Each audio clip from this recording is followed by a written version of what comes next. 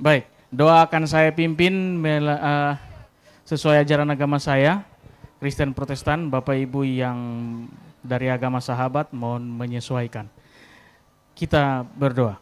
Bapa yang bertata dalam kerajaan surga, terima kasih di pagi yang indah ini.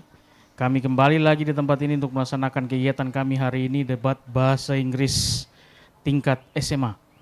Ya Bapak, awal, pertengahan, dan akhirnya kegiatan ini pada hari ini kami serahkan hanya dalam tangan. Terima kasih Tuhan, kami telah berdoa. Amin. Terima kasih Pak Rio. Baik, untuk anak-anakku sekalian, tim juri saya mohon waktu sebentar untuk simulasi dulu untuk teman-teman yang kemarin belum datang, boleh ya? Boleh ya? Ya. Terima kasih tim juri. Ya, untuk simulasi, gimana Bu Koordinator? SMA mana dan SMA? SMA 3, tim SMA 3 dan tim SMA 1. Boleh ke depan. Tim SMA 1 dan tim SMA 3. Boleh ke depan. Enggak apa-apa nak. Kita simulasi dulu ya, kita simulasi. Ya, simulasi. Pak Guru jangan bikin takut, kita harus takut.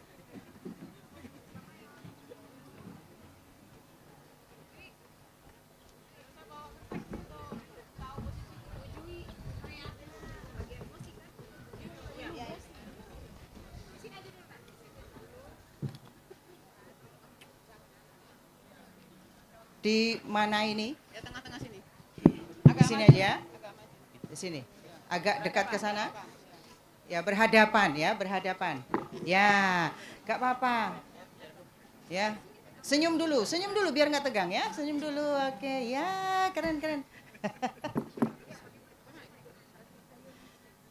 Pak Guru.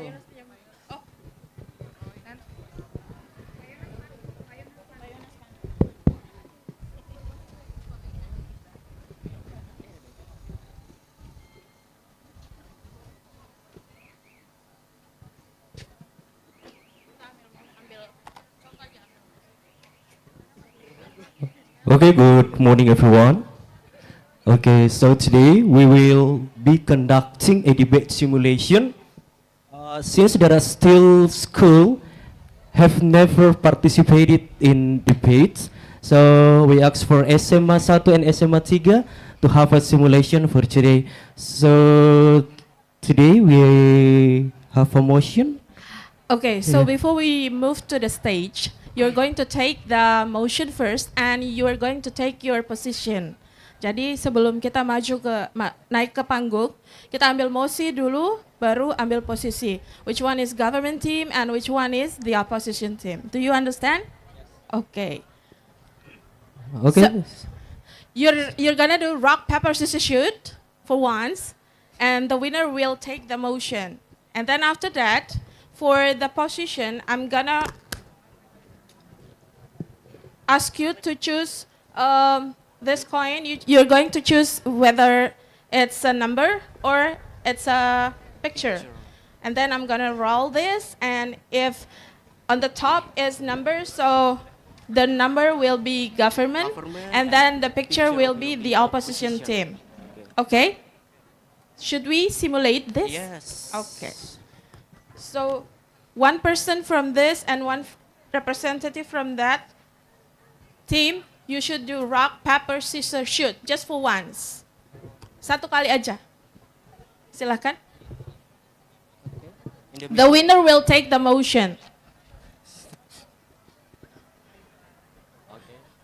Okay. So you're gonna take the motion. Okay, and then I will read the motion. And then, for the position, the number, yang atas, yang government toh? Yes. Okay. So you're gonna choose picture or number? I'm gonna choose the picture. Picture. So your number. Okay, and then I'm gonna roll this. Picture. So picture is in the top. So picture will be the government team, and then the number will be the opposition team. Is it clear? Okay, thank you.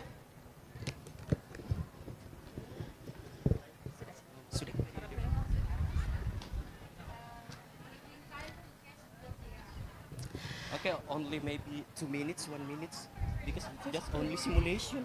Oh. Yes. Okay, after that, you're going to do building case for 15 minutes. The real time is 15 minutes. Okay? So you're gonna do building case on your seat. But the next round, we'll do the building case over there. Yes. Right? So we're gonna call the next team to do building case over there. Okay? And then after that, What do we do? after 15 minutes, we're gonna start the debate. Yes. Okay? So, on that side is opposition team. You're gonna start from the first speaker. Boleh naik. So, you're gonna take the position. Biar ini dulu, ada tampilan. Biar dia. Oh. Saya iya, ada tampilan dulu ini. Bu, ada tampilan ini katanya. Ada tampilan. Tapi sambil ini aja ya, sambil building case, sambil penampilan. Ya boleh ya. Ya, sambil building case, sambil itu ya. Bu, boleh nggak sambil building case Sambil tampilan? building case. Ya, sambil ya. Kasih naik aja. Okay. SMA 1. SMA 1, please take your seat.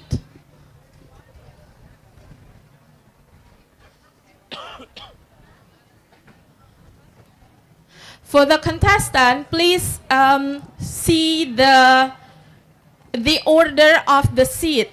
So speaker 1 start from yang paling ujung, 2 and the third speaker. Sama like this, speaker 1, 2 dan 3.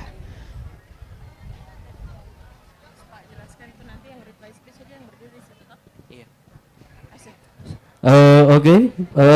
For replay speech or only replay speech that deliver the speech on the podium. Ya, hanya replay speech nanti yang akan maju di mimbar. Yang pembicara 1, 1, 2, 3 itu semua di meja. Ya, hanya replay speaker yang nanti maju ke podium.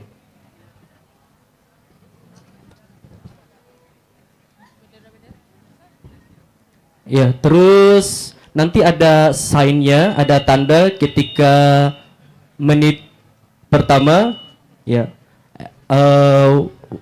the flag will be raised, and the 6th minute,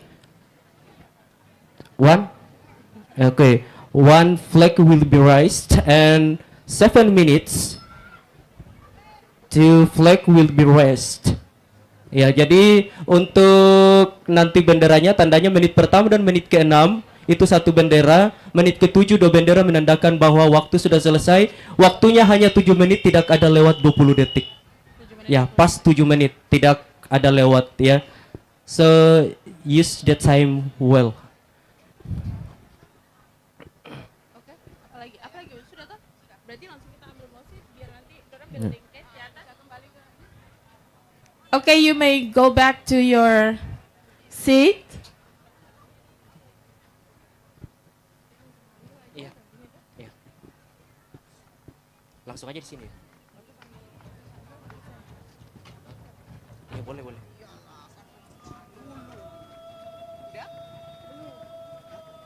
Kita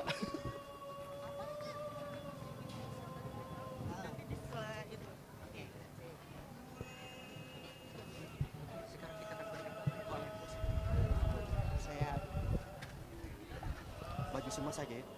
Maju semua saja. Selamat pagi para pengunjung Expo Hardiknas 2026. Disampaikan untuk seluruh pendamping peserta didik dari seluruh satuan pendidikan untuk boleh mengisi daftar hadir di sebelah tenda atau di sebelah booth SMK Negeri 3 Merauke. Kepada seluruh pendamping peserta didik dari seluruh satuan pendidikan yang hari ini hadir di arena Expo, boleh mengisi daftar hadir di samping booth SMK 3 Merauke. Ini apa, terutama sampah-sampah nanti kalau boleh dibuang di tempat kita. tapi itu sudah saya ada minta panitia, tapi panitia belum ini muncul kantong plastik hitam. Kantong plastik Iya. apa kita ikat di dua kah, ikat di sebelah dengan Iya, sini tuh nanti jadi aku pergi dibuang. Sambil tarian jalan. Oh iya.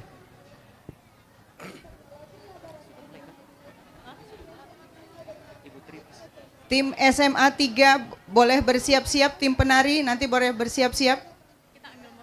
Boleh. Setelah pengambilan mosi, teman-teman yang akan perform siap ya.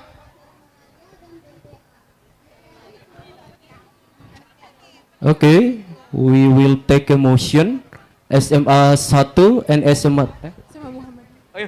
Muhammadiyah and SMA 3, SMA Muhammadiyah dan SMA 3 will take a motion. So please come to front to take the motion for the first round.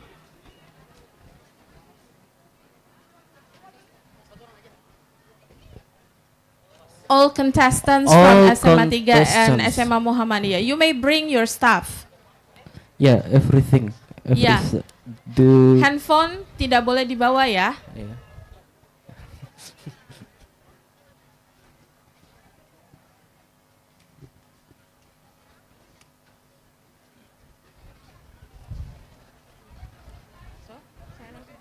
Ya, saya kembali ya.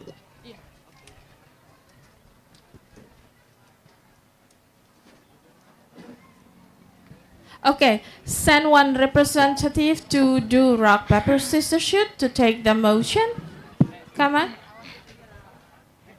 From SMA Muhammadiyah? Okay, you'll do it in once. Okay, so SMA Negeri 3 will take the motion. Okay. Yes, and then we're gonna take the position.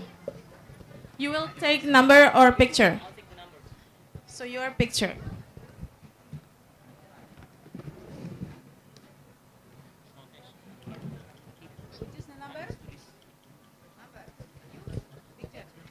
Nanti yang muncul berarti akan menjadi teman tim ya. Jujur ini.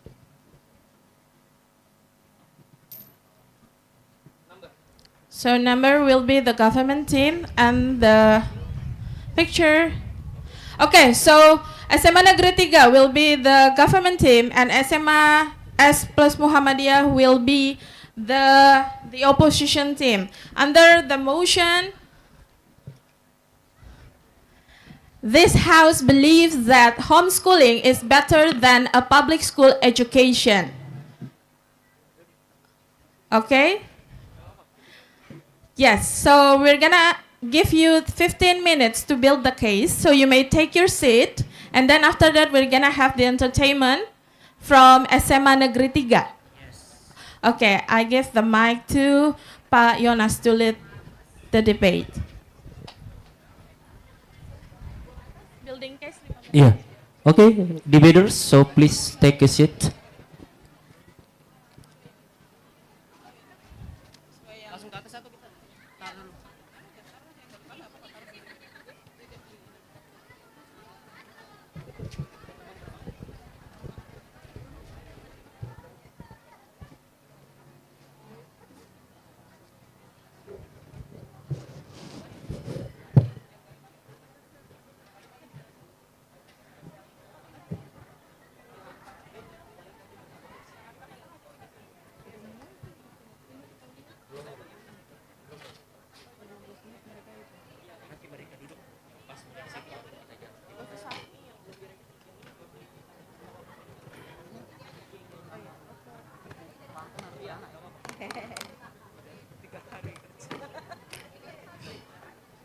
Penampilan dulu.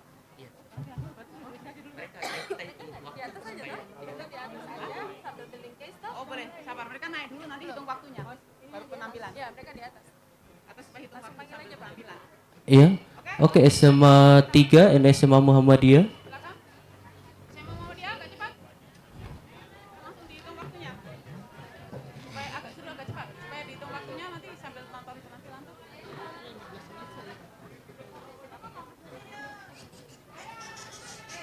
Jangan lewat di situ.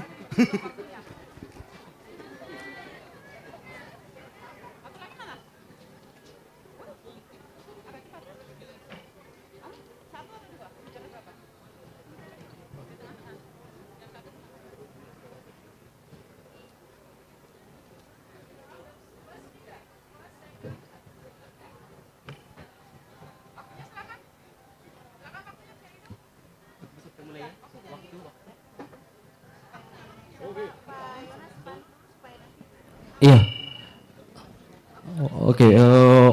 Well, we are going to enjoying the entertainment from SMA Negeri 3. Yeah. While SMA 1, SMA 3 and SMA Muhammadiyah yes have a building case. So we start now.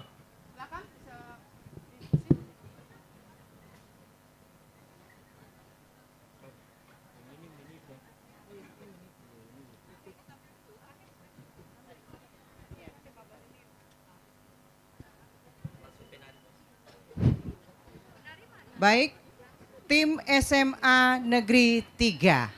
Mari silakan.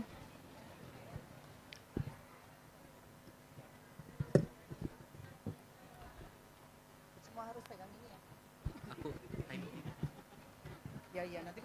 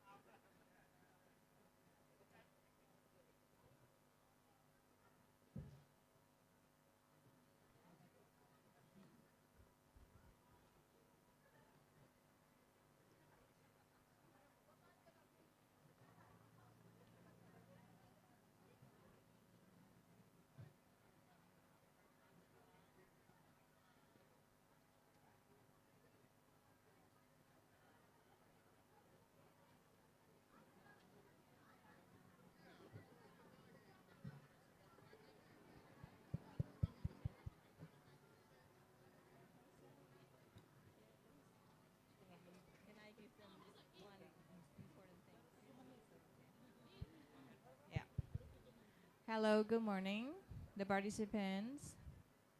Okay, so can you hear me? Yeah. Well, we do expect after 1 minute last, you can raise your hand and you can say your POI. So just in case, the debate will be more alive rather than you just give rebuttals and then give your arguments and that's it. We need your POI, okay? Thank you.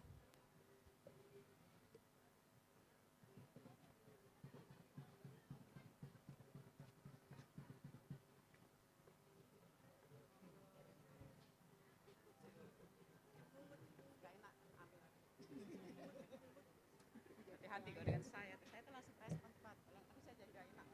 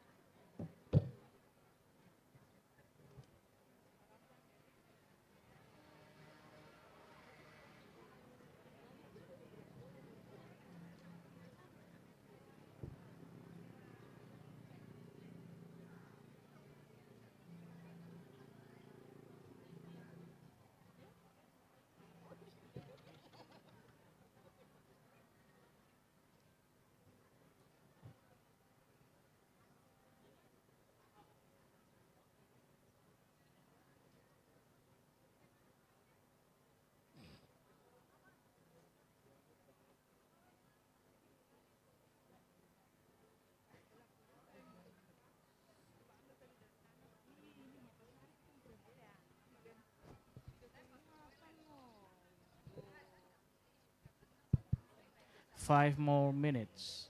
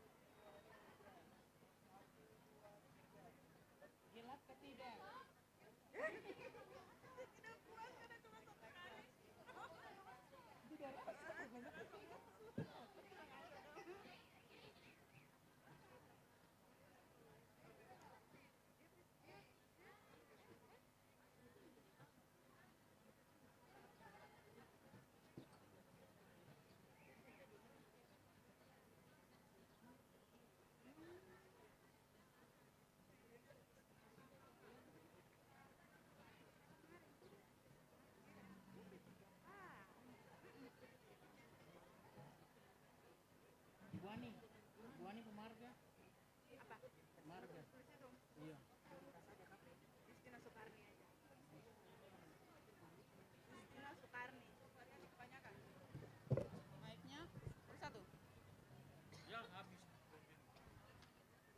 Kurang. Satu arahan ini tuh untuk arahkan supaya tidak Iya. Nanti yang di panggungnya sudah satu-satu toh? sudah ada. Mereka kan bawa nanti.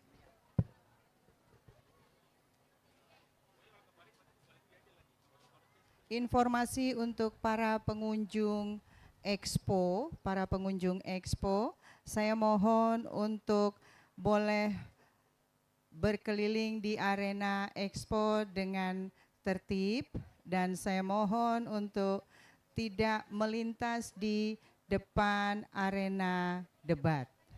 Terima kasih. Informasi untuk seluruh pengunjung expo, jagalah kebersihan arena expo. Terima kasih. Kepada para pendamping peserta didik dari satuan pendidikan, boleh mengisi daftar hadir di sebelah booth SMK Negeri 3 Merauke. Terima kasih.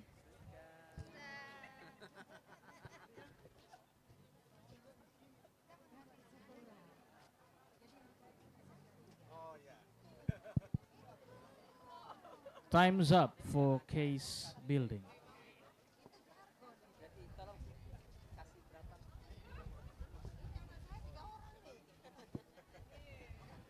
Okay, good morning, the honorable educators, respected teachers, and our brilliant debaters from across Merauke. Welcome to preliminary round of the 2026 Merauke Regency High School Debate Champions Competition.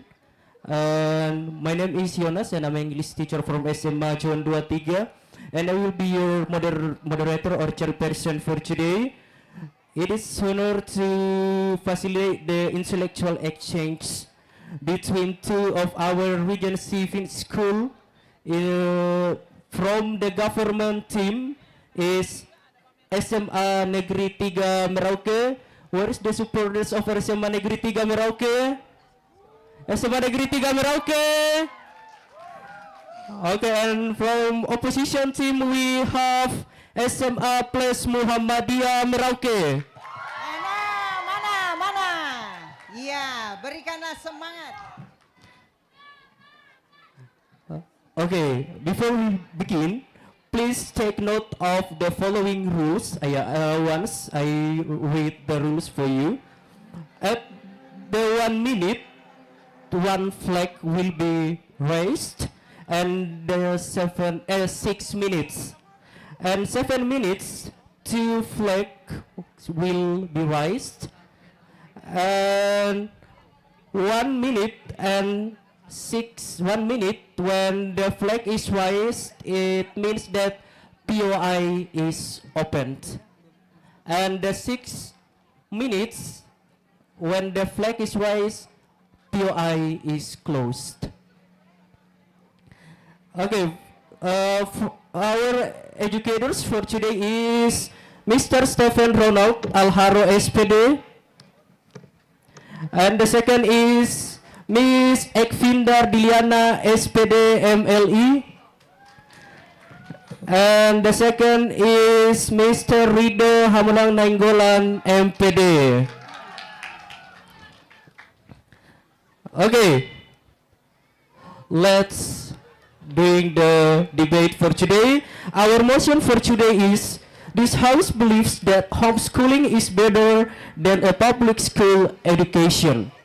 Yeah, this house believes that homeschooling is better than a public school education.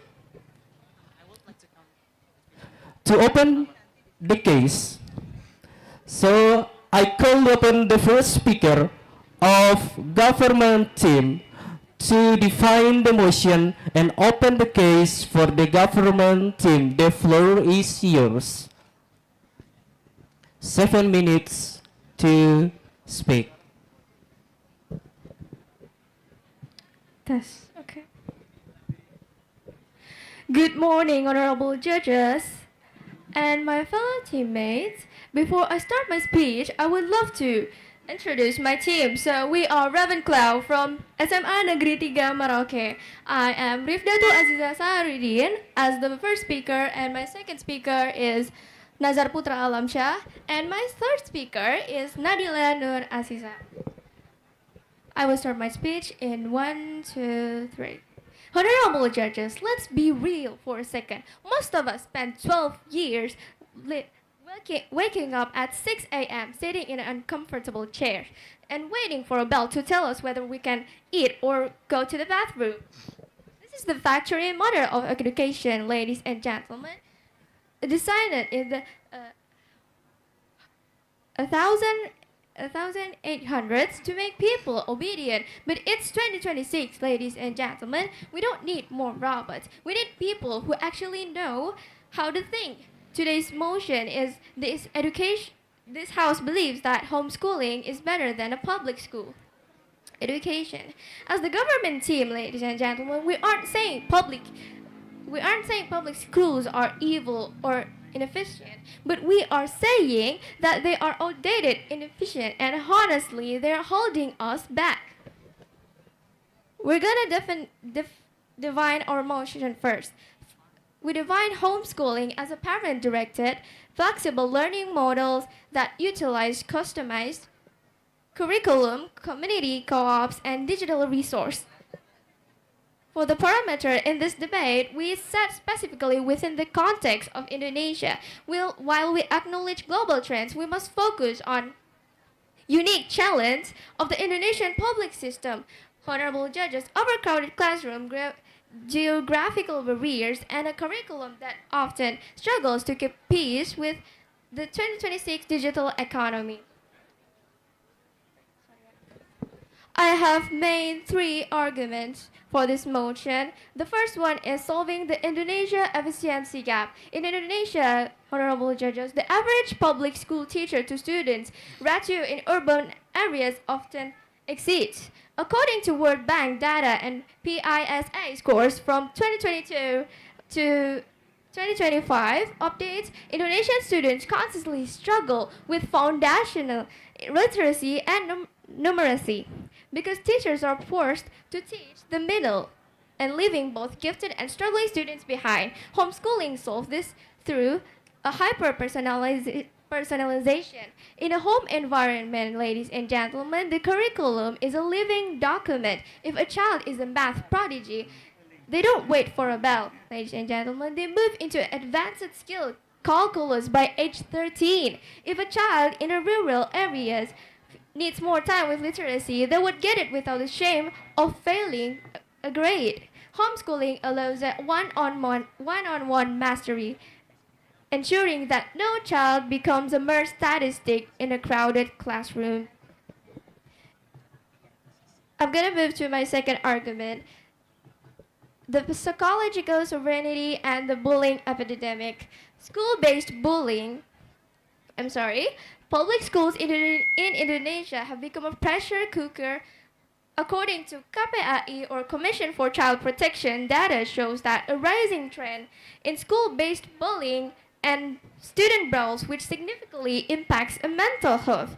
Homeschooling provides a psychological safe harbor Honorable judges, it allows students to develop an identity based on their character and skills rather than their social status or the need to fit in to avoid harassment. By removing the survival mode of the schoolyard, we allow the brain to stay in a learning mode. This produces a generation of confident, resilient individuals who enters a workforce with a stable sense of self, rather than the social trauma often inflicted by institutionalized schooling. Honorable judges, this isn't about hiding from reality. It's about choosing a healthy environment to grow in.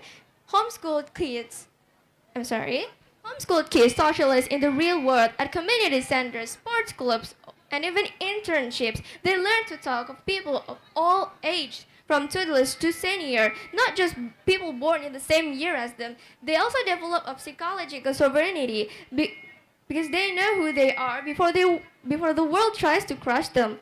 A child who is bullied for 7 hours a day isn't learning social skills. They are learning trauma. Homeschooling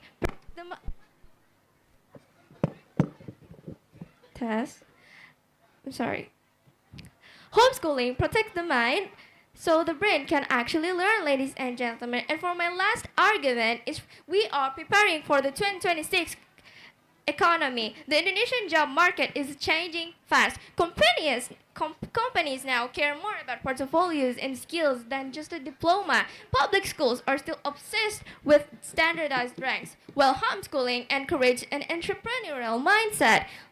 Based on the research by National Home Education Research Institute, homeschooled students often develop strong self-directed learning skills, ladies and gentlemen. They are going to contribute higher academic achievement compared to public school peers.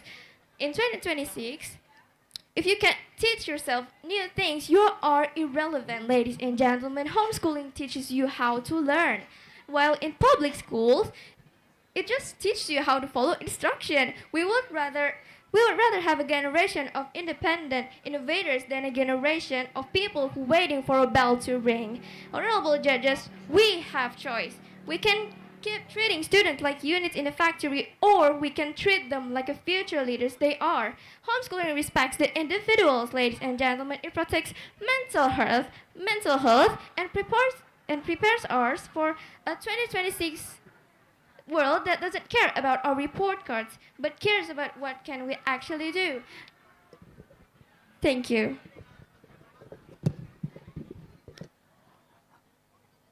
I thank the speaker. Now I call even the first speaker of the opposition team to present the team's stance and initial troubles. Follow a time. Check. First speaker of government team spent 6 minutes 54 seconds.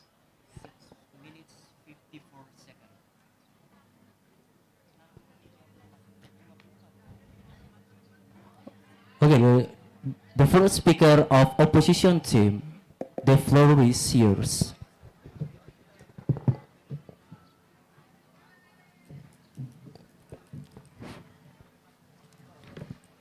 Test. Honorable adjudicators, respected governments, and everyone present, good morning. We stand as the negative team opposing this motion. But before I give my argumentation, I would like to introduce my team first. Me as the first speaker, my name is Muhammad as the first speaker, and this my second speaker. Her name is Shara Ratudiana, and my third speaker, Muhammad Refa Asidgi. We as the negative team opposing this motion, we don't deny that homeschooling has benefits. However, we reject the claim that it's better than public school education. The key question in this debate is, which system prepares students more effectively for real-world challenge? And we firmly believe the answer is public school education. Our team present 3 arguments.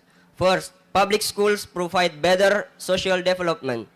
Students interact daily with diverse peers, different background, and varying perspective. This builds communication skills, teamwork, and emotional intelligence. According to the UNESCO, schools play a crucial role in developing social and interpersonal skills. Therefore, public schools better prepare students for real-life social environments. Second, public schools provide structured and standardized education. Students follow a curriculum designed by professional. PI, please. Yes, sure. If the public school system is so effective at publication, or you can say socialization, why does Indonesia have one of the highest rates of reported school-based mental health crises in Southeast Asia this year?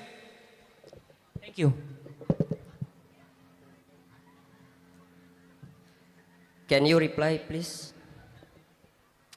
If the public school system is so effective at socialization, or you can say that, or you said that publication, why does Indonesia have one of the highest rates of reported school-based mental health crises in Southeast Asia in these years?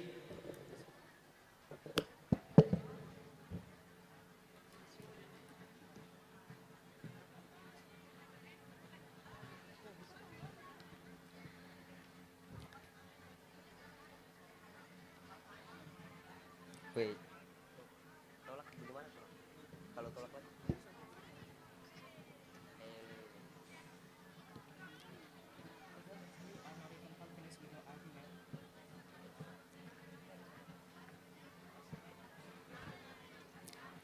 The problem is not the school, but the system in the school. So if we can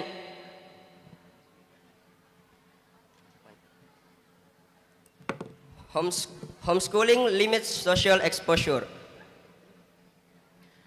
Even with external activities, it cannot fully replicate daily interaction in diverse environments. According to the UNESCO, regular social interaction in schools is essential for developing interpersonal and communication skills. Therefore, public schools better prepare students for real-world social dynamic.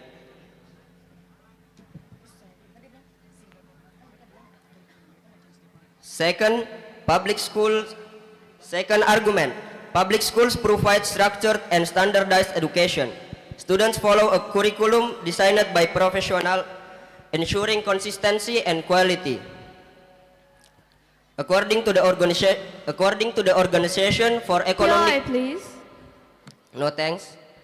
According to the Organization for Economic Cooperation and Development, structured learning environment contribute to more consistent academic outcomes.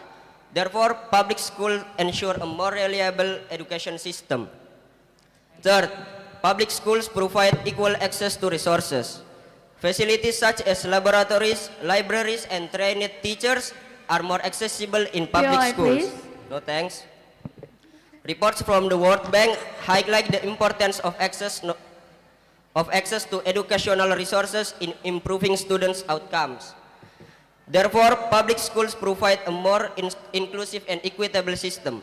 In conclusion, public schools provide better social development, structured education, and equal access to resources. Therefore, homeschooling cannot be considered better overall. With that, I hand over to my second speaker. Thank you.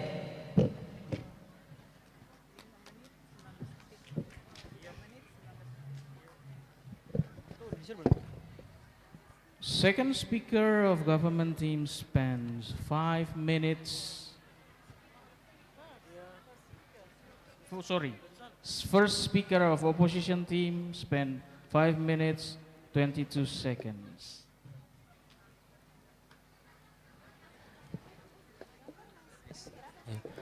Okay, before we continue, untuk guru pendamping boleh mengambil snack. Guru pendamping boleh mengambil snack di belakang.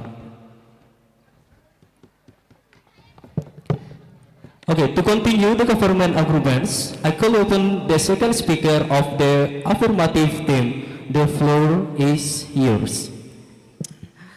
Before I start my speech, I would like to count. I will count my speech in 1, 2, 3. Honorable Judge, my name is Nazar Putra Alamsyah, and I'm here to solidify the case that public schooling in Indonesia isn't just flawed. It is a bottleneck for human potential. Our first speaker laid out the factory model crisis. I will now defend this by proving how homeschooling is the only way to achieve true competency and economic survival in the 2026 landscape. And then, before my new arguments, let's address the elephant in this place. The opposition will likely claim homeschooled kids are isolated. Judges, look at the streets around Indonesia that we often saw in news and social media that students from schools to schools are often having a student brawl. Is this all called socialization? Judges, it's being forced into a hierarchy of 40 people of your own age. These students are in the real world, interning and at startups, attending to local workshops, and interacting with diverse age groups. They don't just socials, they network. And then, and then the first speaker from the opposite has said that they don't deny that homeschooling have benefits. And we can take this argument as we can say, does that mean they are not even confident with their argument? And that is our argument that we can ask to them. And then let's start with my first argument. My first extension is about cognitive ROI, or we can say return of investment. In Indonesia, public classroom, the teacher's primary job is classroom management, not instruction. Learning poverty in Indonesia remains high because the system prioritizes competition over mastery. In homeschooling, we are used the mastery learning model. A student does not move only when they have 100% comprehension. In a 2026 study on Indonesia home learners, the students are showed 35% higher than retention rate in STEM. And then the subjects compared to their public school peers. Why will I say this? Because when the instruction is one-on-one, there is no place for misconception to hide. We aren't just finishing a book, we are building a brain. And then let's move to my second argument. Secondly, let's talk about 2026 economy. The Ministry of Manpower recently highlighted that 19% of the skills needed today weren't taught in school 5 years ago. Public schools are trying to bureaucratic curriculum cycles that take years to update. And then from my POI that I already thrown to the opposite, and they have said that the wrong is not about how we teach, but the system. And then my question is, if they telling us about the wrong one is the system, does that mean they wanted to change the curriculum? And then my question is, can the opposition name a single public school in Tier 2 in Indonesia city that can realistic offer one-on-one personalized curriculum for a gifted child today? And that is all. And after that, let's continue with my argument that homeschooling allows for agile curriculum. A homeschool students in 2026 can pivot their Friday afternoon to learn prompt engineering, blockchain logistics, or redundant elective. By the time a public school student graduates with a piece of paper, a homeschool student like those in association of homeschooling, an alternative education that we can say in Indonesia has already one that we can know it is a famous one, and we can say its name is Asapena, already has a digital portfolio, a gift hub, contribution story, or small business. We are debating between a diploma and capability, and then we choose capability. Honorable Judge, the opposition is arguing that sounds like they are making voices and solutions for a 19th century solution to 21st century reality. They want to keep the factory running because they are afraid of laboratory. But the future of Indonesia doesn't belong to those who can sit still in a chair for 8 hours. It belongs to the curious, the agile, and the independent. My name is Nazar Putra Alamsyah, and I stand for an education that respects the human mind rather than one that tries to automate. Let's stop building better robots and start writing better to thinkers. We beg to propose. Thank you.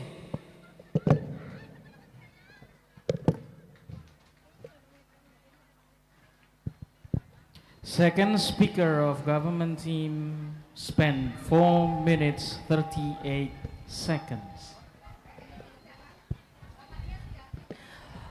Okay, I thank the speaker. To advance the case for opposition, I call upon the second speaker of the opposition team. The floor is yours.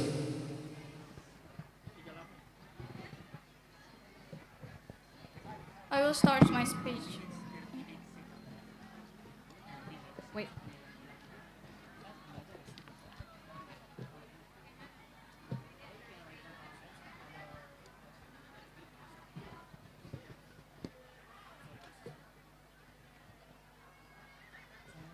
I will start my speech in 3, 2, 1. Honorable adjudicators, respected government, and everyone present, good morning. As the second speaker, I will review to the affirmative argument of the affirmative and further strengthen our case. Before I explain our arguments, I would like to respond to the affirmative team. First, they argue that homeschooling provides personalized learning. However, personalization does not always guarantee quality. Without standardized oversight, the quality of education can vary significantly. According to the Organizations of Economic Cooperation and Development, structured and regulated education system ensures more consistent learning outcomes. Therefore, personalization without regulation risks inconsistency in education equality. In addition, without proper assessment systems, it becomes difficult to measure students' progress objectively. Public schools provide standardized evaluations that ensure students meet certain academic standards. This level of accountability is often missing in a homeschooling system. Second, they claim homeschooling provides safer environment. However, safety alone does not prepare students for real-world challenge. Students need exposure to diverse situations and interactions. Therefore, overprotections can limit personal growth. Challenge and social pressures, when properly guided, help students build resilience, and emotional strength. Avoiding this experience entirely may leave students less prepared to real-world situations. And third, they argue that homeschooling is more flexible. However, flexibility without disciplines can reduce accountability. Public schools provide structured routines that builds responsibility and time management.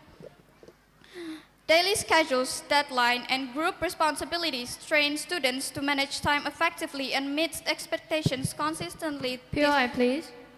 Now, let me continue my argument. These are essential skills required in high education and the workplace. And I will continue to my argument. First, homeschooling limits social exposure. Even with external activities, it cannot fully replicate daily interactions in the first environment. In public schools, students encounter different POI, opinions. please. Yes. Sure. You are saying that flexibility without a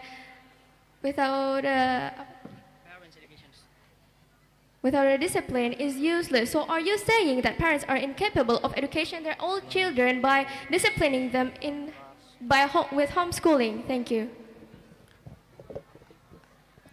Not all. Sorry, can you reply this? You are saying that flexibility is useless without the disciplines. What I'm going to ask is, so are you saying parents are incapable of educating their own children with the discipline by the homeschooling?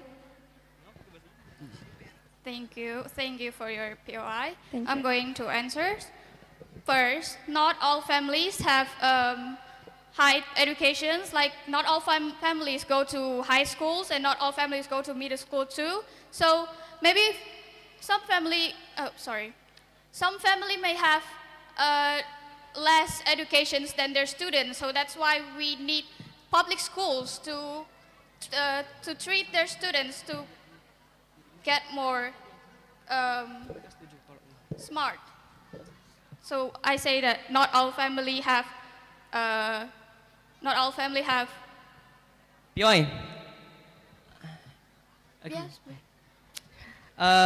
When you say that not all of family have their own educations, like others think that doing good, does that mean that homeschooling is the one thing that we need the most for the people who doesn't have any parents that education their children's normally, or we can say better than any of family?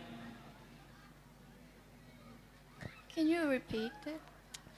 So you're saying that not every family have their own educations that are cute to their child. Does that mean homeschooling is the only way that we need to education, and the only way that we can educate our children in house, because the parents itself can even education their own children because they know they are not even good to education their children? Yes. Because not all family can educate their children.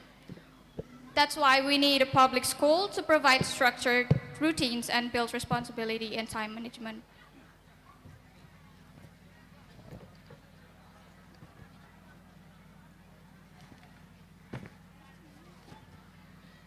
Let me continue to my argument. Second, homeschooling may lack professional teaching standards. Not all parents or tutors have training or expertise required to teach effectively. In public school,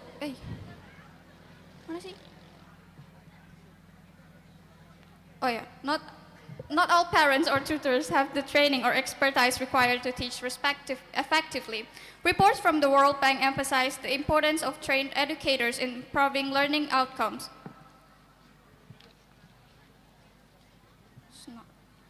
This ensures that students receive inconsistent high-quality educations regardless to their background. Third, homeschooling increases inequality. It requires resources such as time, money, and parental involvement, which not all families have. Families with more resources can provide better materials, time, and support while others may struggle to do so.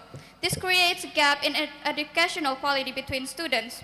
According to the UNESCO, equal access to education is a key factor in reducing social inequality. Public schools help reduce this gap by providing equal access to learning resources and opportunities. Therefore, homeschooling is not scalable or fair solutions for all students. While it may benefit certain individuals, it cannot replace a system. Time's up. Thank you. That's all from me. Thank you. Second speaker of opposition team spends 7 minutes.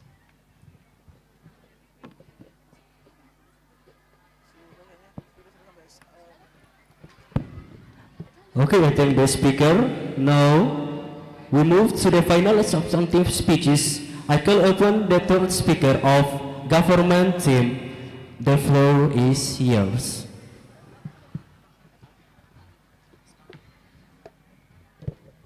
Okay. I will start my speech at 3, 2, 1. Good morning, honorable judges and fellow members of the House. My name is Nadila. I'm from SMA Negeri 3 Merauke as the third speaker of the government.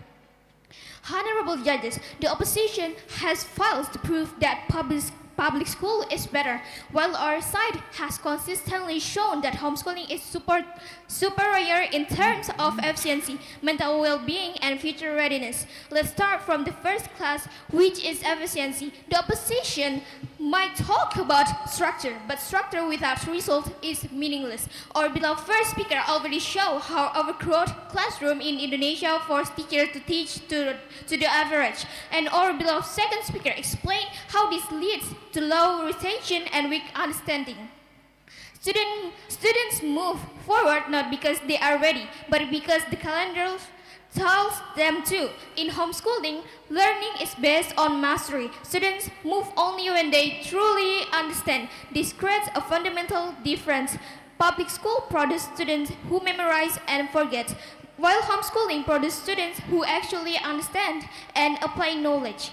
In a world that values skills, not just course, that difference is decisive. Now, let's move to the biggest argument, which is socialization. The opposition will try to convince you that school is necessary for social skills, but what kind of social environment are they defending? Our team has already shown that many students face bullying, pressure, and unhealthy competition in school. That is not healthy socialization, that is survival. Homeschooling does not remove socialization, it improves it. Students interact in a real environment with people of different age. through communities, project, and real-world experience. That is how actual life works. So, the question here is not whether students socialize, but whether they do so in a toxic system or in healthy international environment. The opposition is defending a system that focuses on standardized exam and rankings, while we are defending a system that builds a real skills. Our beloved second speaker already explained how fast the 2026 economy is changing. Many of the skills needed today did not even exist a few years ago. Yet public schools are still tied to slow, bureaucratic curriculum updates. Homeschooling is flexible and adaptive. Students can learn what is relevant now, not what was relevant years ago. As a result, they graduate not just with a certificate, but with portfolios, experience, and real competencies. And in today's world, that is what actually matters. So when we this debate, the conclusion is clear. Public school offer uniformity but sacrifice individual growth. They offer social exposure, but often at the cost of mental health. They offer diplomas, but not always raise real readiness. Homeschooling, on the other hand, maximize individual potential, protect psychological well-being, and prepare students for a rapidly changing world. Even if homeschooling is not perfect, it is clearly better in the areas that matter most. And in this debate, comparative advantage is what decided the winner. In classroom of 30 to 40 students, personalization doesn't exist. So when the opposition talks about guidance, they are defending a system where most students are simply managed, not taught. Indonesia's PISA results still show weak literacy and numeracy. That means after years in school, students still lack basic skills. So what exactly is this system succeeding at? KPAI data show rising bullying and student violence. So when they say school build character, we ask, character or trauma? How learners show around 35% higher retention in STEM. That means they don't just learn faster, they remember better. That is what real education looks like. The government itself admit that 60% of today's job skills didn't exist 5 years ago. Yet public schools take years to update their curriculum. That gap alone proves that they cannot keep up. A public school graduate brings a diploma. A homeschool student can bring a portfolio, real subject, and actual skills. One proves attendance, the other proves ability. Honorable judges, this debate is not about defending traditions. It is about choosing what actually works. The opposition is holding on to a system built for the past, while we are offering a model designed for the future. Because education should not mass produce students, it should develop human potential. And that is why homeschooling is clearly the better choice. We beg to propose. Thank you.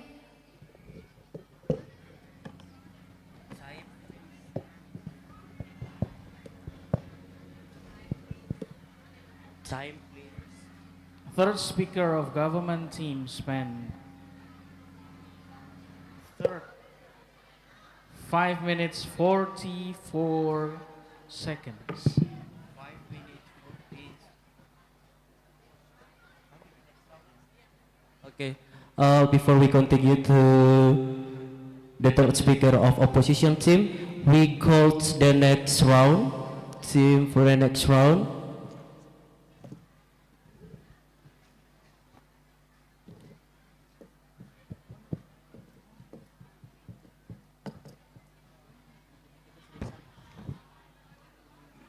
Okay, SMA Negeri 1 Tanah Miring and SMA Negeri 2 Merauke.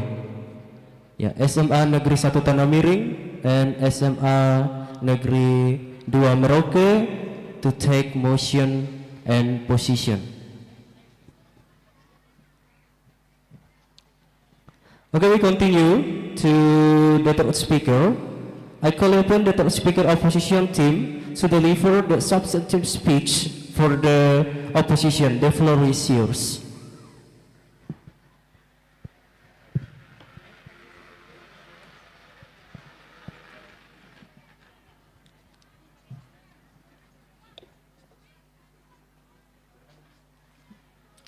Honorable Educator, respected government, everyone present, good morning. Thank you. Before I move to the comparison, I would like to respond to affirmative team. First, they emphasize personalized learning. However, personalization without proper standards risks inconsistency in education quality. Our team has shown that structured system ensure more reliable outcome. Therefore, their model lacks consistency. Second, they claim homeschooling provides a safer environment. However, safety alone does not prepare students for real-world challenge. Students need exposure to diversity, interaction, and social exposure. Therefore, their model encourages overprotection. Third, they argue as homeschooling offer flexibility. However, flexibility without structure can reduce discipline and accountability. Public school provides routine that build responsibility of a team. Therefore, that models lack long-term preparation. Now, let us cover both sides. The affirmative team focus on flexibility. We focus on consistency. They offer personalized system that vary in quality. We provide standardized system that ensure reliability. They prioritize comfort. We prioritize preparation.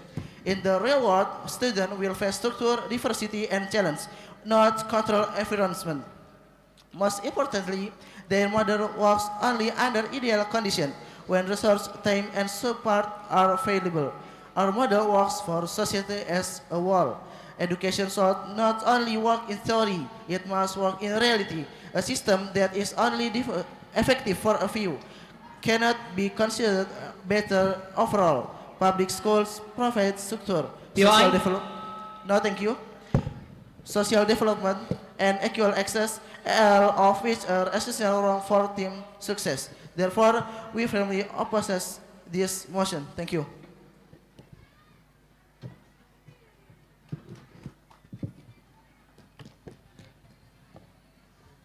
Time spent by the third speaker of opposition team is 2 minutes 11 seconds.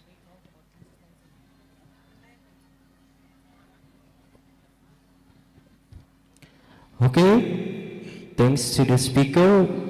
And now we have concluded the substantive portion for the debate. We will move to the reply speech. I call to open the reply speech of opposition team to come to podium.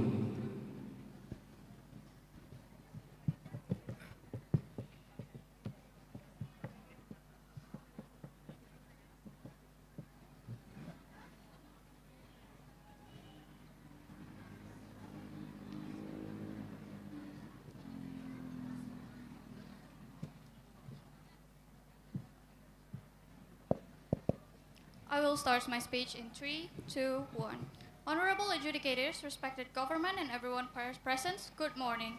As the reply speaker, I will compare both arguments from the opposition's and affirmative team. This debate comes down to three main classes. The affirmative teams argues that homeschooling is better because it provides personalized learning. However, we show that personalization does not guarantee quality. Without proper standards and regulation, the quality of education becomes inconsistent. Public schools, on the other hand, provide structured and standardized learning that ensures reliability for all students. Therefore, we win this clash because consistency is more important than personalization. In delivering quality education, the affirmative team emphasized that homeschooling offers a safer environment. However, we argue that education is not only about safety, but also about preparation. Students need exposure to diverse challenge and social interaction to function effectively in the real world. Therefore, we win this clash because our model prepares students in real-life situations, not controlled environment. The affirmative teams highlight flexibility is a key advantage of homeschooling. However, we demonstrate that flexibility often depends on resources, time, money, and parental support. This means homeschooling is not equally accessible to all students. Public schools provide a system that is more inclusive and scalable. Therefore, we win this clash because equality matters more than flexibility. In a national education system, we win in a national education system. When we compare both sides, the affirmative offers a model that works well under ideal conditions, but we offer a model that works in reality. They prioritize individual comfort, we prioritize societal impact. They focus on what is possible for some, and we focus what is sustainable for everyone. In an education, a system must work for all students, not just a few. A system that only works for a few cannot be called better, and that is why we oppose this motion. Thank you.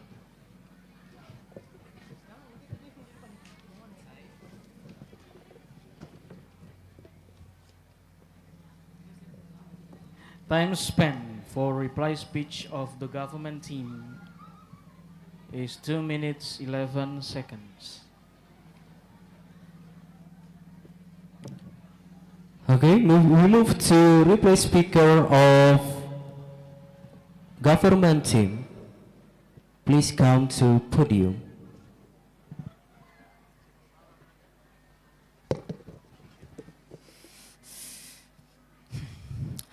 Good morning, everyone.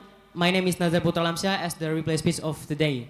And this debate is not aimed to agree with the opposite team, but how we solve Indonesia's issue and problem in the public education in the government side. And that's why we already explained a lot of recent data and resource why the homeschooling is better than public education system. And then we already explained and telling you about a lot of data that we can say the Ministry of Manpower recently highlighted that 60% of the skill needed today were taught in school 5 years ago. And the second one is an association of homeschooling and alternative education that already has a digital portfolio and GitHub contribution in history. Or we can say, or a small business, we are debating between a diploma and capability, and then we choose the capability. And then let's move to public schools are still obsessed with standardized rank. Instead of that, homeschooling encourages an entrepreneurial mindset that we can look at the database on research by the National Home Education Research Institute, NHARI.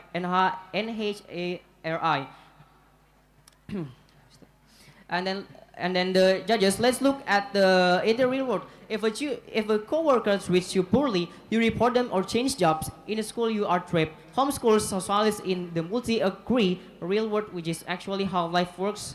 School is the artificial bubble, not the home. And then the last of my speech is while our side has consistently shown that homeschooling is superior in terms of efficiency, mental well-being, and future readiness, public school produce students who memorize and forget, while homeschooling produce students who actually understand and apply knowledge. And then the opposition will try to convince us that school is necessary for social skills. But what kind of social environment are they defending? Our team has already shown that many students face bullying, pressure, and unhealthy competition in school. There is not healthy socialization, and we can say there is survival than learning in a school. Homeschooling does not remove the socialization, it improves. And then I want to talk about those questions that I already asked to them. They cannot even answer our question that we already asked about if the public school system is so effective at socialization. Why does Indonesia have one of the highest rates of report school-based mental health crisis in Southeast Asia this area? And then they talk about third speaker talk about consistently. But the question here is, does the opposition believe that sitting in a desk for 7 hours this mimics the actual about consistently?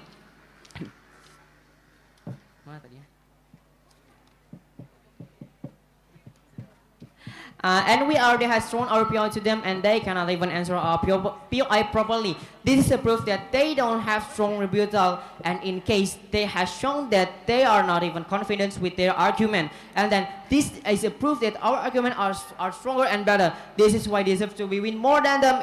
And I'm Nazar, and I'm proud to propose. Thank you. Reply speech by the government team spend 3 minutes 9 seconds.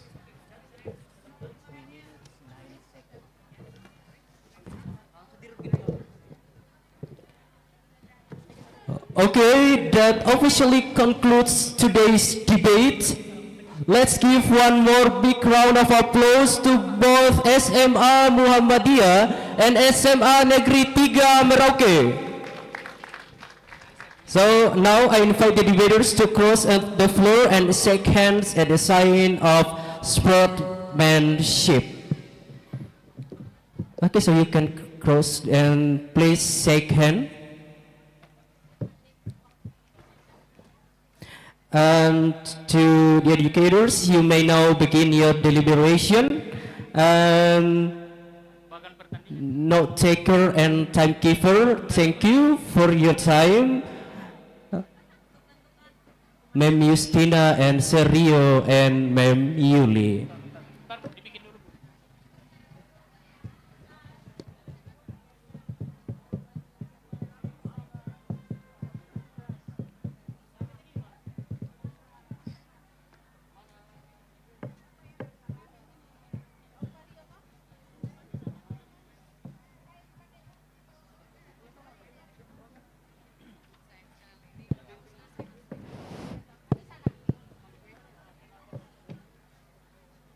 Selamat pagi para pengunjung Expo Hardiknas 2026. Disampaikan kepada seluruh pengunjung pameran SMK Hardiknas 2026 diharapkan untuk menjaga kebersihan lingkungan tempat pelaksanaan pameran. Tersedia beberapa tempat sampah di depan booth peserta. Untuk sampah boleh langsung ditempatkan pada tempatnya. Kemudian kepada seluruh masyarakat, pada lantai 2 kantor Bupati Merauke ada booth dari Disnaker untuk kartu kuning. Kepada masyarakat di lantai 2 kantor Bupati Merauke ada booth dari Disnaker untuk pembuatan kartu kuning.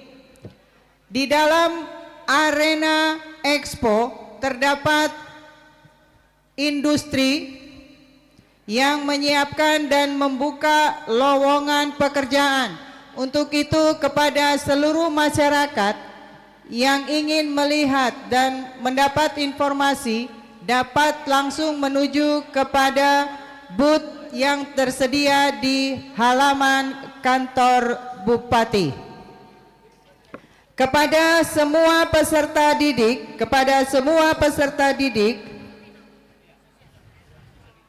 dan semua pendamping peserta didik dari semua satuan pendidikan dapat mengisi daftar hadir yang tersedia di samping booth SMK Negeri 3. Demikian, terima kasih.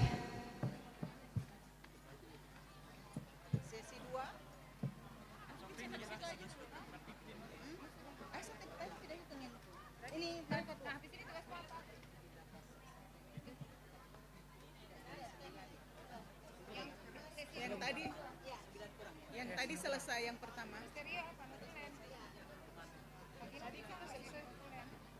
yang bisa jadi notulen? Ibu yang apa itu? Dia mau bagi siapa? Oh ya sudah.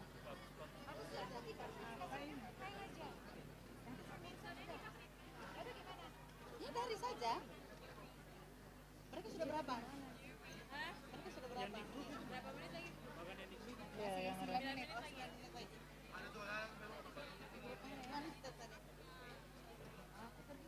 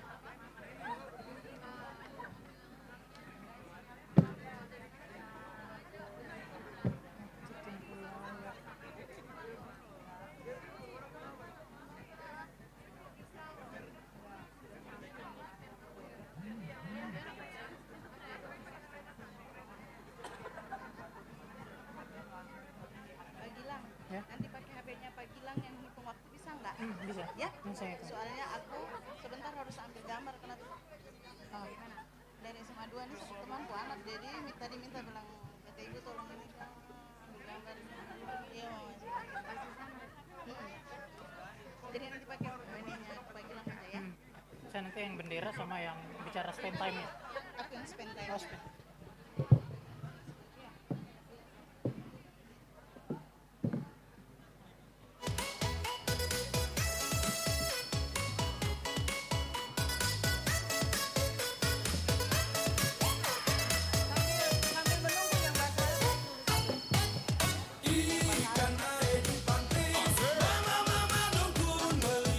Iya, baik.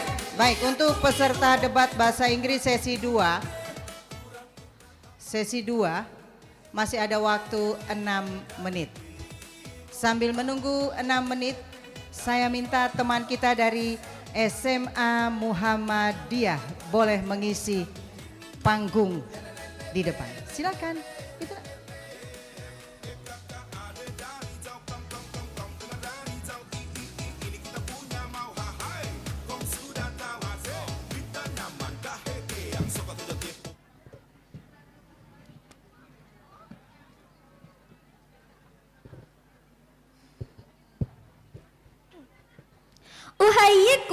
Uhayyikum bitahiyatil Islam, tahiyatan mubarakatan, wa tahiyatan min ahlil jannah azza wa jalla.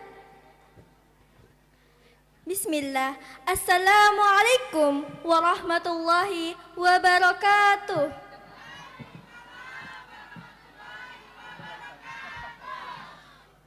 Alhamdulillahi rabbil alamin, wa bihi nasta'inu ala umuri dunya waddin.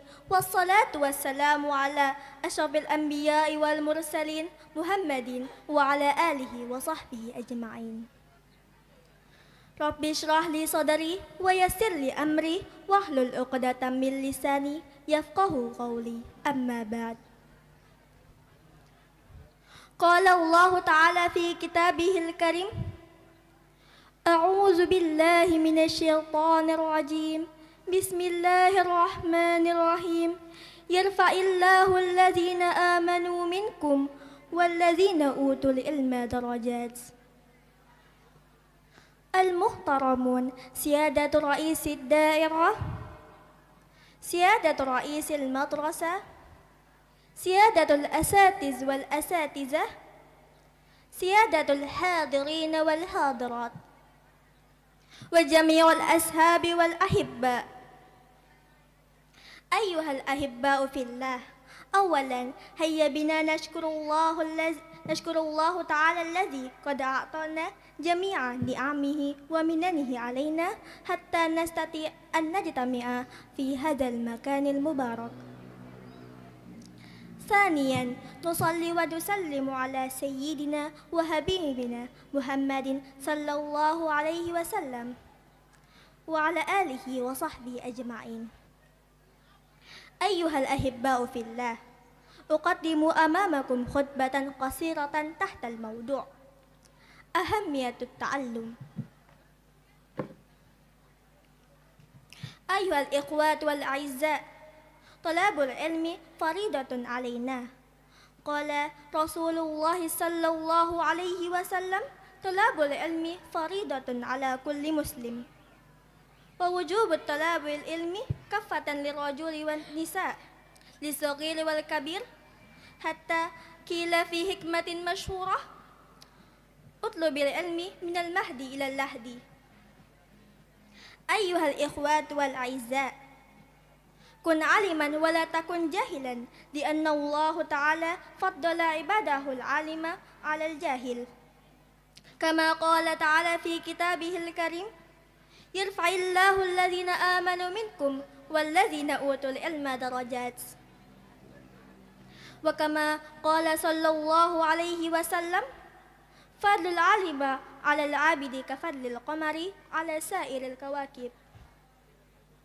Wa qala asy-Syafi'i, laysa al-mar'u yuladu aliman wa laysa akhul ilmi kaman huwa jahil. Ayyuhal ikhwatu wal a'izza, la budda an naktanima awqatana biqasati ta'allumi وتقليل اللعب لأن التعلم وقت الصغار يسهل لنا الإقبال العلمي وقوة في الحفظ.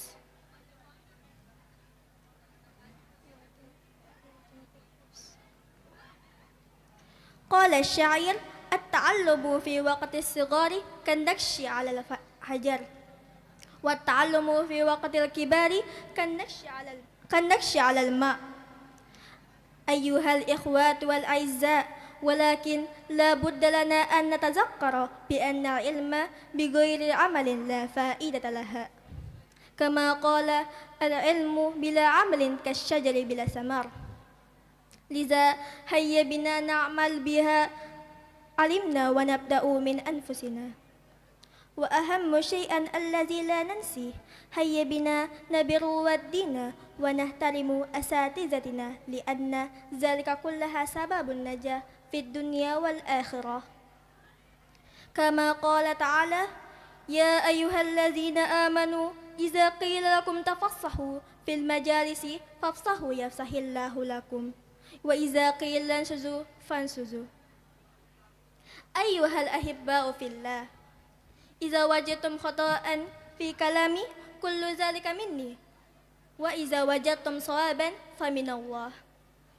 وأخيرا هيا بنا نختم هذا الكلام بالدعاء: اللهم اجعل أعمالنا صالحة واجعلها لوجهك خالصة ولا تجعل لأحد فيها شيئا. يا رب العالمين، هدانا الله وإياكم، والسلام عليكم ورحمة الله وبركاته.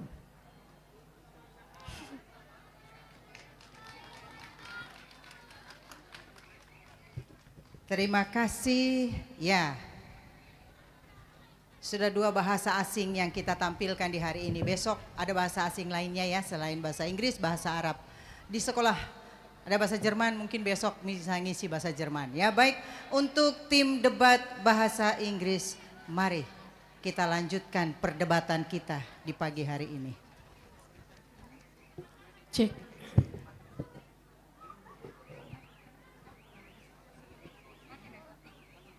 Okay, now both teams are building the case, and your time for building the case is over. So now you may take the place on the stage. Okay, ladies and gentlemen, so now we have for the government team from SMA Negeri 1 Tanah Miring. Please give a big applause for SMA Negeri 1 Tanah Miring. You may take the place. And then for the opposition team, we have SMA Negeri 2 Merauke.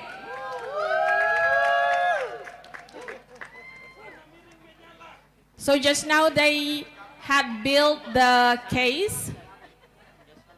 Now we can start the debate.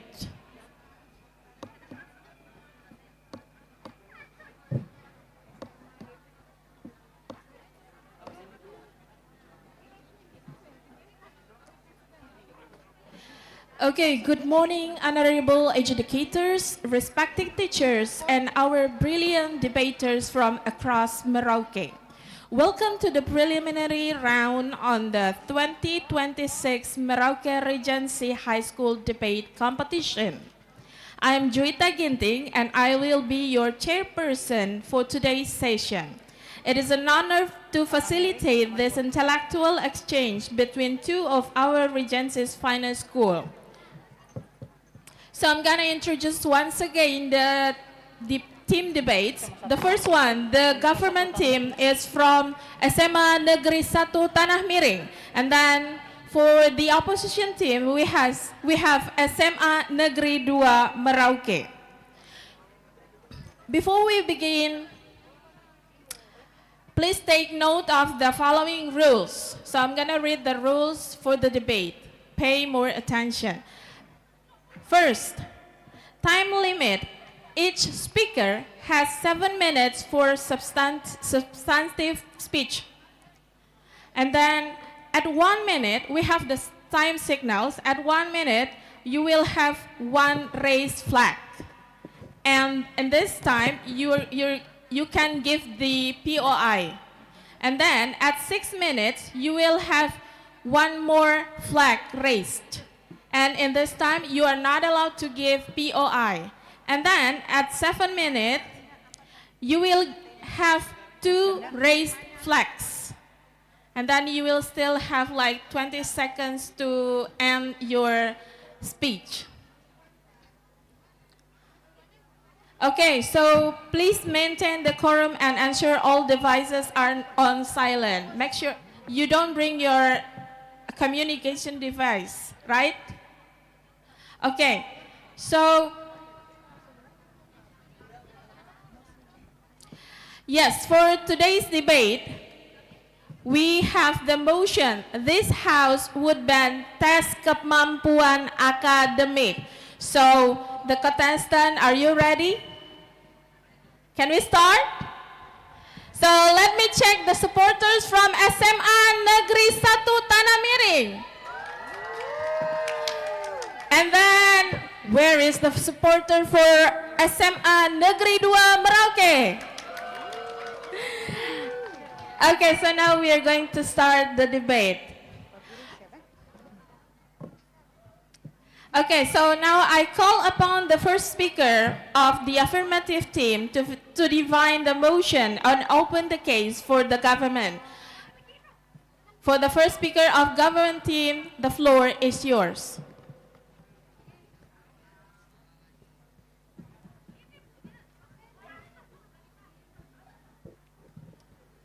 Test. Good morning, everyone. First, let me introduce our team. My name is Cinta Aprilia Afandi, and my second speaker, Dini Alifianti. And next, my third speaker is Alberto. The Honorable Executor, moderator, team keeper, and our beloved partner, opposite team. Ladies and gentlemen, our motion today is this horse world ban tes kemampuan akademik. And I will be start 3, 2, 1. From our perspective, the first, the World Cup, TKA does not measure intelligence. It measures access to resources. While their students can afford premium coaching, private tutors, and multiple retakes. By handing test tests, we stop rewarding students for their parents, bank accounts, and start looking at their actual potential and hard work in school. So, from this argument, we have evidence and fact. The existence of a multi-billion-dollar test prep industries proves that scores can be manipulated with paid practice, not just natural ability. The second, the reductionist.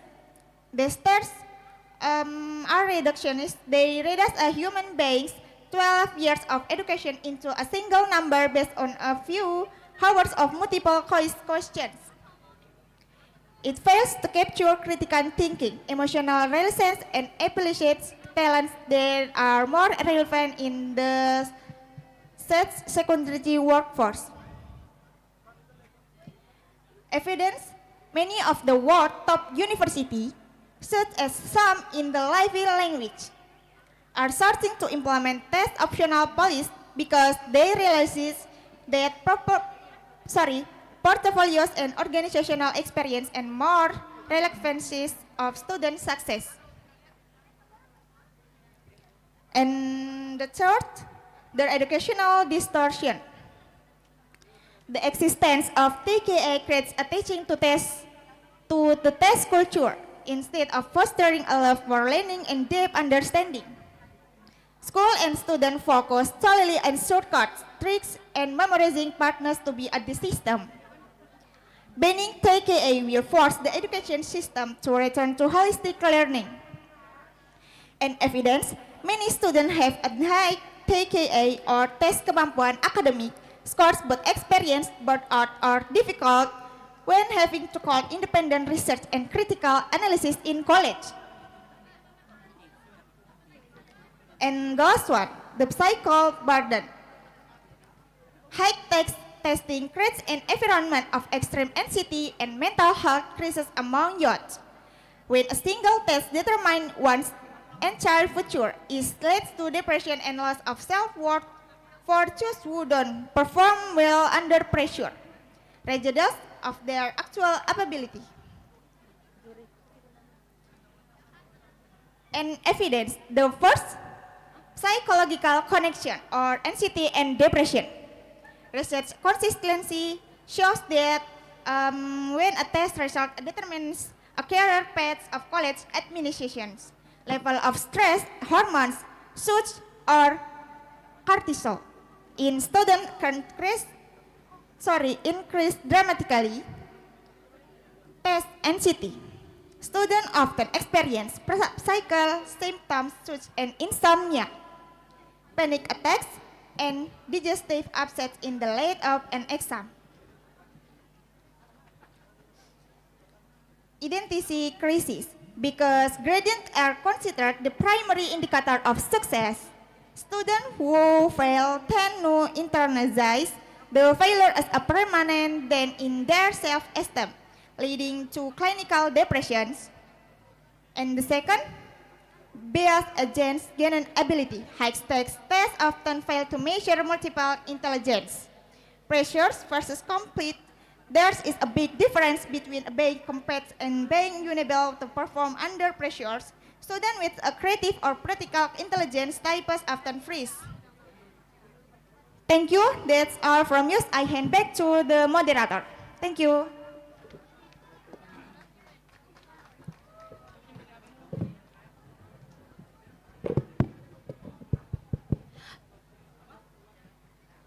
For first speaker, you spend time 4 minutes and 52 seconds. Okay, I thank the speaker, and now I'm gonna call upon the first speaker of the opposition team to present their team stance and initial rebuttals. The floor is yours.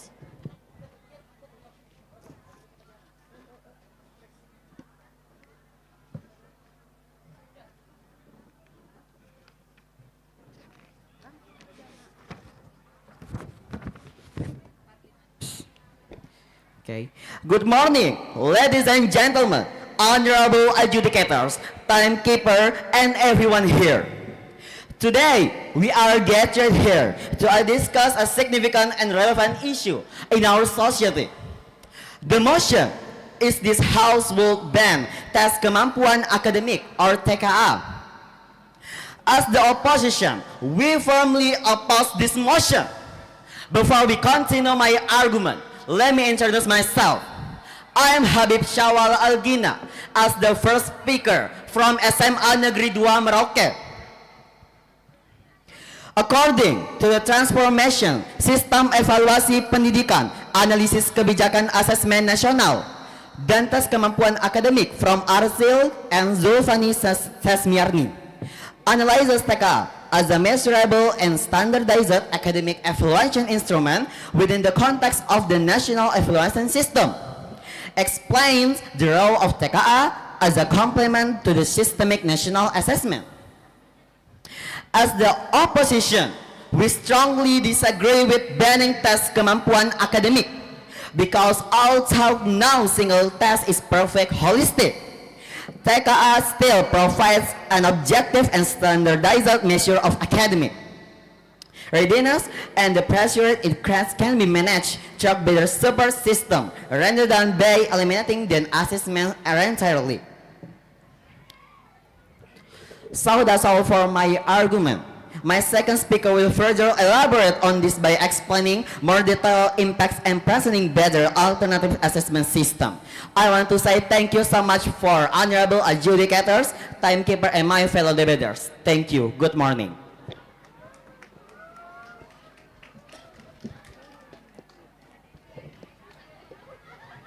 Okay, for the first speaker from the opposition side, you spend time 1 minute and 52 seconds. Okay, so thank you for the first speaker of opposition team. So to continue the government's arguments, I call upon the second speaker of the affirmative team. The floor is yours.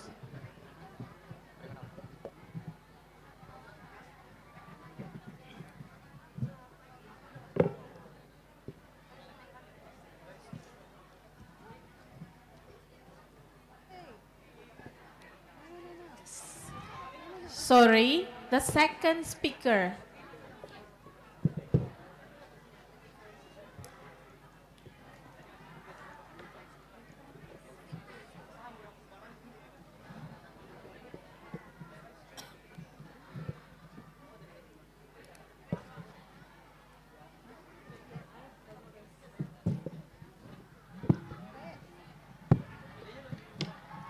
Okay, thank you. But I have explained it that the wealth gap argument is TKA does not measure innate intelligence, it measures access to research. Wealthier students can afford premium tutoring, private tutor, and multiple tracks by banning these tests. We stop rewarding students for their parents' bank account and start looking at their actual potential and hard work in school. The evidence is the extent of a multi-billion-dollar desk prep industry proves the scores can be manipulated with paid practice, not just natural ability. And the ridiculous argument, these tests are ridiculous. They reduce a human being 12 years of education into a single number based on a few hours of multiple choice questions. It fails to capture critical thinking, emotional resilience, and specialized talents that are more reflected in the 21st century workforce. The evidence is many of the world's top universities, such as some in the Ivy League, are starting to implement this optional policies because they realize that particular and organized experience are more reflections of student success.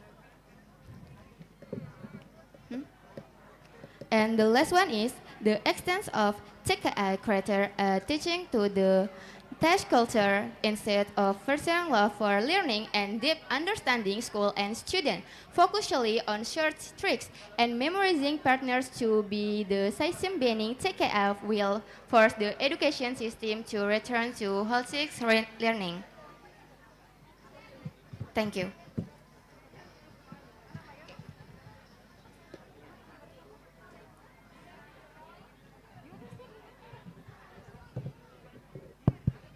For second speaker from the government, you spend 2 minutes and 2 seconds.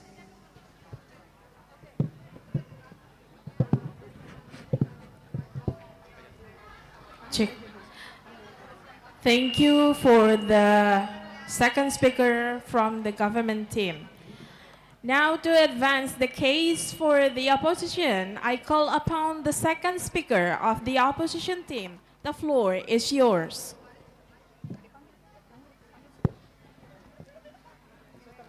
Wait, sorry. So, wait a minute.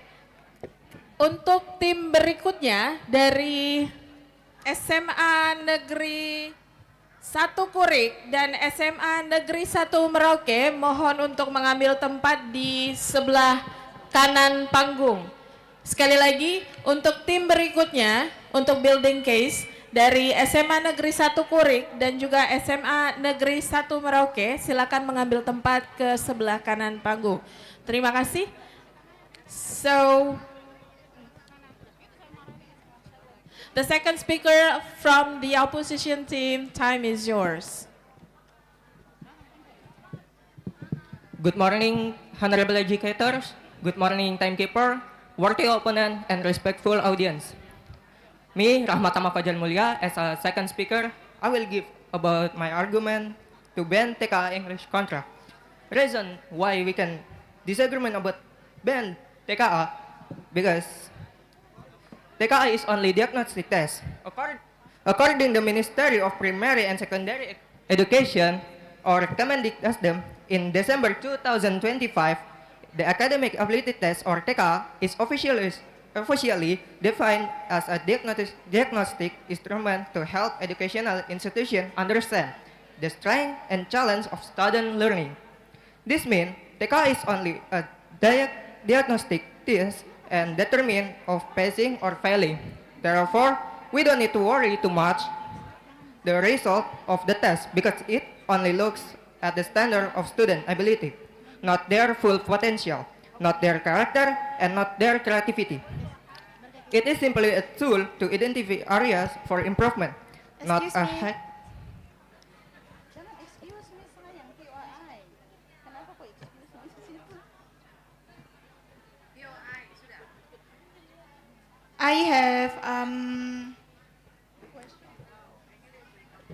I have a question for you.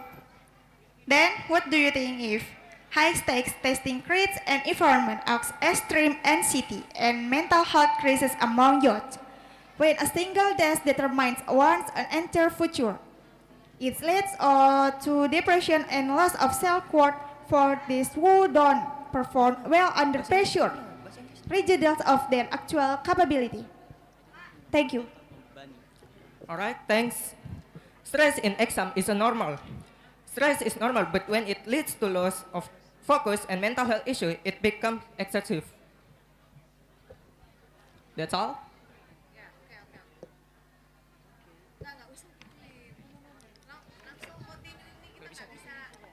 You can say that because students often experience psychical symptoms such as insomnia, panic attack, and digestive upset in the lead up on the exam. Thank you.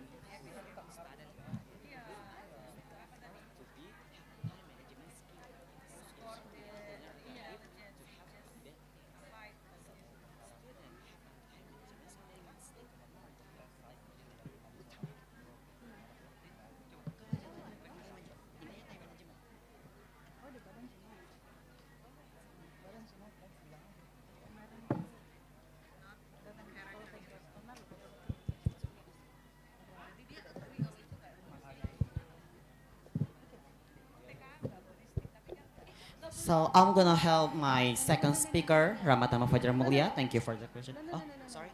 Sorry.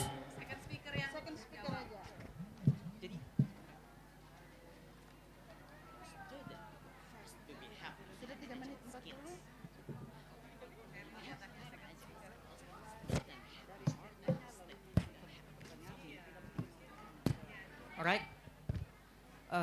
First, student need to have a time management skill. So,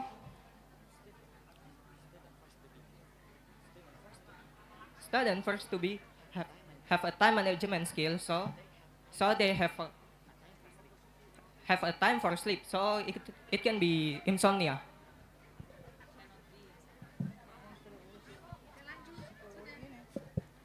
That's all.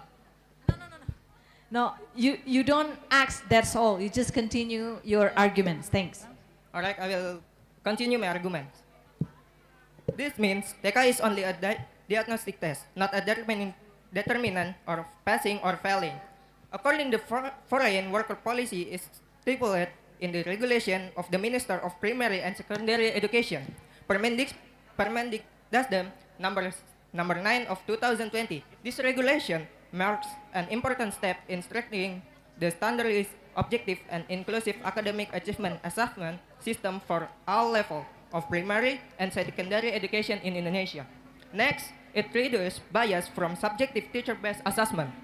According to Simon Robapatandian, head of curriculum at the Mimika Regency Education Office, emphasized that because the same standardized equations are used for all students at the same level, this minimizes subjectivity in grading. This statement was reinforced by the head of the Lampung Education and Culture Office, Palkar, who criticized the practice of subjective-based grading assessment must be conducted objectively. Next, it prevents grade inflation from non-standardized assessment. The SNPMB commit through its General Chair Edward Wolof that the TKA are present to ensure there is no... Excuse me? Yes.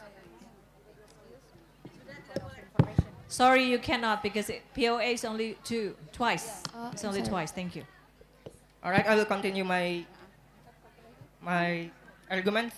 The SNPMB commit through its General Charles Edward Wallace state that TK are present to ensure there is no manipulation of report card scores. This function is crucial because the data is obtained directly from the Ministry of Elementary and Secondary Education without going through the school, thus maintaining its integrity. That's all from me. Thank you.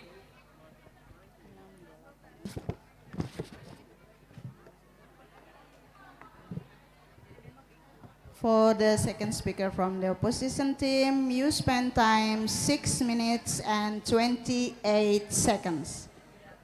Okay, I thank the speaker. We now move to the final substantive speeches. I call upon the third speaker from the government team to summarize the clash and defend their position. The floor is yours.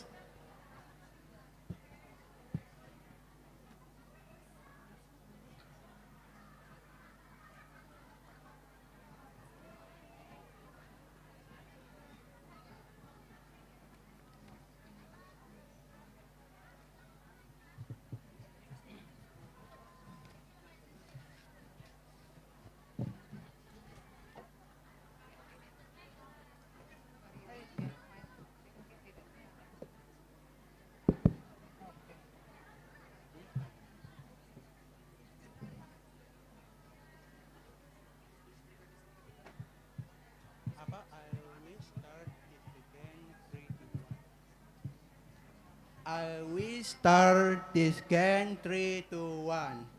For the physical burden, high stake, thinking, creative, and environment, exam, access, and mental health crisis among young, when the single test determining on essentially future is learned to depression and lose the self-reward for those who don't perform, will under the pressure regulators of tire actually capability.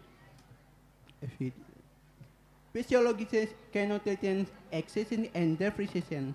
Research continuity show that when the test social determination a great paid or capable elimination level of stress hormones. So as cross-teaching in student institutes dramatically. Test anxiety. Students often experience physical symptoms such as insomnia, panic attack, and difficulty after in trade up the exam internet crisis because grades are considered the primary indicator of crisis. Students who fail tend to inferiorly to filter as partner then tire self staying learning to challenge depression. Yes, again, genetic ability. High stake tests often fail to measure multiple intelligence. Failure versus competence. 3 is big difference between weak, independent, and being under to forum under pressure student with creative or practical intelligent type often free. Integrated trauma of burden exam.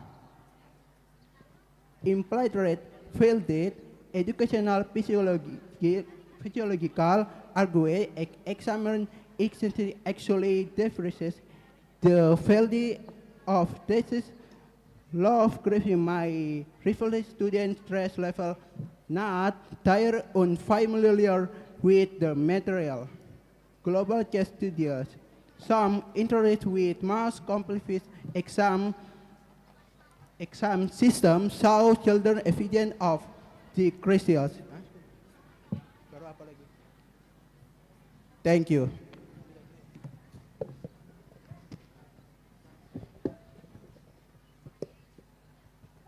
For the third speaker from the government team, you spend 2 minutes and 41 seconds. Okay, thank you for the third speaker from the government team. Finally, I call the upon the third speaker of the opposition team to deliver the final speech. Time is yours. Good morning, honorable adjudicator, timekeeper, audience, and the government team. I'm Amar Farid Zaryanta. As third speaker, will consolidate the argument that our team has bring. The government today has proposed a radical solution to a problem of implementation. Ladies and gentlemen, they want to burn the house down just because the windows are dusty. By aggressively advocating to ban tes kemampuan akademik or TK, they are attempting to strip away the standardized evaluation method used to measure students' academic abilities through structured question. As the third speaker of the opposition, I will clearly map out the fundamental cases of today's debate and prove why the government case will ultimately harm the very student they claim to protect. Firstly, the government entire premise relies on the illusion that removing TK will create a utopian evaluation system. However, without TK, there is no standardized benchmark to compare students fairly across the board. If we rely strictly on alternatively assessments such as projects or portfolios, we open the floodgates to highly subjective evaluation. School operating with vastly different standards will inevitably create mass inequality in how students are evaluated. In stark contrast, our site has proven that Tingkat provides a standardized and objective measurement across all students. It established a genuinely fair benchmark for comparison between the different schools and regions. More importantly, it directly reduced the inherent bias that comes from purely subjective teacher-based assessment. And second, we have demonstrated that TK helps maintain national academic standards. It acts as an anchor for our curriculum, providing measurable and reliable data that is absolutely necessary for accurate evaluation and data-driven decision-making in education policy. If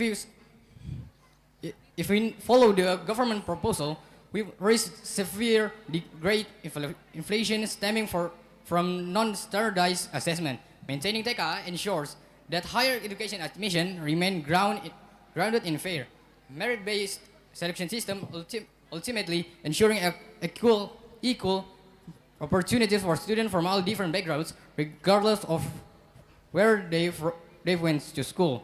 And the third one, the final clash looks the most logical and sustainable path forward. The government takes an extreme all-or-nothing approach by demanding an absolute ban. Conversely, our proposal is significantly more effective because it improves the system without removing an essential tool. Our stand is highly pragmatic. We must maintain TK as a score assessment tool, but simultaneously combine it with alternative assessments such as projects and portfolios to ensure that the test measures true understanding, not just memorization. With this, perfectly balanced objective testing with flexible learning methods. By doing this, we prevent the emergence of new course problems like subjectivity and inconsistency, thereby supporting long-term educational quality and accountability. In conclusion, tes kemampuan akademik remains an essential tool for standardized and objective assessment. The fundamental flaw in the government case is their failure to recognize that the real issue in how TK is implemented, not its existence. Banning it will only create more devastating problems, such as widespread subjectivity and profound inequality. The best, most logical solution is to improve and combine TK with our assessment methods. By maintaining TK, we equivocally ensure fairness, consistency, and quality in our education system. And the government team has that the students can feel burdened, insomnia, or panic attack, but stress can be successfully reduced by improving test design and frequency, not by removing the system entirely. Students need focus on time management skill. And for all this reason, the motion to ban TK must fall. I'm extremely proud to oppose. Thank you.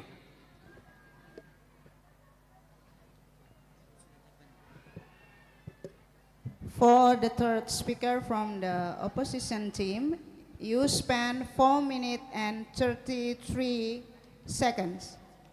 Okay, so thank you for the speaker from the third speaker from the opposition team. Well, we have now concluded this substantive portion of the debate. We will now move to the reply speeches to wrap up the arguments. Please note that the order now reverses. So now for the first reply speech, I call upon the reply speaker from the opposition team to provide their closing perspective. The floor is yours.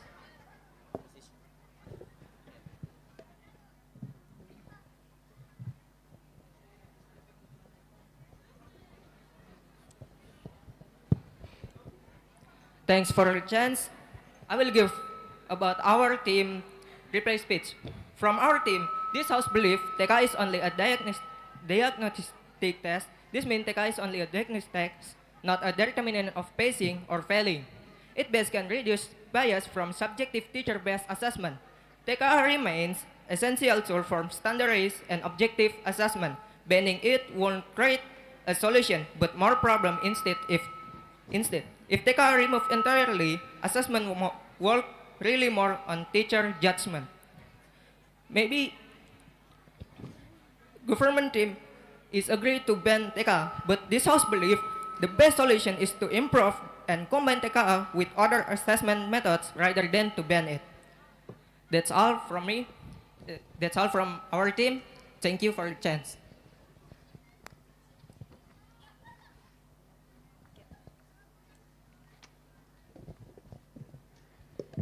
For reply speech from opposition team, you spend 53 seconds. Okay, so finally, I call upon the reply speaker from the government team to close this debate.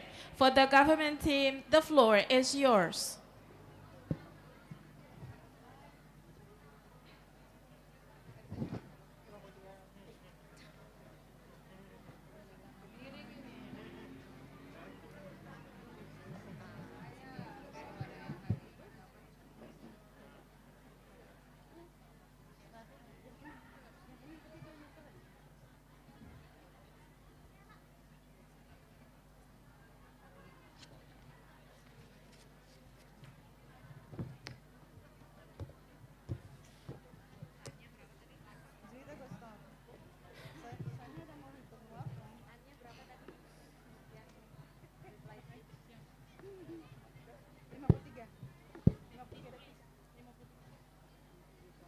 Okay, so from this motion, we are conclude that I have explained it that this household ban TKA academic ability test is exam designed to measure an individual's student potential or academic activities cues as the TKA set or university extra exam.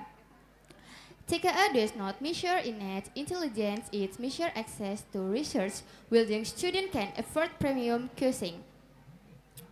Private tutors and multiple retakes. By banning this test, we stop rewarding students for their parents' bank account and start looking at their actual potential and hard work in school. So, from this argument, we have evidence and fact. The evidence is the extent of a multi-billion-dollar test prep.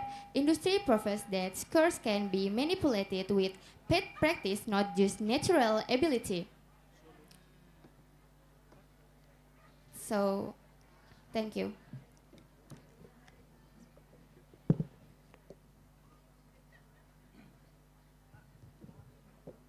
Okay, for the reply speech from government team, you spend 1 minute and 7 seconds. Okay, so that officially concludes today's debates.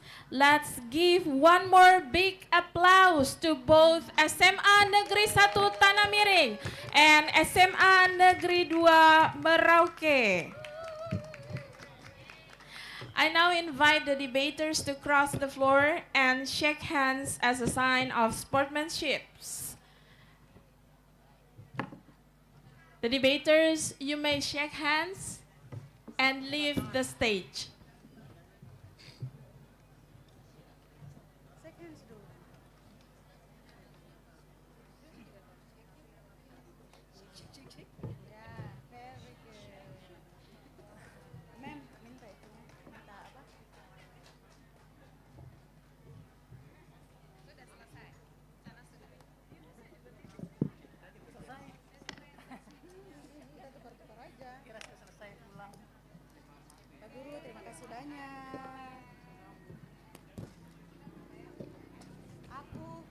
Satu. Okay guys, building for SMA 1 Tanah Miring and SMA Negeri 1 Merauke is up. Okay, it's time to board of team to take a place. Come to the stage.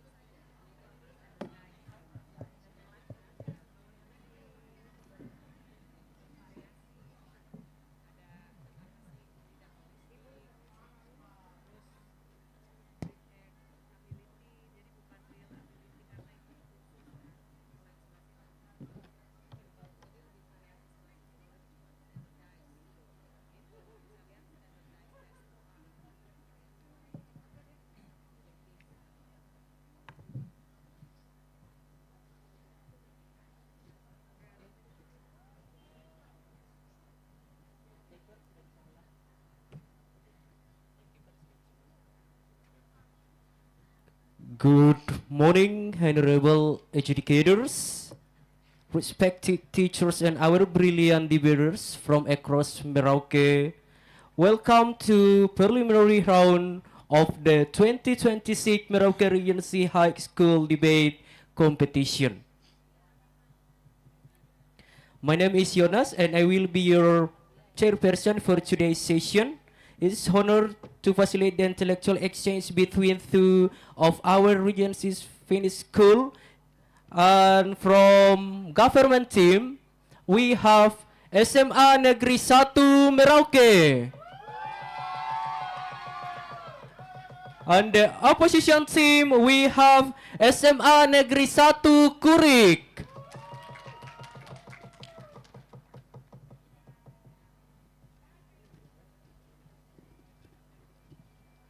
Okay, before we begin, please take note the following rules. At 1 minute, there is one flag. POIs are now open. And 6 minutes, one flag will be raised and POI are now closed.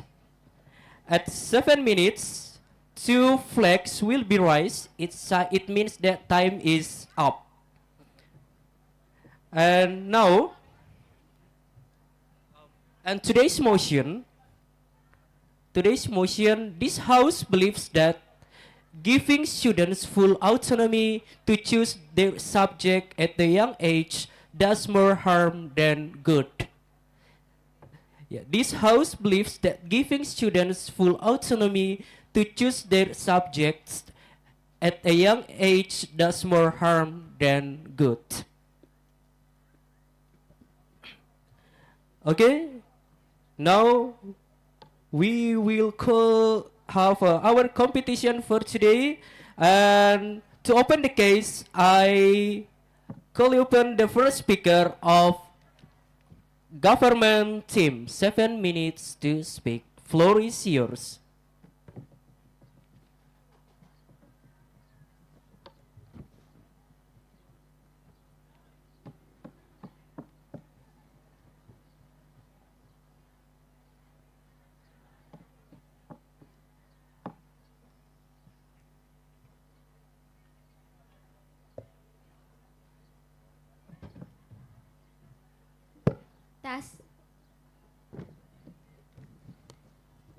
I'll start my speech in 3, 2, 1. Good morning, ladies and gentlemen, the honorable adjudicators, moderator, timekeeper, and everyone present today. We are the team from SMA Negeri 1 Merauke. Ladies and gentlemen, please allow me to introduce our team. I am Rini Aniwa, and I will be serving as the first speaker of this team, together with my teammates, Andina Putra Andika Bakti as the second speaker, and Gloria Lulita Fadruhan as the third speaker. Today, as the first speaker of government team, I stand firmly to support this motion. This House believes that giving students full autonomy to choose their subject at a young age does more harm than good. The honorable adjudicators, we begin by definition of the motion.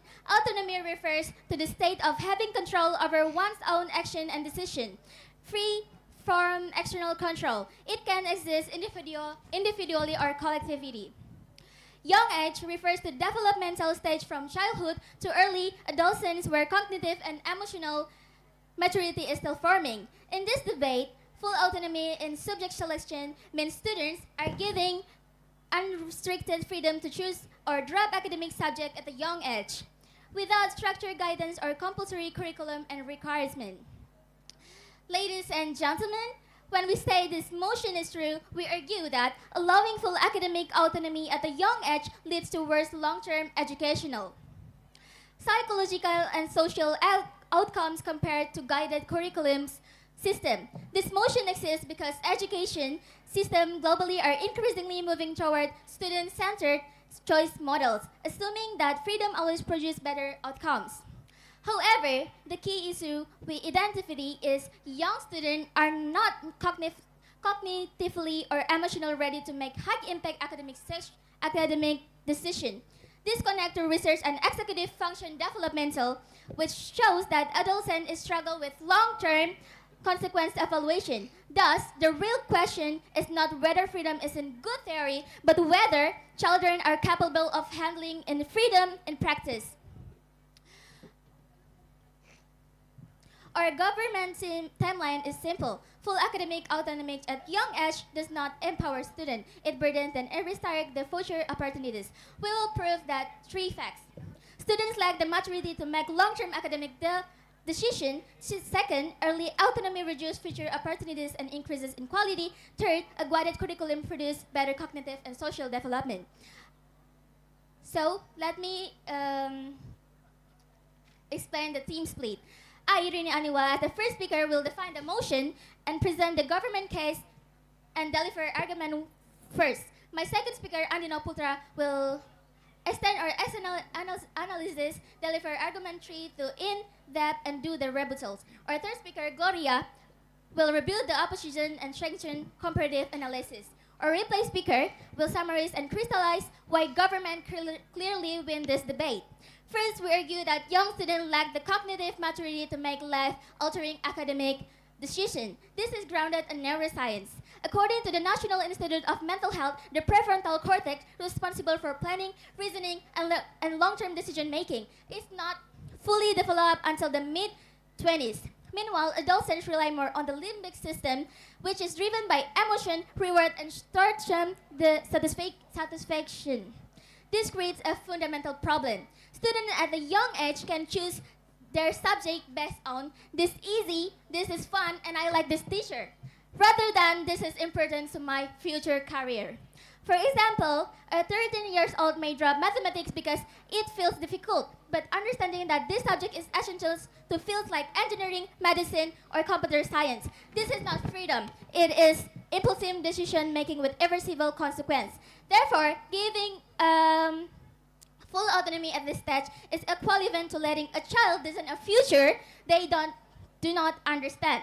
Second, we argue that early education must prioritize breadth over premature specialization.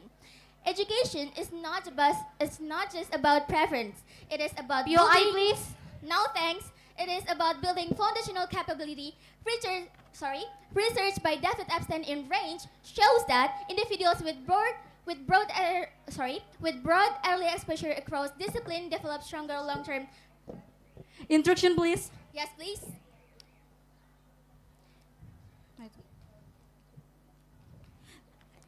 The government protect the future. You gamble with it. Why is freedom to fail more important than guaranteed competence? Thank you for your point of information. The answer can found in my next argument. So let me continue my speech.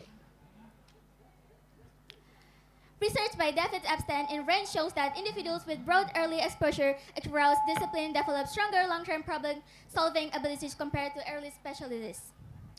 This is because exposure to multiple subjects builds lateral think, allowing students to connect ideas across fields. If a student are given full autonomy too early, ladies and gentlemen, the student they may avoid difficult subjects like math or science. They may focus on only preferred subjects like art or humanities. This creates a knowledge silos where students lack interdisciplinary thinking. For example, a student focusing on only on art may lack scientific reasoning. Second, a student focusing only on science may lack ethical and historical understanding. But the modern world requires individuals who can integrate both logic and empathy, science, and society. This guided curriculum ensures that students do not close doors they do not yet understand. Autonomy at a young age does not expand opportunity, it restricts it primarily. Thank you.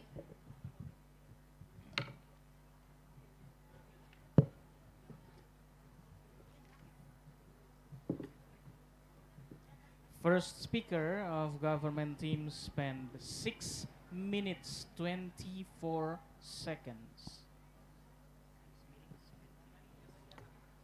Okay, thank you for the first speaker from government team, and we move to the first speaker of opposition team. The floor is yours. Test, check. I will start my speech in 3, 2, 1. Honorable adjudicators, ladies and gentlemen, we as the opposition team strongly disagree with this motion.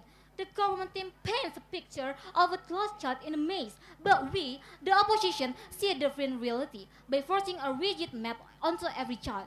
You don't help them find their way, you destroy their desire to walk in the first place. Based on status quo, many students can fulfill their dreams because the pressure by one size fits all curriculums. We believe that true education is not the filling of a bucket, but the lighting of a fire.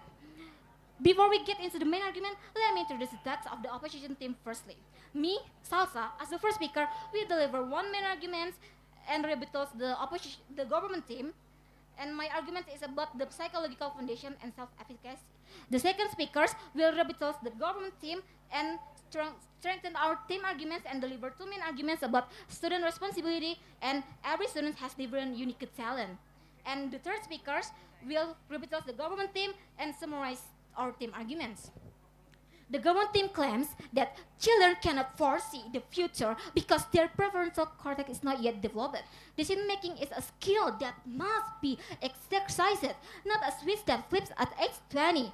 By denying students the right to choose, you are effectively atrophying their ability to take responsibility. If you wait until they are mature enough to give them freedom, they will be overwhelmed and make worse decisions because they never had a safe space to fail at a young age. Maturity is the result of autonomy, not the prerequisite for it. We prefer students who learn from a small mistakes at At 13 years old, over a young adult who is paralyzed by a choice at 20.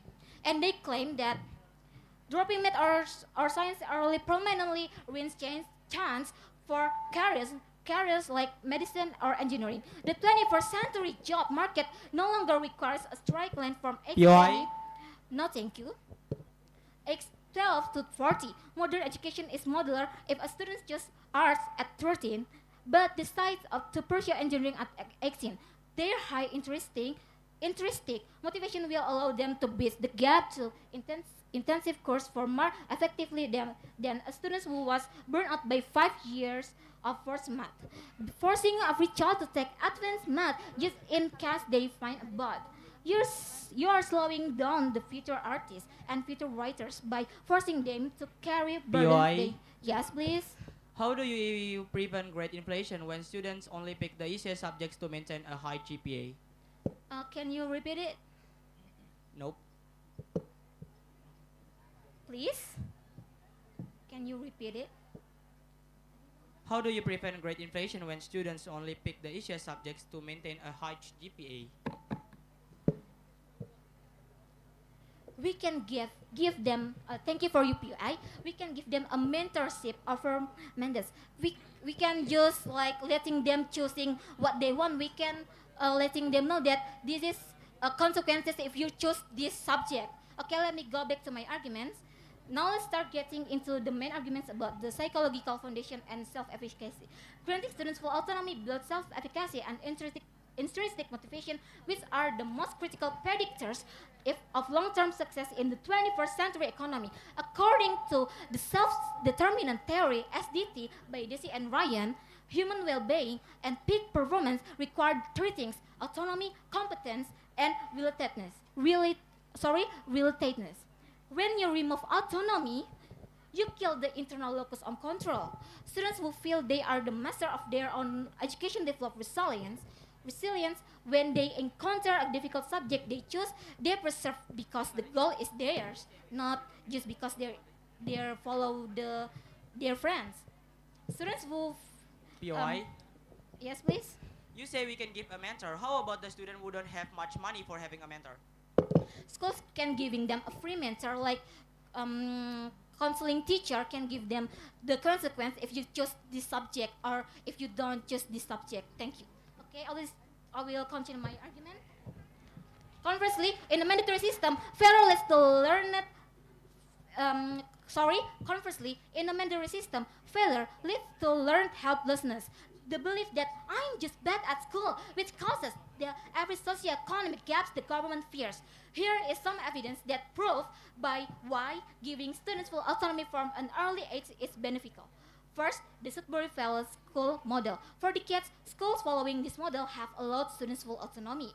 Longitudinal studies of their graduates so they are highly successful in this field, including medicine and law. Why? Because they learn how to take responsibility for their choices early on. Second, neuroplasticity and engagement.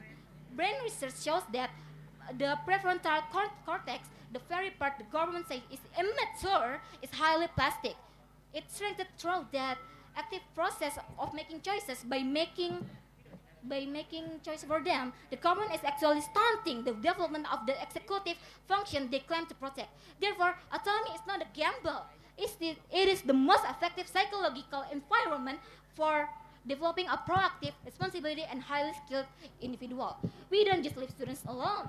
Instead of a mandatory framework, we propose a guidance with ecosystem. First, mentorship over mandates. Second, open door curriculum. And third, competency-based assessment. The government will likely say, what if a child chooses only to play video games or do art? Our response, we must trust the natural human curiosity. A child interest in video games will naturally find the need for literacy. The government team wants to protect the future worker, but we want to empower the future human. We do not treat our children like bonsai trees, trimmed and wired into a shape you prefer. Let them be wild oaks. They may grow in different directions, but they will grow strong, deep-rooted, and free. For this reason, the motion must fall. We beg to oppose. Thank you.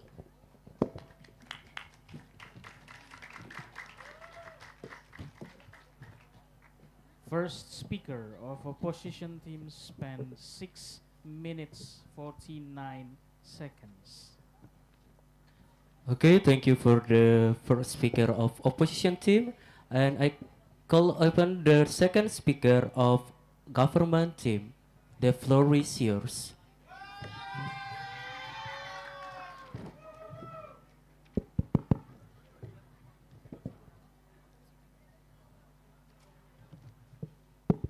I'll start my speech in 3, 2, 1. Ladies and gentlemen, honorable judges, and our beloved partner from the opposition team. Judges, before I start my speech, I want to give a rebuttal to the opposition team. They say we can give a mentor from the school. Judges, I think when they say we can give a mentor, they are not already full autonomy on this case, judges. Judges, the opposition side love to use the word of freedom. They want us to believe that a 12 years old child has a wisdom of a 14 years old professor. They think that choice is always be good. But judges, let's be honest. If you give the choice between eating broccoli or eating candy to a kids, what will they choose? They will always choose candy every single time. Is that freedom? No, that is a lack of a guidance. The government believes that education is not a buffet at a restaurant. It is a foundation for a house. You cannot build a house by only choosing the part you like. You need a wall, a floor, the roof, and even they are boring to build. Judges, today we will prove that giving full autonomy to young children is a dangerous experiment that creates knowledge gaps, destroys future careers, and places too much pressure on immature minds. We are here to be the guardians of their future, not just to be the people who let them drift without a map. And that's why, judges, as the second speaker, I will talk more in detail and profit evidence why this motion have to be supported. Judges, first we are talking about we must protect the generalist foundation. The goal of every education is not to create specialists. It is to create citizens who understand how the world works. Judges, our evidence, research by David Epstein in his book Range, show that people who have a broad foundation in many subjects actually become a better problem solver than those who specialize too early. When a student learns science, art, history, and language together, their brain learns to connect different ideas. This is called lateral thinking. If we allow students to only pick what they like, we are creating an information silos. A student who only pick art will never understand the logic of the scientific method. A student who only picks science will never understand the human empathy found in history and literature. In the 21st century, the most successful people are those who can think. Across boundaries. By forcing a broad curriculum, we are giving them a universal key that can may open all of the doors. Autonomy at a young age locks those doors before the student even know they exist. Go to the second argument. We are talking about closing door to future opportunity. Judges, second, let's talk about the trap. A trap, giving a child autonomy actually takes away their future freedom. Our evidence, statistic from the UK Department for Education show that large percentage of students change their dream career at least 3 times between the age of 14 and 21. If a student drop a science at age 12 because they want to be a YouTuber, but then at the age 18 they realize, if they want to be a doctor, we think judges, it's already too late. The gap in their knowledge is too big to fix. And next to our third argument, we are talking about the pressure of the wrong choice. Judges, third, we are putting the massive psychological burden on children. Choice creates anxiety. Judges, our evidence, psychological, call this a paradox of choice. When you give someone too many options and tell them this will decide you this will decide your life, they become paralyzed by fear. Please. No thanks. 12 years old should be worried about their homework and their friends, not about whether they are ruining their life by picking history over geography. Judges, when a student fails in a subject they choose, they go so much heavier. They think this is my fault because I picked this. But if the subject is mandatory, the pressure is lower because everyone is doing it together. Judges, we are seeing a spike in decision fatigue and anxiety among youth in system with Your extreme eye, please. Yes, go ahead. If you limit choice, aren't you just delaying the inevitable? Won't they be even more overwhelmed at age 18 if they never practice making big educational decisions before? Okay, that's why you should be more patient because the answer of your question will solve in my argument. Fourth, we will talking about socioeconomic inequality and the ESC past bias. Judges, I have a question to the opposition side. Can a 12 years old truly compare that dropping math now will be prevent them from being an architect, pilot, or engineer in the 10 years later? Judges, second, I want to ask again, if students only choose what is fun for them, who will fulfill the critical social roles of the doctor and scientist in the future? Judges, fourth, autonomy actually hurts poor students more than rich students. It widens the achievement gap. Judges, our evidence, a study by the Brookings Institution suggests that students from disadvantaged background often have less access to the career counseling at home. If you give them the full autonomy, they are more likely to choose easy subjects or subjects their friends are taking because they don't have a mentor to explain that long-term value of hard subjects like physics or calculus. Meanwhile, rich parents will force their kids to take the hard subjects anyway, judges, regardless of autonomy. So in the end, autonomy only results in poor kids dropping the hard subjects and staying in low-income jobs, while rich kids continue to take the subjects that lead to high-income jobs. Autonomy is a privilege that creates a class defense. Lastly, we must trust. Lastly, we want to talk about the failure of consumer base. Lastly, we must reject the idea that student is a customer. Education is a public good, not a product you buy based on your mood. Judges, our evidence, in system where students have total autonomy, schools start to act like a business. They try to make subjects entertaining just to get students to sign up. Hard subjects like classical literature start to disappear because they are not popular. And that's why, judges, in the end of my speech, I can take the 6 conclusions. First, we have shown that teenage brain is biologically not ready for life after choice. Second, we have shown that broad foundation is better for problem solving than early specialization. Third, we have shown that autonomy closed door by creating knowledge gaps that cannot be fixed. Fourth, we have shown that much choice causes anxiety and stress in young children. Fifth, we have shown that autonomy widens the gap between the rich and the poor. And last, we have shown that education must be focused on national excellence, not just the student entertained. And judges, for the smarter, fairer, and more resilient generation, the government is immensely proud to propose. Thank you.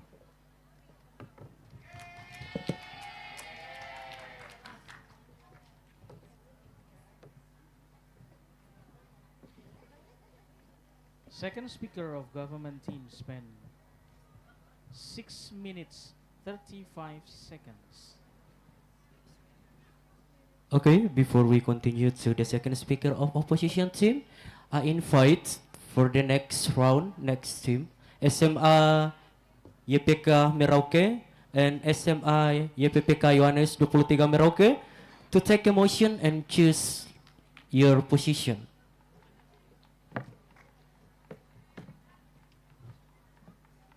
Okay, we continue. I invite the second speaker of opposition team to deliver your speech. Okay. I will start my speech at 3, 2, 1. Honorable adjudicators, respected opponents, members of the House, and timekeepers. We, as the opposition team, remain firm in our position to reject this motion. We believe that giving students full autonomy to choose their subjects actually bring more benefits to them.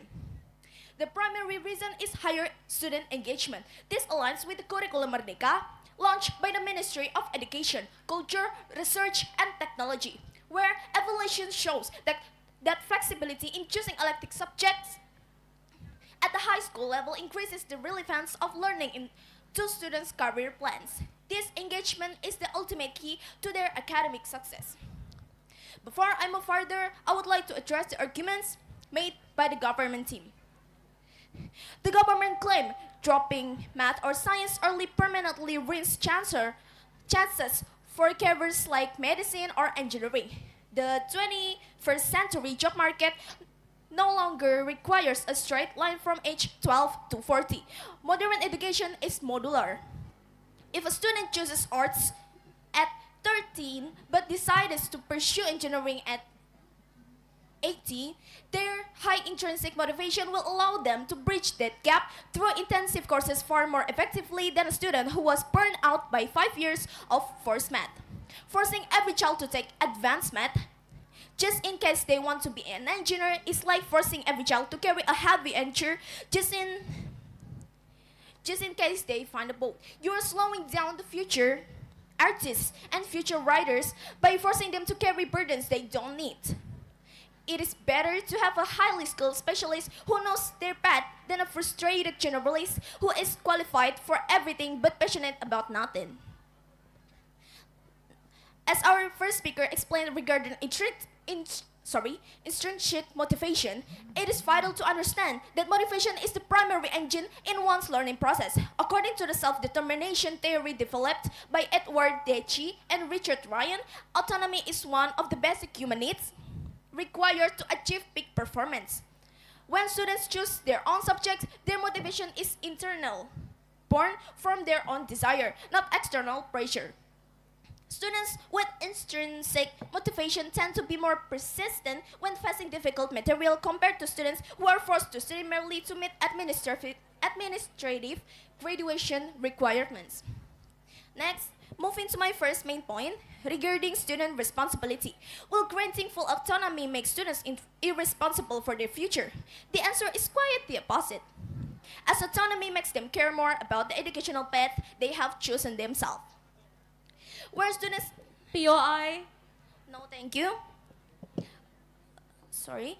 In Indonesia, we can see examples in school that implement flexible system where students stand to take their grades more seriously because they realize that failure in a subject they choose is a direct consequence of their own decision. This is an effective form of independence training for students. For instance, in countries with advanced education system like Thailand, no thank you, students are given the space to design their own learning paths. As a result, they possess a high level of individual responsibility because they feel in full control of the decision they have made. Next, my second main point concerns the unique talent of every student. Yes, please. Doesn't full autonomy ignore the fact that many children are not yet aware of what they are actually good at? Can you please repeat it? Doesn't full autonomy ignore the fact that many children are not yet aware of what they are actually good at? Okay, thank you.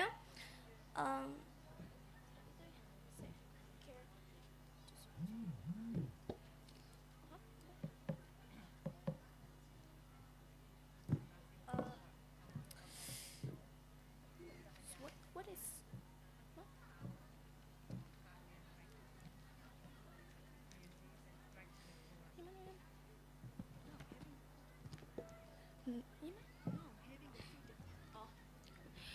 No, having the freedom to choose does not mean there's no guidance.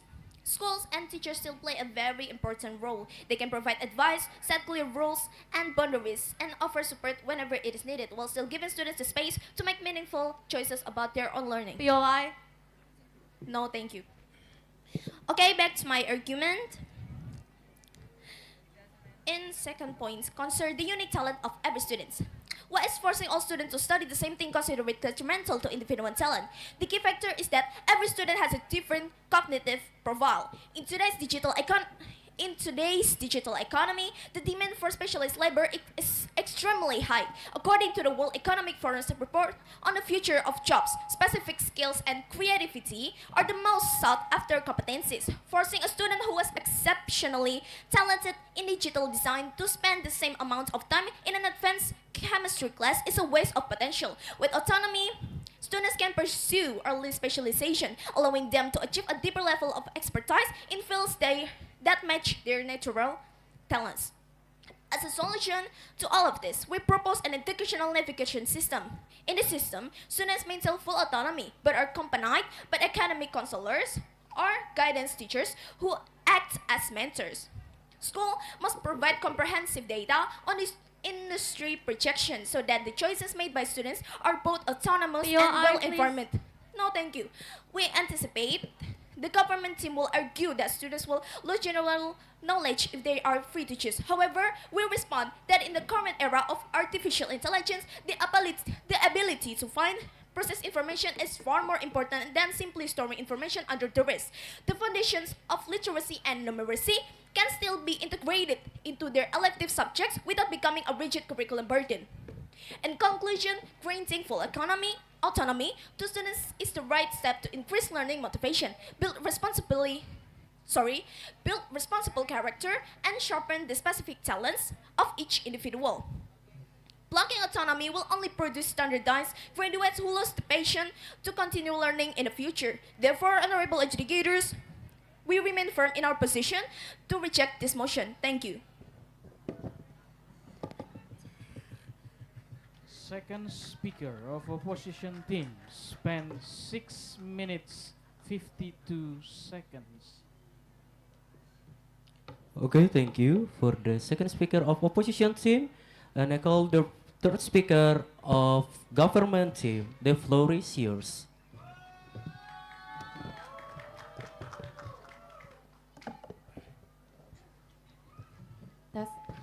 I will start my speech in 3, 2, 1. Good morning, ladies and gentlemen, honorable adjudicators, timekeeper, moderator, and the beloved audience. So I'm Gloria Tafatuan as the third speaker from the government team, where we are strongly believe that this house believe that giving students full autonomy to choose their subjects at a young age does more harm than good. Ladies and gentlemen, allow me to strengthen it our team's case by reinforcing our core arguments through several key points of evaluation. However, before I proceed, allow me to dismantle the oppositional claims by addressing some points of rebuttal.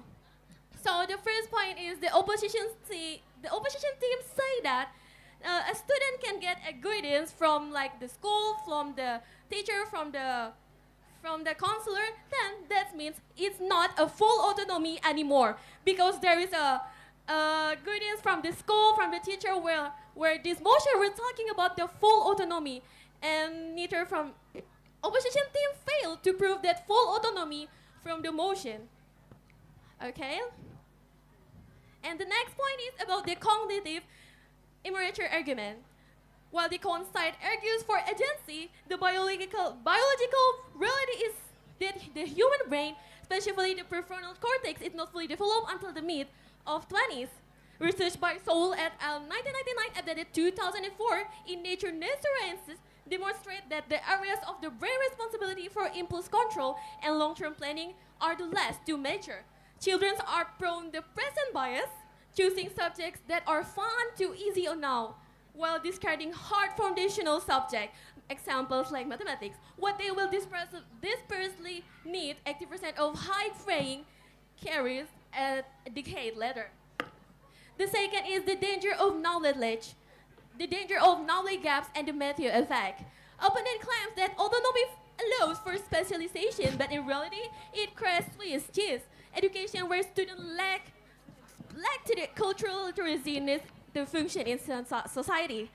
According to E.D. Hirsch 2016, in Why Knowledge Matter argues that shared broad curriculum in the primary defers social mobility. Furthermore, data from the PISA 2022 results constantly show that students who drops rigorous math or science early perform significantly worse in problem solving and tasks across all domains. POI, please. No, thank you. The early specialization leads to Matthew effect. The rich get richer in knowledge, where students who avoid boring literacy or numeracy subjects early on find themselves finally look out complex field by age 16. The next argument, economic stability and the skills gap. Ladies and gentlemen, the con argues that the economy needs specialists. However, labor market data shows that the most resilient workers are those with foundational flexibility. A World Economic Forum 2023 Future of Jobs reports highlight that analytical thinking and system thinking are the top required skills. These skills are developed through a broad exposure to various disciplines, not through early night specialization. Ladies and gentlemen, now allow me to strengthen our team's case, reinforcing our core arguments through several key points of evolution. The first argument is lack of maturity and long-term vision. Interruption, Ladies please. and gentlemen, yes, please. You mentioned PISA, but countries like Finland give high autonomy and succeed. Why do you use PISA to support mandatory structures when high autonomy systems are at the top? Thank you. Okay, ladies and gentlemen, thank you for the POI, and I will search it on my next argument. Ladies and gentlemen, let me continue my argument. The first argument is lack of maturity and long-term vision, biology of decision making. Our first argument is grounded in neuroscience, not assumptions. The National Institute of Mental Health confirms that the prefrontal cortex responsible for long-term planning and impulse control only fully matures around age 24. This is supported by Steinberg, Harvard 2013, showing adolescents rely more heavily on the limbic system, meaning decisions are driven by emotion and immediate comfort rather than long-term consequences. This is not theoretical, this is structural brain development. So when a 13 years old drops mathematics because it feels difficulty, they are not making strategic life decisions, they are reacting to emotional discomfort. OECD data 2018 and 2022 also shows early academics strongly correlate with reduced access to STEM pathways in life. So autonomy is not empowerment, it is cognitively premised decision making. Next to the second argument, importance of a well-rounded foundation, generalized advantage. Our second argument is supported by the cognitive science and lab data. Research from the year 2019 shows individuals with broad early academics exposure are more likely to succeed in innovation-driven careers compared to early specialists. This aligns with David's Epstein range thesis reinforced by Steinberg studies 2018 on successful intelligence, which emphasized cross-domain thinking. Ladies and gentlemen, our third argument is about irreversible consequences. UK Department for Education data 2019 shows over 90% of students change career aspiration between age 14 to 21. But education systems are path dependent. Research from Education Policy Institute 2021 show early subject group of reduces eligibility for higher education STEM pathway by up to 40%. Research from this is reinforced by economic theory of pathway dependency North 1990, where early choices differently look future options. Once a student drops math or science earlier, re-entry becomes statistically rare due to prescribed structures. Ladies and gentlemen, continue to the next argument that about socioeconomic inequality. Our fifth argument is inequality broadening situation show how low-income students have significantly less access to academic counseling and guidance. CTL Harvard Equality of Opportunity Project 2014 to 2020 further proved that high-income families systematically grew children to higher returns academic path.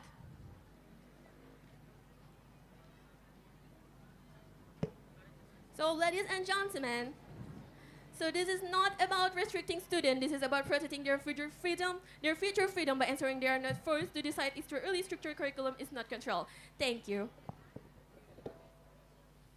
Third speaker of government team, spend 7 minutes.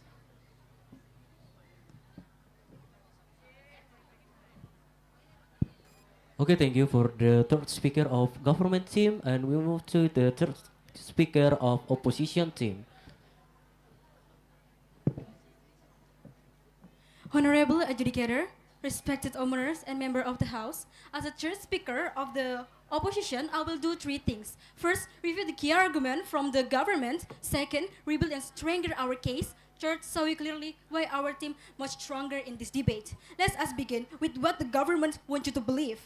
They argue that young students are not mature enough to make their own decision, but this argument greatly understatements students' ability to grow and develop when given responsibility. The truth is students do not become capable or underdependent by being restricted or held back. They develop their important qualities when they are given truth and allowed to practice making choices, where still receiving and guidance they need along the way. The government also claims that giving student autonomy will only lead to poor decisions and gap in their knowledge, but this view is besides on the wrong assumption that having autonomy means students are left completely alone with no help or decision at all. In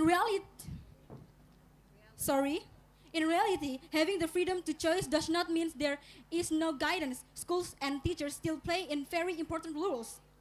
They can provide advice, set clear rules and boundaries, and offer support whenever it is needed, while still giving student the space to make meaningful choices about their own learning. Now, let us reveal our cast because this is where debate is truly decided and our team much stronger.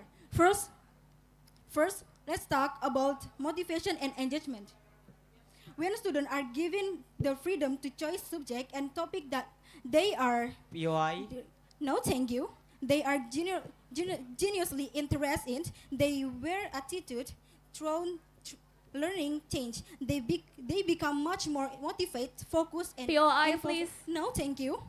Involved in what they are doing. They are not longer focused to study things that they dislike or see no purpose in proposing. Instead, they feel in real sense of ownership over their own decisions.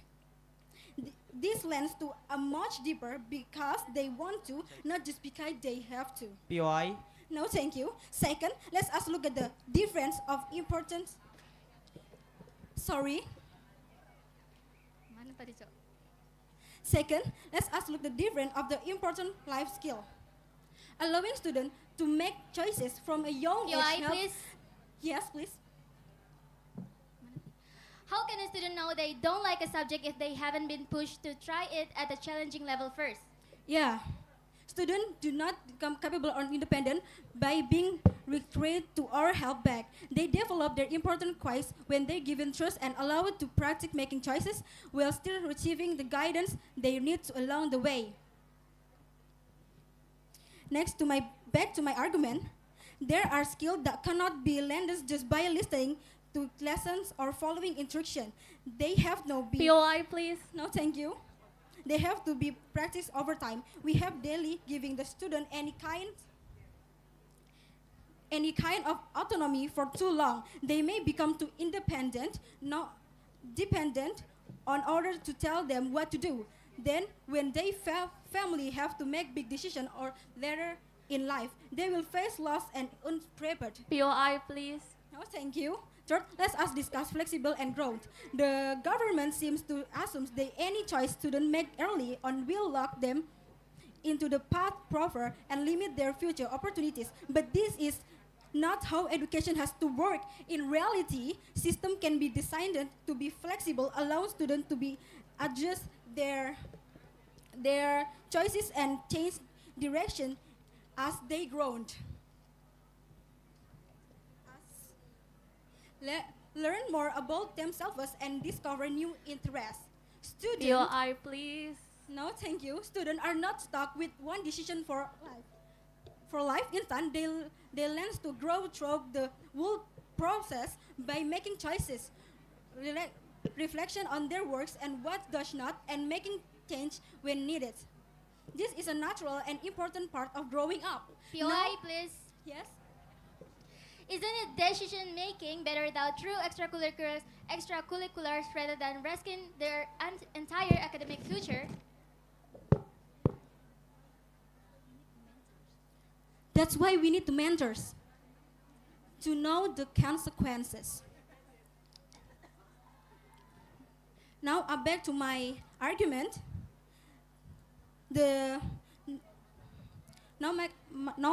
My back to argument.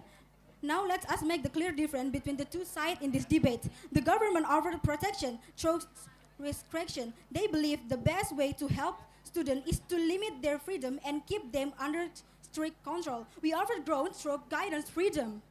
We believe that students develop best then they are trusted to make choices supported by guidance and advance. They focus only the risks and dangers of making wrong decisions. We focus on the valuable benefit that come from learning through those decisions, even if some mistakes are made along the way. They delay giving students responsibility until they think they are fully ready. We build responsibility early and gradually, so students have time to practice and become confident in their own abilities. So, at the end of the day, without having some level autonomy, students never actually learn how to make choices for themselves. And if they never learn how to choose, they will never be truly prepared for the real world, where they have to make important decisions even single day. So, for all those reasons, the opposition side disagree with this motion? Thank you.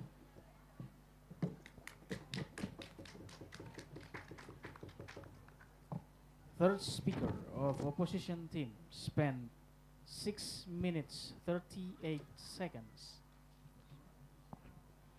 Okay, thank you for the third speaker of opposition team. And now we move to the replay speech.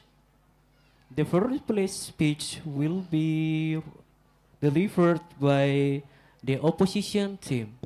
The opposition team come to podium. Check, testing. Okay. I will start my speech in 3, 2, 1. Honorable educators, ladies and gentlemen, and my fellow speakers. This debate today has been a clash between two different visions of society. Today, I stand here as the replay speaker to summarize why our team clearly wins this debate. First, let me begin by comparing the core arguments between the two teams. Our team has consistently shown that our side provides stronger reasoning and more realistic solutions. And we consistently shown that giving full autonomy to students to choose their subject at young age does more good than harms. And we offer 3 proposals that didn't leave students alone. Instead of mandatory framework, we propose agreements. And the first thing is mentorship of mandates. Every student is paired with a mentor who helps them understand the consequences of their choices without forcing a specific path. Second, open door curriculum allows students to drop and pick up subjects at any time. This removes the dead end fear. If a student realize they need math for a career at age 15, they should have the intensive resources to bridge the gap quickly. And third, competency-based assessment focus on mastery of what they love rather than a mediocrity in everything. And the government team did not really answer what our team question is. It means that their argument is not strong enough to be proved. Well, we prove that our argument is have a greater effect on society. We explain not only what happens, but also why it matters. Finally, if we look at this debate as a whole, it is clear that our team has been more consistent, more logical, and more convincing. For this reason, we firmly believe that our side has won this debate. Thank you.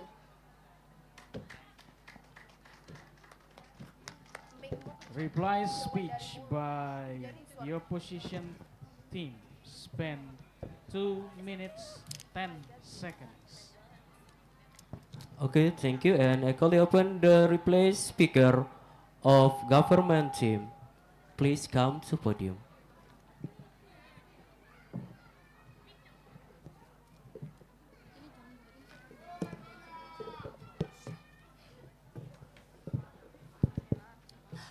I'll start my speech in 3, 2, 1. Ladies and gentlemen, honorable judges, and our beloved partner from the opposition team. Judges, let us look at the big picture. At the end of this long talk, the government wants to ask one simple thing.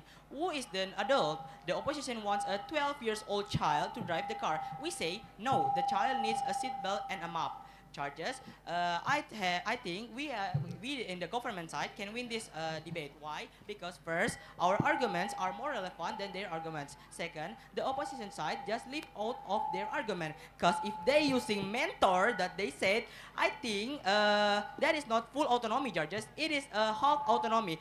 And that shows the opposition team is not consistent in their argument. Third, the answer of our POI is not relevant against what we are talking about. Fourth, we have shown that full autonomy does more harm than good by our argument, evidence, and data. And last, they always decline our POI.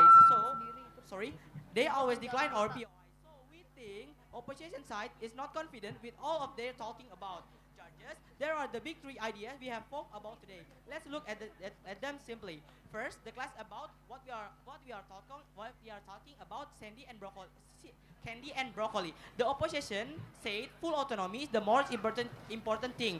They want the kids to choose only what they like. But judges, if you ask a smart child to choose their dinner, they will pick candy every single night. Is that good for them? No, it makes them sick.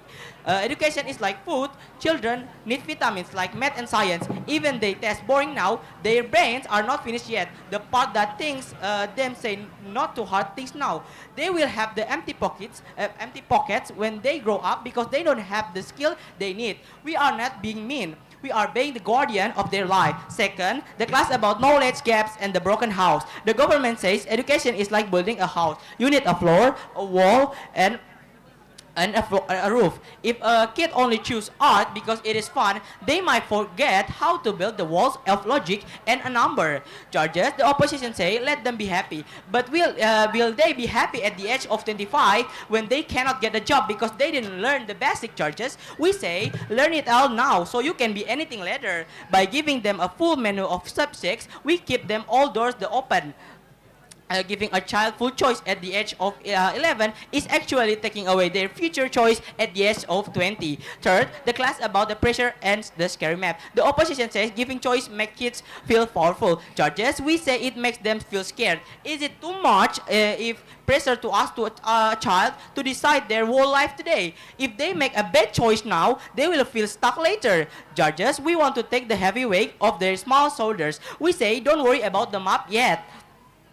Just follow us, learn everything, and play. We protect them from the burnout of making big adult decisions. Judges, we must be the big people here. The opposition side wants a world with no rules. We want a world with a strong foundation. We want our children to be smart in many ways, not just one. And that's why, judges, we said don't let them eat only candy. Give them the broccoli of math and fruit of science. Trust the teacher and the system to guide them until they are old enough to see the route clearly.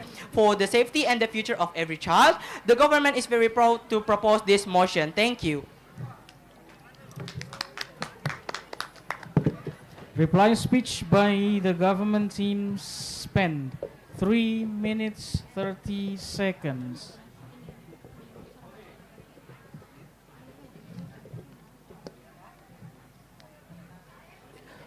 Okay, that officially concludes today's debate.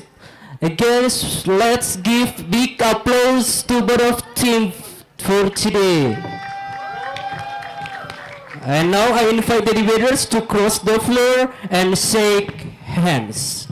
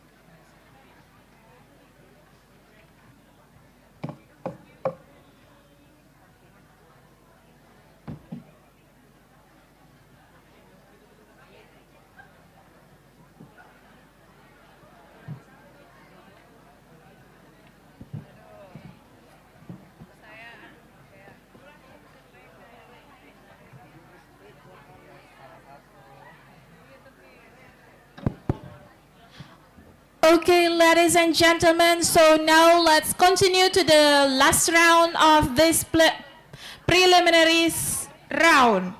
So we call for the government team from SMA SYPK Merauke. you may take the place.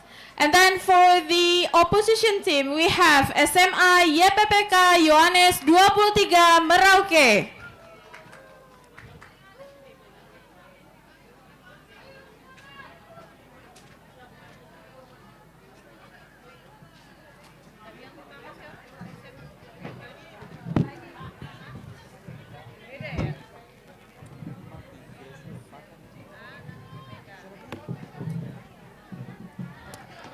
Okay, you may sit.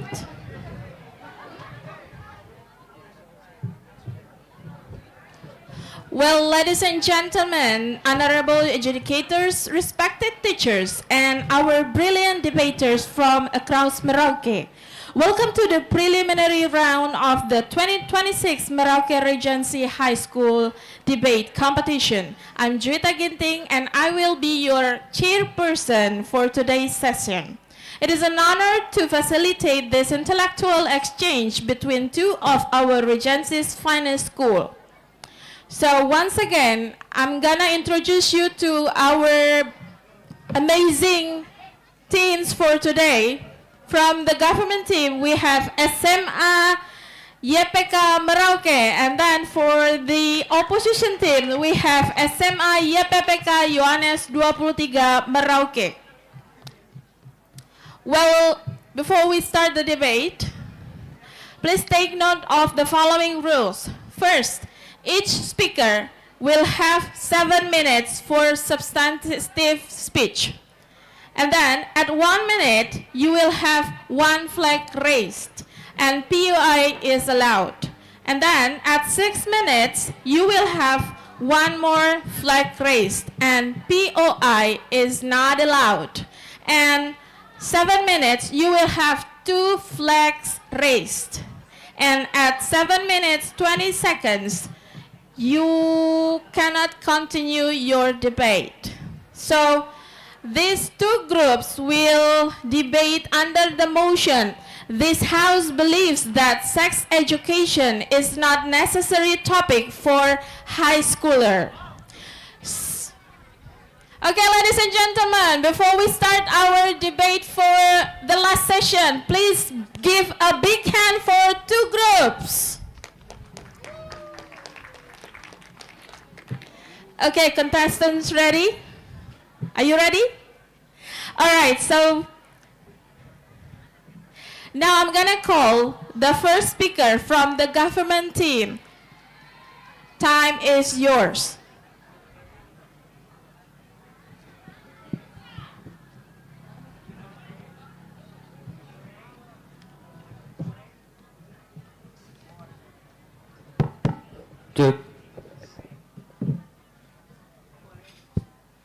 Good morning, everybody. Now I want to introduce myself. My name is Ijul Syarial, and my second speaker, Kenzo Aziz Untalawal, and third speaker, Sergio Seranclau.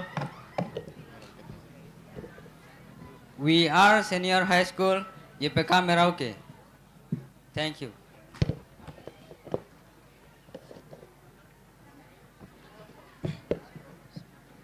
We believe sex education is not necessary, it's called. First is parented role is sensitive matter should be got and spent at home, not at clubs. Second, morality which focus on its religion and first rather than technical details take risk of churchy. Discussing it openly may trigger start and lead to risk behavior. It's not school domain.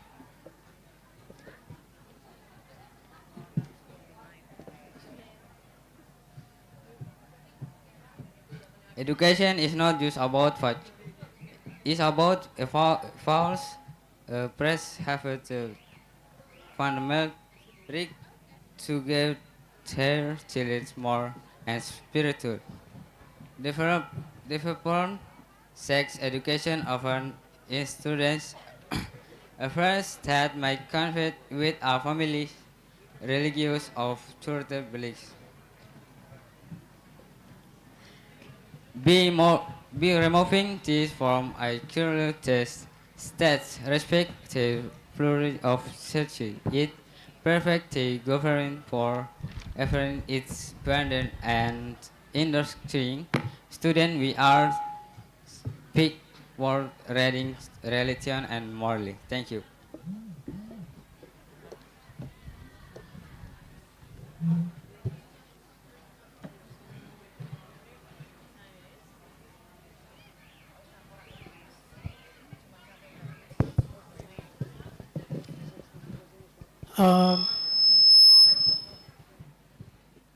First speaker of the government spend 2 minutes 19 seconds. Okay, so thank you for the first speaker of the government team. Now I'm gonna call the first speaker from the opposition team. Time is yours. I'll begin my debate in 3, 2, 1. Good morning, Mr. and Madam Speaker. The proposition has attempted to frame this debate as a conflict between the state and the family. This is a false dichotomy. We define sex education as comprehensive, age-appropriate, evidence-based instruction on reproductive health, consent, and healthy relationships. We define necessary as a subject that is essential to the safety, autonomy, and long-term well-being of citizens.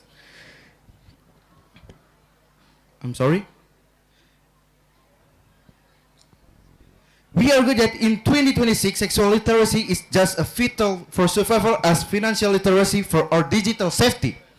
Our scope includes all high schoolers regardless of background because the biology of health and the law of consent do not change based on what zip code you live in or what religion you practice. The proposition lives in a nostalgic fantasy where every teenager waits for a quiet, comfortable chat with their parents to learn about life. That world does not exist. We live in a world where high schoolers are bombarded by pornography, social media influencer, and peer-driven misinformation. The motion was proposed because of a rise in cultural polarization, but we must not let politics compromise the safety of our children. When we remove sex education from school, we are returning it to the home. We are abandoning children to the schools internet. We stand today to argue that the school is the only institution capable of providing a standardized safety net that ensures no child is left vulnerable to abuse, disease, or ignorance. Before I continue to my first argument, let me introduce myself. My name is Gracio Aldendra Chatenbria as the first speaker, and my friends Ode, Nurfajir, Kristanda Ladamai will be the second speaker, and William Swarsnaya will be the third speaker. So let's start with my first argument. My first argument is that school is the greatest equalizer. The proposition argues that parents should be the primary creators, but what happens to the child whose parents are absent? What happens to the child whose parents are themselves victims of misinformation, or the child whose cultural background makes the topic so taboo that they are forced into total silence? When you make sex education not necessary, you institutionalizes inequality. You create a society where information wealth belongs to those with progressive or high educated parents. A child's right to know how their own body works, how to prevent an STI, or how to identify an abusive relationship should not depend on the luck of the draw regarding which family they were born into. Most parents, however well-meaning, are not trained into reproductive biology or the legal nuances of consent laws. By keeping this in schools, we ensure that every student is medically accurate and peer-reviewed. The school provides a baseline of truth that the private spheres simply cannot guarantee. To remove this is to say that the safety of the poor child is less important than the comfort of the wealthy parent. Continue to my second argument.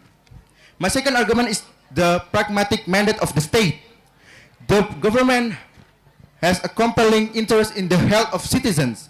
The proposition talks about opportunity cost and STEM scores, but what is the opportunity cost of teen pregnancy that forced a girl to drop out of high school? What is the economic cost to the taxpayer for the lifelong treatment of preventable STIs? When we fail to teach reproductive health, we aren't saving time for math. We are creating a future public health crisis that drains billions from our economy. We live in an era where the legal definition of sexual harassment and consent are complex. High schoolers are entering adulthood and the workforce. If the school doesn't teach the legal reality of boundaries and consent, we are setting our youth up for legal catastrophe.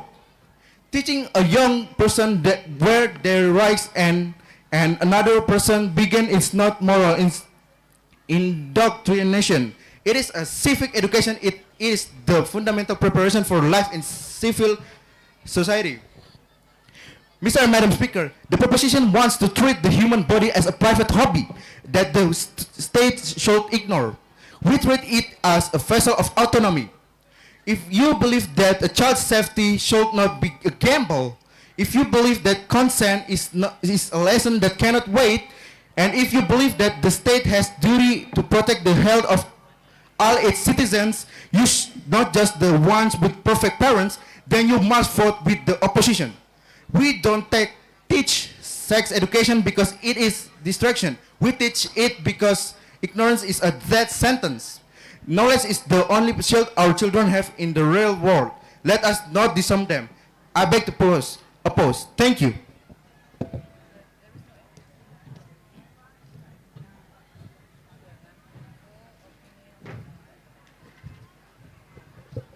Test. First speaker of opposite spend 5 minutes 35 seconds. Okay, thank you for the first speaker from the opposition team. Now let's continue to the second speaker of the government team. You may deliver your speech now.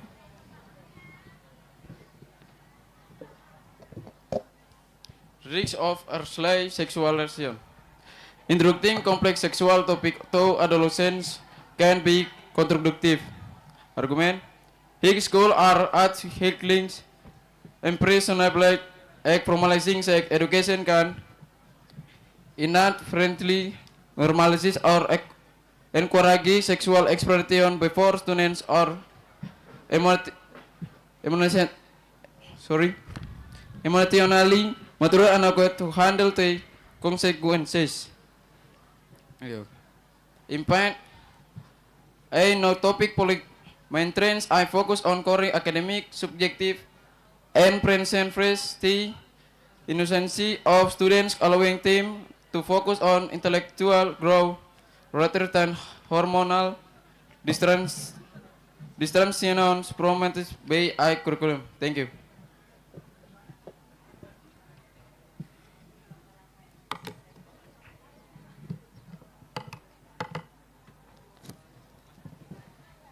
The second speaker of government spend 58 seconds. Okay, so thank you for the second speaker of the government team. Now let's move to the second speaker of the opposition team. Time is yours.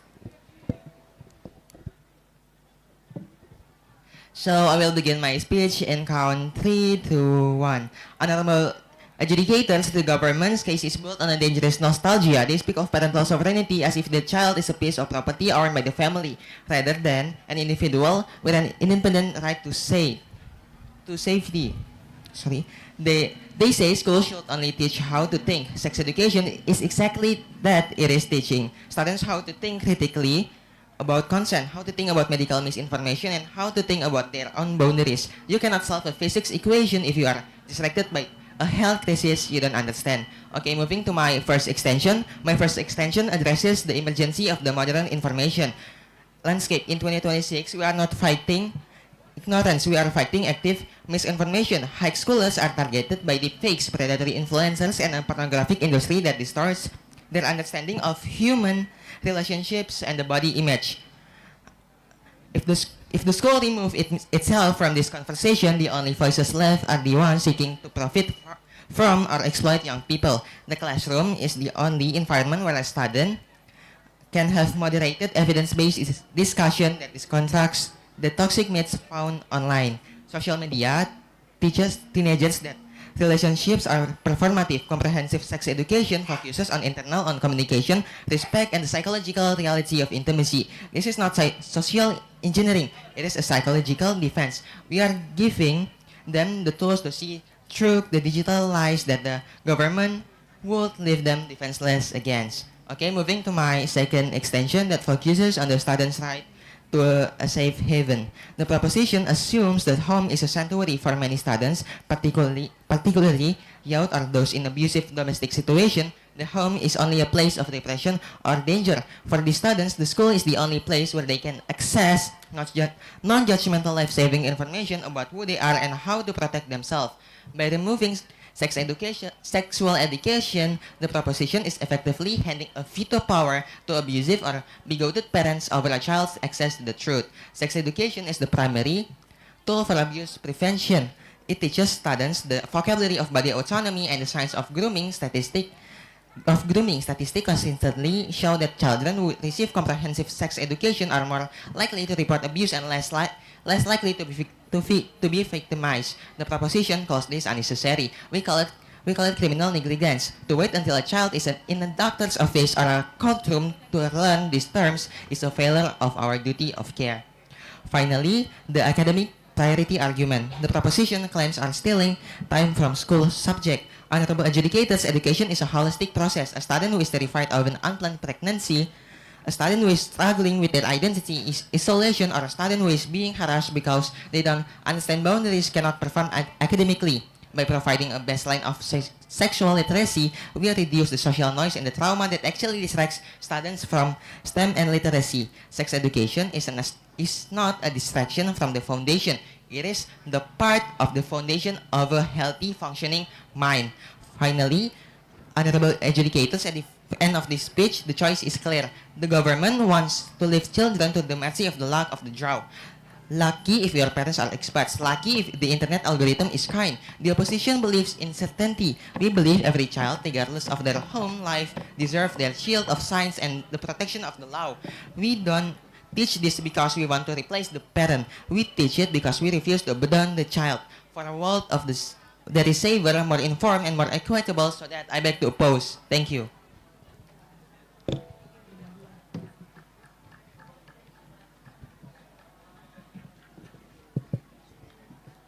Second speaker of opposite team, spend 3 minutes 52 seconds. Okay, thank you for the second speaker of the opposition team. Now we move to the final substantive speeches. I call upon the third speaker of the government team to summarize the clash and defend their position. The floor is yours.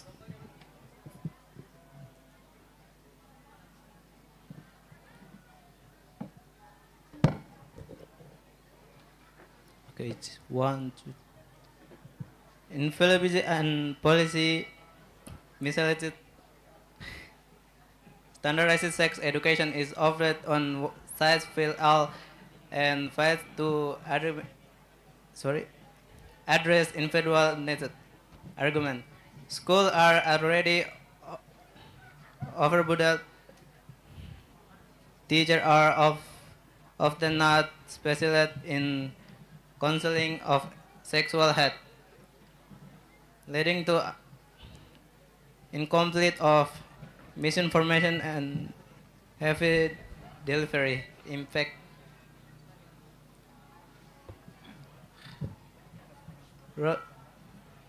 researchers are better spin on subjects that have universal academic consensus.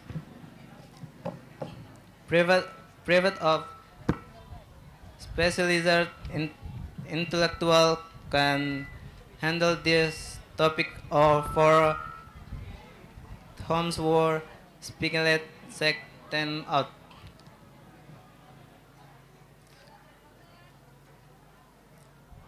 Present right versus school right family is purple place. We say is drug struggle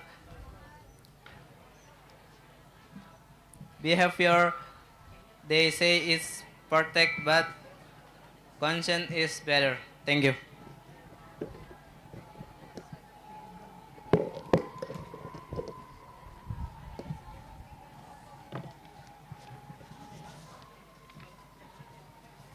Third speaker of government team spend 1 minute 32 seconds. Okay, thank you for the third speaker of the government team. Finally, I call upon the third speaker of the opposition team to deliver the final substantive speech for the negative. The floor is yours.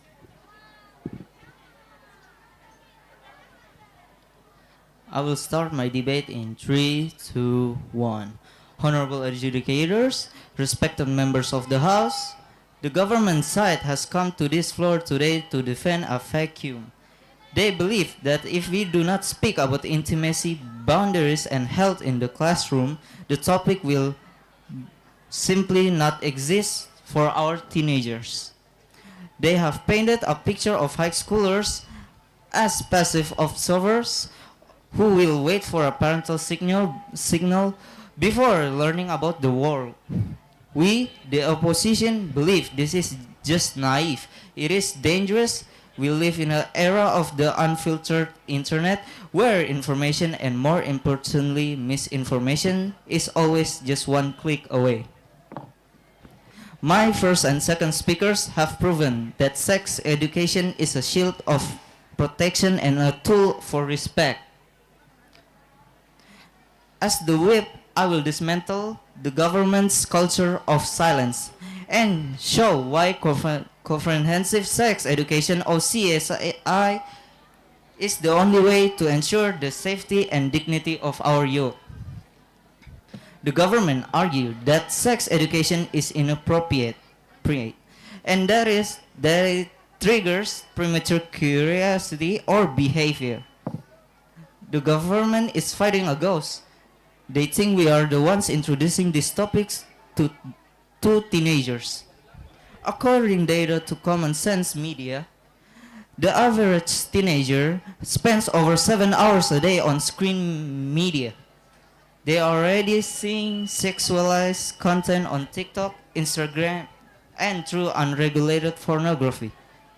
As our first speaker argued, sex education does not introduce the topic, it corrects. The toxic narratives students are already consuming. It replaces pornographic myths with medical reality. In regions like Merauke, South Papua, where digital literacy is still catching up to digital access, our students are even more vulnerable to online grooming and misinformation. If a student in a village in Kurik has a question about their changing body and the school remains silent, they will ask Google. And Google will not give them a value-based, medically accurate answer. It will give them whatever is trending. We win this class because we prove that ignorance is not a shield, it is a target. The government claimed they argue that this responsibility belongs only to the parents. We agree that parents are the primary educators, but we recognize the empirical reality. We agree that many parents are either too uncomfortable, too busy, or simply do not have updated medical knowledge to discuss things like STI prevention or the nuances of digital content. If we leave sex education only to the home, we create a lottery of safety. If you have open, educated parents, you are safe. If you have conservative or absent parents, you are at risk. Public schools in Merauke ensure that every child, regardless of their family background, knows their rights and know how to protect their health. The World Health Organization, or WHO, has released multiple meta-analyses showing that countries with comprehensive sex educations like Netherlands or Germany actually have lower rates of teenage pregnancy and later age of sexual debut compared to countries that emphasize abstinence only or silence.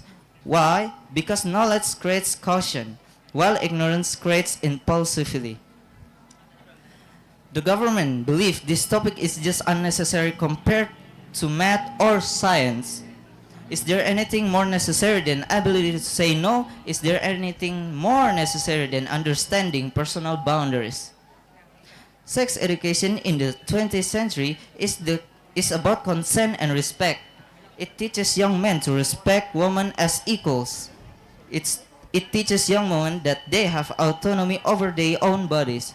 In a society where we are fighting to reduce sexual harassment and domestic violence, these lessons are the most academic and life-saving subjects we can offer.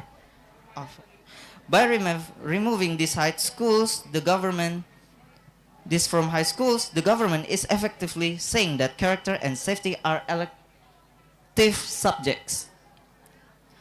The government, honorable adjudicators, let us wait the two worlds. The government world is a world of shadows. It is a world where we hope for the best, but prepare for nothing. It is a world where teenagers' health and dignity are left to mercy of a random internet search. In the opposition world is a world of light. We choose to have uncomfortable conversation in a safe, professional, and medically accurate environment. We choose to empower the student in Merauke with the facts so they can make responsible choice for their own life. You cannot protect a child by blindfolding them. You protect them by teaching them how to see. Sex education is not an extra topic. It is a fundamental right to health and safety. Do not trade the safety of our children for the comfort of a silent classroom. For a generation that is informed, respectful, and safe, we firmly oppose the motion. Silence is a risk, education is a shield. I'm proud to oppose. Thank you.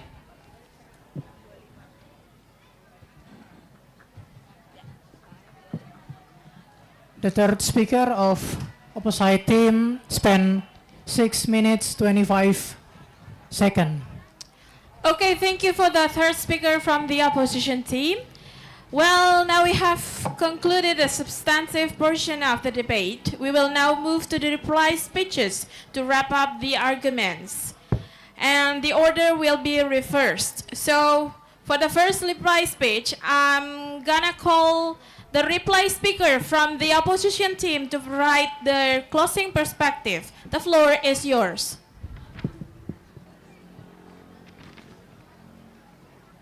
I'll start my debate in 3, 2, 1. Honorable adjudicators, information is the best form of protection. Ignoring reality does not make it disappear. It only makes it more dangerous.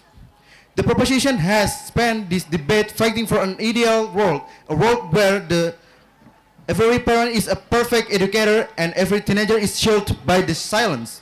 But the opposition has brought you the real world. The proposition argues that this topic is unnecessary. We have proven that in the age of the internet, there is no such thing as a void of information. If students do not get accurate medical sound information from a trained teacher, they will get distorted, often violent and inaccurate information from pornography and social media. We argue that sex education is a public health necessity. In regions like Papua Selatan, where the rates of early pregnancy and STI are real concern, silence is not a moral choice, it is a dangerous one. The proposition assumes every child has a home where they can talk about these things. We have exposed the privilege gap. Many children come from homes where this is taboo or where parents lack the medical knowledge to explain it. For these students, the public school is the only place they can learn about consent, their own bodies, and their rights. By banning this topic, the proposition isn't protecting families. They are abandoning the most vulnerable children to ignorance and abuse. Why does the opposition win? We win because we choose empowerment over avoidance. We win because we provide that a critical thinking generation must be able to navigate their own physical and social reality with facts, not myths. We don't teach sex education to encourage activity. We teach it to ensure safety, health, and respect. You can close the textbook, but you cannot close the eyes of a generation living in the digital age. It is better to have a map and not need it, than to be lost in the dark without one. For the safety and dignity of every student, we firmly oppose. Thank you.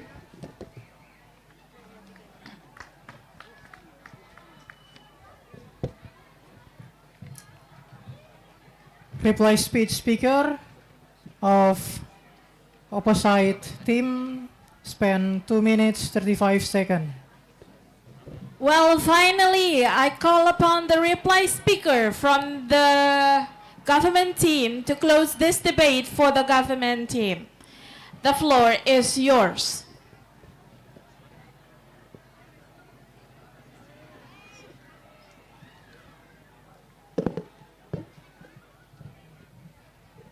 Education is just about fetish, it's about values.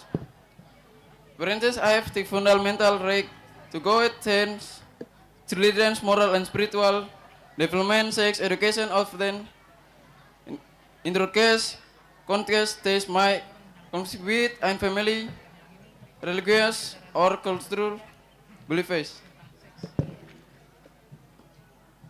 High school or athletic imperishable acts formalizing sex education can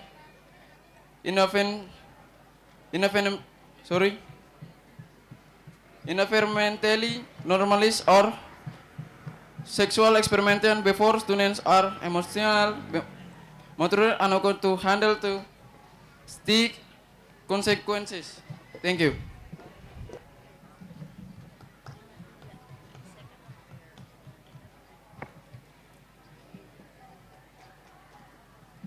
Reply speech speaker of government team spend 53 seconds. Okay, so that officially concludes today's debate. Let's give one more big round of applause to both SMA YPK Merauke and SMA YPPK Yohanes 23 for their hard work. Okay, so now I'm inviting the debaters to cross the floor and shake hands. And then you may leave the stage.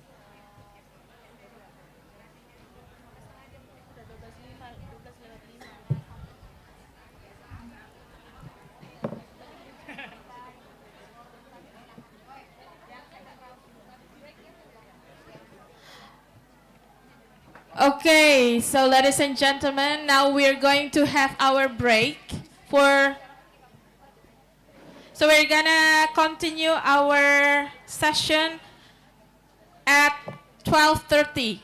Jadi kita istirahat dulu sampai jam 12.30. After that, we're gonna have the announcement for the semi-final.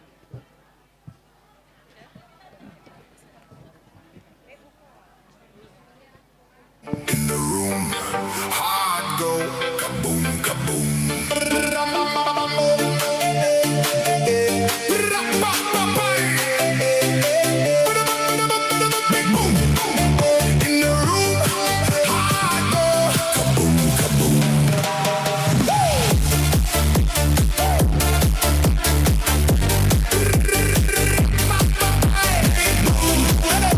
Ya, buat Bapak Ibu pendamping yang belum mengambil makan siang, boleh merapat ke panitia untuk mengambil jatah makan siang.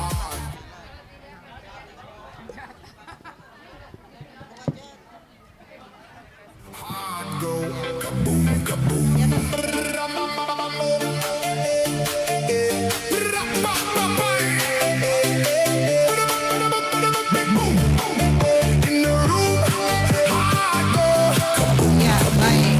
Selamat siang, selamat makan untuk tim debat bahasa Inggris. Ya.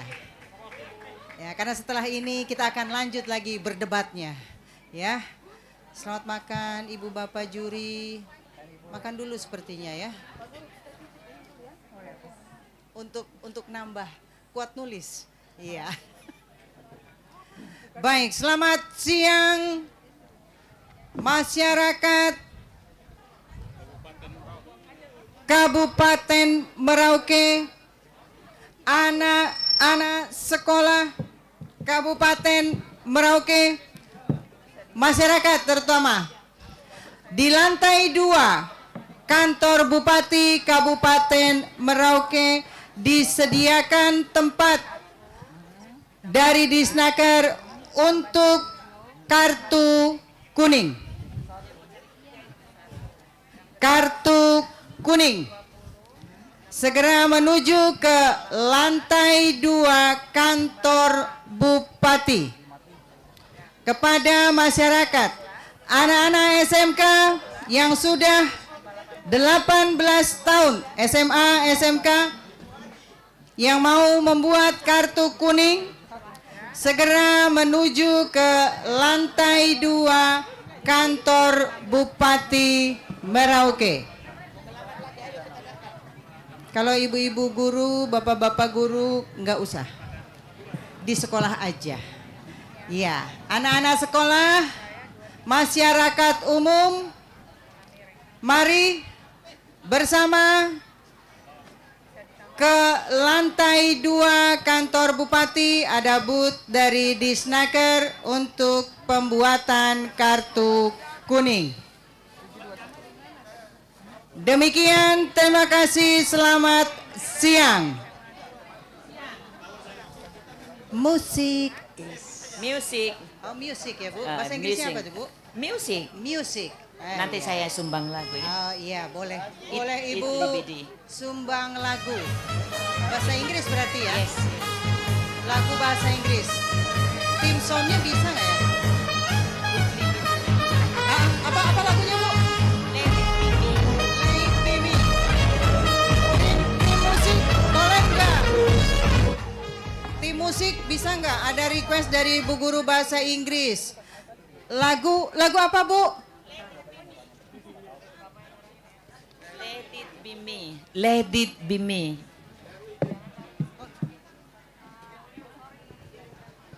Ya, baik, selamat siang, selamat makan untuk kita semua. Bapak Ibu, untuk informasi bahwa di lantai 2 saat ini ada penerimaan tenaga kerja dari beberapa perusahaan, baik di PT BIA, PT Medco dan lain sebagainya ada di lantai 2, dan juga dari Dinas Disnaker memberikan gratis kartu kuning. Jadi Bapak Ibu yang berminat, anak atau saudara yang ada di sekitar Merauke, silakan mendaftarkan untuk bersaing dengan tenaga kerja ataupun dunia industri yang ada di Kabupaten Merauke. Yang kedua, informasi untuk boots-boots yang ada seluruh SMK se-Kabupaten Merauke sebanyak 16 SMK. Di siang ini juga panitia akan menyediakan pembuatan nomor induk berusaha atau NIB dan juga PRT kerjasama dengan Rumah Kreatif BUMN Kabupaten Merauke.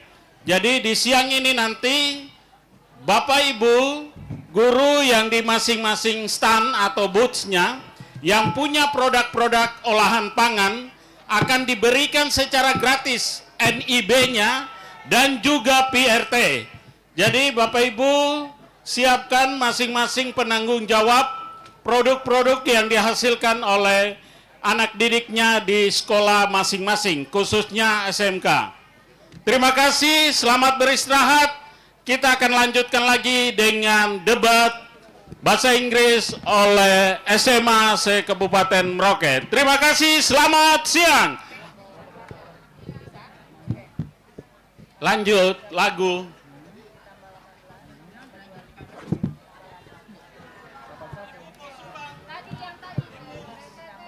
Mau nyanyi?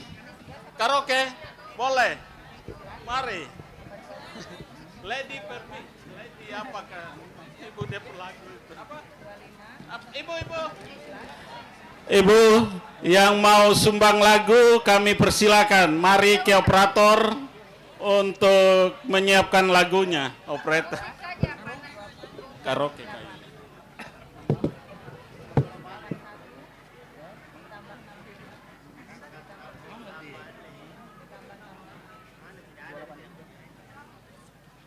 Lady and Me. Oh, Lady and Me. Ya.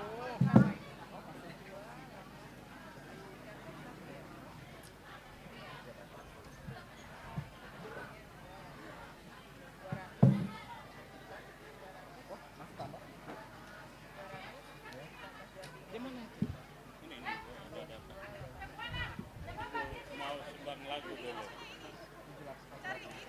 Cari ibunya. Siapa?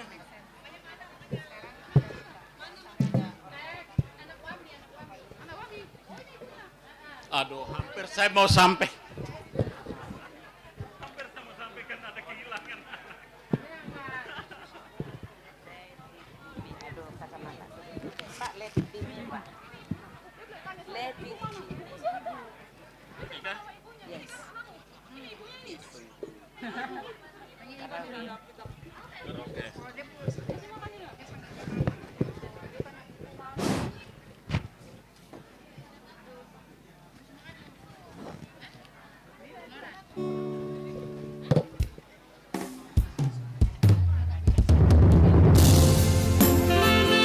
Iya, selamat siang semua. All of you, afternoon.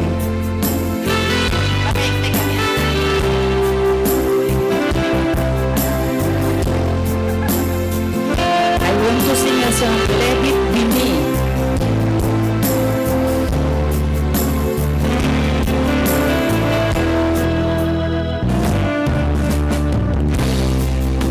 I've lost the day I found you. I want to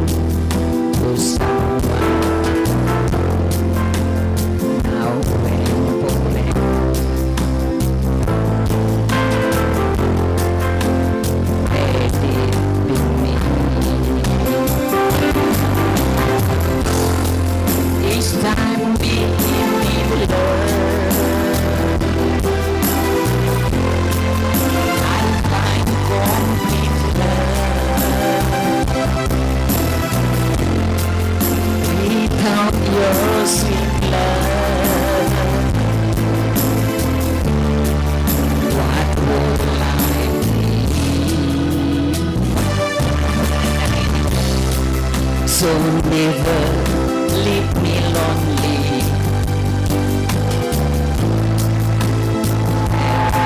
You love me only. And so you always let it be me.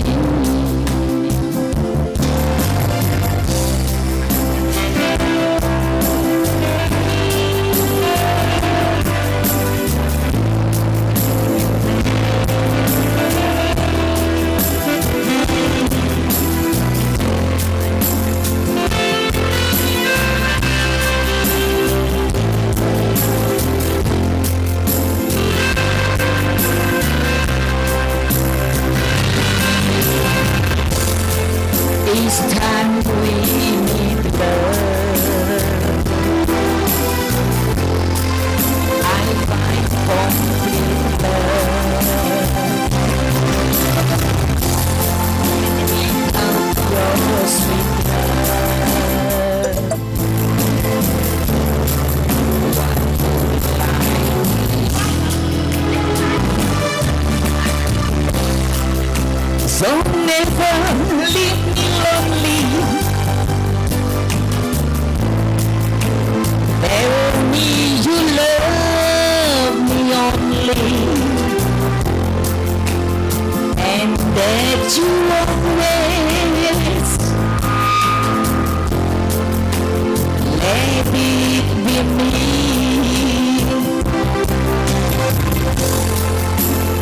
Now and forever, let it be me. Tadi tersaluran dah. Thank you.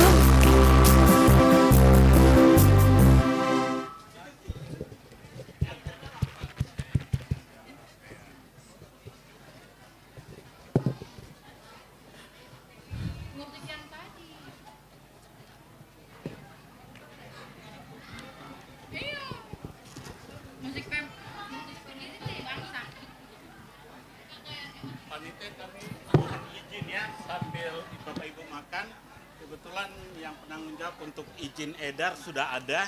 Kami bisa pakai sebentar, setengah jam saja. Kan masih istirahat makan.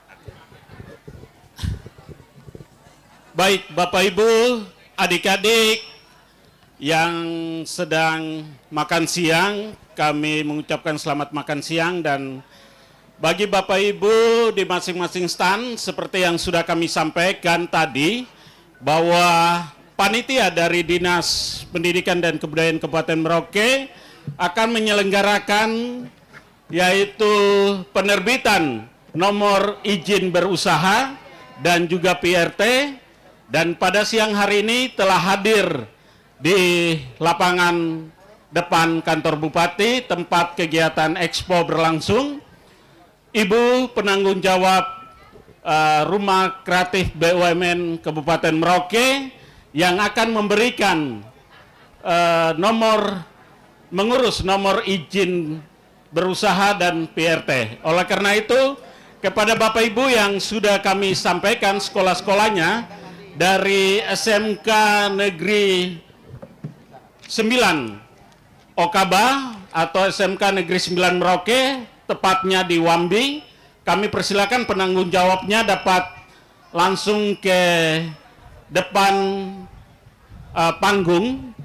Dan juga yang kedua dari SMK Negeri 11 Tomer atau SMK Negeri 11 Merauke, tepatnya di Tomer, kami persilakan untuk maju ke depan juga untuk pengurusan izin NIB dan juga PRT.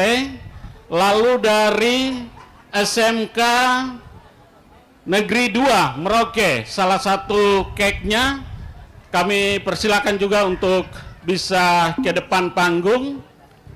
Dan juga dari SMK Negeri 6 Sota, SMK Negeri 6 Merauke, tepatnya di Sota, kami persilakan juga untuk bisa bergabung bersama, dan panitia akan membantu bersama dengan penanggung jawab Rumah Kreatif BUMN Merauke dalam pengurusan nomor izin berusaha dan juga PRT. Kepada Bapak Ibu semua, mari kita di depan saat ini kita yang berdebat dulu kurang lebih 30 menit. Oke, mari Bapak Ibu penanggung jawab, Bapak Kepala Sekolah, mari bergabung sama-sama. Ibu Dea boleh bersama dengan kami.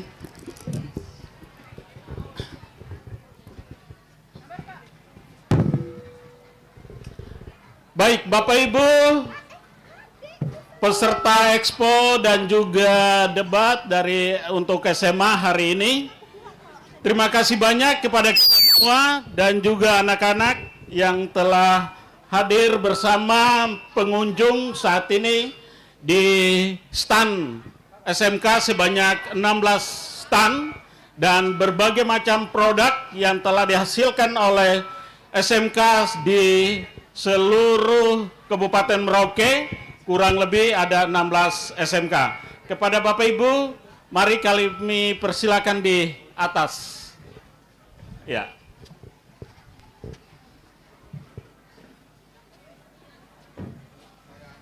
Mari. Duduk. Silakan duduk. Ya. Ya, kami mengundang Ibu penanggung jawab Rumah Kreatif BUMN. Kepada Ibu, waktu dan tempat kami persilakan. Iya, Bapak Ibu, kita beri aplaus yang meriah buat yang selama ini mendukung UMKM, khususnya juga di sekolah, produk-produk yang dihasilkan dari sekolah, untuk izin edarnya dan juga nomor induk berusahanya diterbitkan oleh Rumah Kreatif BUMN Kabupaten Merauke. Dan saat ini telah hadir bersama dengan kita untuk bersama-sama membantu sekolah-sekolah yang memiliki produk-produk yang layak untuk dipasarkan di seluruh Kabupaten Merauke, bahkan di luar Provinsi Papua. Oleh karena itu, kepada Ibu, waktu dan tempat kami persilakan. Ada beberapa hal dan persyaratan yang nanti akan disampaikan oleh Ibu, dan sekaligus memperkenalkan kepada kita semua, jika Bapak Ibu punya produk-produk yang dihasilkan oleh Bapak Ibu di sekolah maupun di lingkungan rumah tangga, kami persilakan untuk menghubungi Rumah Kreatif BUMN Kabupaten Merauke. Pada Ibu kami persilakan. Baik, terima kasih Bapak Ibu, Bapak-Bapak. Pak Simon, terima kasih juga sudah berkenan memperkenalkan kami dari Rumah BUMN Telkom Merauke. Perkenalkan, nama saya Dea dari Rumah BUMN Telkom Merauke. Saya sudah mendampingi UMKM di Kabupaten Merauke ini selama hampir 8 tahun. Dan untuk Papua Selatan sendiri, kami merupakan pendamping dari UMKM Papua Selatan sudah 3 tahun. Jadi betul apa yang dikatakan Pak Simon, kami hadir di Kabupaten Merauke ini untuk mendampingi para pelaku usaha, mulai dari legalitas, branding, dan promosi. Jadi mungkin untuk Bapak Ibu bisa melihat hasil kerja atau hasil pendampingan kami ada di SMK 5 yang sudah mulai berjalan ya. Saya harap juga mungkin salah satu tujuan dari program Expo SMK ini, teman-teman dari SMK lain juga bisa memiliki produk di masing-masing. Saya yakin teman-teman atau ibu bapak guru pasti mendampingi siswa-siswanya untuk menjadi entrepreneur. Nah, kami juga di Rumah BUMN selain membuat legalitas usaha, terus pendampingan untuk produk naik level, kami juga biasa mengadakan pelatihan minimal 1 kali 1 bulan, itu gratis untuk para pelaku usaha. Jadi untuk Bapak Ibu yang punya usaha atau misalnya melihat potensi-potensi apa yang ada di sekolahnya, boleh bergabung di Rumah BUMN. Mungkin seperti itu Pak Simon. Terima kasih untuk waktunya. Baik Ibu, mungkin kita langsung diskusi saja ini biar teman-teman 16 SMK se-Kabupaten Merauke ini bisa mengetahui bagaimana proses izin edar dan juga bisa membantu teman-teman di SMK untuk kita menjadi guru tamu, ya guru tamu, dan juga mungkin ada pelatihan-pelatihan yang bersifat gratis. Ini bisa SMK bisa ikut terlibat sehingga kita bisa menghasilkan wirausaha muda di SMK, khususnya dalam meningkatkan kesejahteraan di Kabupaten Merauke. Nah, Ibu, yang ingin kami tanyakan di sini terkait dengan persyaratan untuk NIB itu seperti apa, terus persyaratan untuk PRT itu seperti apa, sehingga Bapak Ibu kalau memang memungkinkan hari ini kita bisa menghasilkan NIB dan PRT untuk beberapa sekolah, dan besok di penutup akan diserahkan secara gratis kepada Bapak Ibu yang punya produk. Ini di penutup besok Expo, dan kita akan dari hasil hari ini bisa kita dapatkan sertifikat NIB dan PRT. Seperti itu, Ibu. Oke, baik Bapak. Jadi untuk main Bapaknya bilang main. Iya, Bapak Ibu. Iya. Jadi kalau untuk NIB sendiri itu kalau nggak ada masalah di sistemnya Pak, kami bantu fasilitasi, sebetulnya mungkin barang 10 menit saja sudah terbit. Terus untuk itu perizinannya, untuk persyaratannya sendiri hanya email aktif dan KTP dari PIC. Jadi tidak bisa atas nama sekolah atau atas nama kelompok, tapi perorangan memang. Makanya tadi saya bilang, sampaikan ke Pak Simon, disiapkan untuk PIC-nya saja, seperti itu. Untuk PIRT-nya sendiri, PIRT ini izin edar untuk pangan, itu minimal teman-teman sudah memiliki produk jadi dan sudah ada desain labelnya, begitu. Karena akan diupload di sistem untuk penerbitan si PIRT sendiri, seperti itu. Baik, terima kasih Ibu. Teman-teman, Bapak Ibu semua, hasil dari NIB itu cuma 10 menit Bapak Ibu. Yang selama ini bertahun-tahun Bapak Ibu pusing, hari ini akan ada dengan kegiatan Expo ini kita berbagi bersama, dan hari ini pun Bapak Ibu bisa mengurusnya, dan besok kami akan menyerahkan sertifikat secara gratis kepada Bapak Ibu jika Bapak Ibu hari ini langsung mengurusnya. Hanya modal apa? KTP, dan sudah ada desain produknya, dan saya yakin produk yang ada ini sudah ada desain semua, tinggal PRT dan juga NIB-nya. Baik, terima kasih Ibu. Untuk selanjutnya Bapak Ibu bisa menjelaskan alamatnya dan juga nomor HP Ibu kalau boleh bisa di-share di saat ini, sehingga seluruh SMK se-Kabupaten Merauke ini bisa mengurus. Jika nanti kendala dan lain-lain bisa konsultasi bersama dengan Ibu. Oke, baik. Iya. Untuk saya tadi ditelepon sama Pak Simon untuk membantu Bapak Ibu dari SMK lain untuk menguruskan PIRT dan NIB. Kantor saya ada di belakang kantor pos, ada di kantor Telkom, di sebelahnya ada rumah BUMN. Atau kalau misalnya ini saya bisa pinjam karena saya anggota Dekranasda Kabupaten, nanti saya pinjam sekretariat Dekranasda untuk kita sama-sama supaya Bapak Ibu tidak jauh toh ke kantor saya bisa pinjam sekretariat Dekranasda untuk pengurusan NIB. Berarti sebentar mungkin kita makan siang dulu, baru saya tunggu Bapak Ibu di kantor sekretariat Dekranasda saja ya, seperti itu. Waduh, ini sudah sangat mempermudah sekali Bapak Ibu. Jadi di kantor Bupati ini sudah disediakan langsung, jadi Bapak Ibu sebentar setelah makan siang langsung menuju ke sana, dan saya yakin pasti akan segera diproses. Di sebelah sekretariat PKK. Lantai 1, lantai 2 Ibu? Lantai 1. Lantai 1 berarti di bawah? Iya, di bawah, ya. di dekat parkiran sebelah. Oke. Iya. Oke, baik. Terima kasih Ibu. Baik, Bapak Ibu, Ibu Dea, terima kasih banyak telah memberikan kesempatan dan peluang kepada kita semua. Memang selama ini terima kasih kami produk-produk dari SMK Negeri 5 Merauke selalu didampingi oleh Rumah Kreatif BUMN Kabupaten Merauke, dan dari kurang lebih sudah hampir 5 tahun ya Ibu. 5 tahun berjalan, dan puji Tuhan sampai saat ini kami sudah memiliki haki dan juga izin edar BPOM, dan produk kami sudah sampai ke beberapa daerah, bukan aja di Papua tetapi di Surabaya, di Jakarta, Pemangkasan Madura, Bali, dan juga Jogja. Dan puji Tuhan melalui tangan ketiga, produk kami juga sudah kirim ke Korea Selatan melalui tangan ketiga di Jakarta.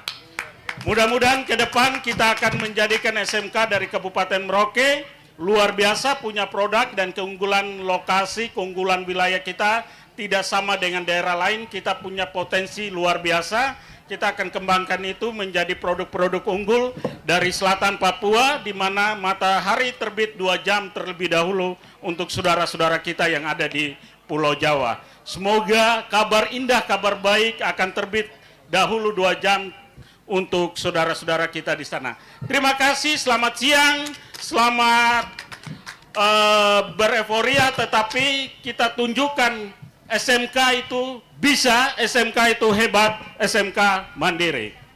Demikian untuk kita semua, selamat siang, dan selanjutnya boleh beristirahat dan makan siang. Sekali lagi terima kasih kepada Rumah Kreatif BUMN telah membantu khususnya sekolah-sekolah di SMK.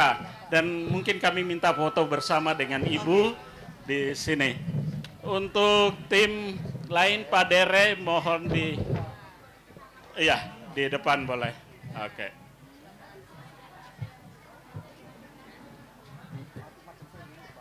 Ya, tidak menuntut ke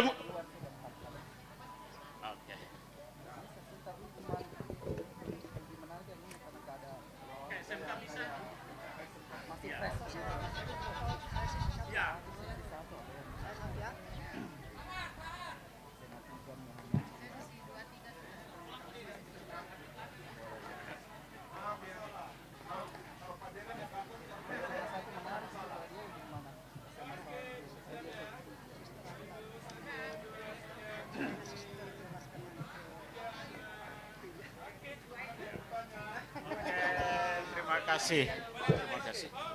Siap. Iya.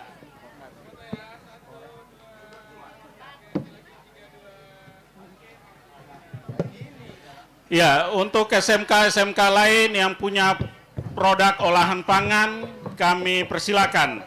Dan juga saat ini kami juga akan kerjasama dengan Dinas Tanaman Pangan Kabupaten Merauke terkait dengan izin untuk produk-produk pertanian, yaitu pupuk organik cair, pupuk organik padat, dan juga lainnya. Ibu.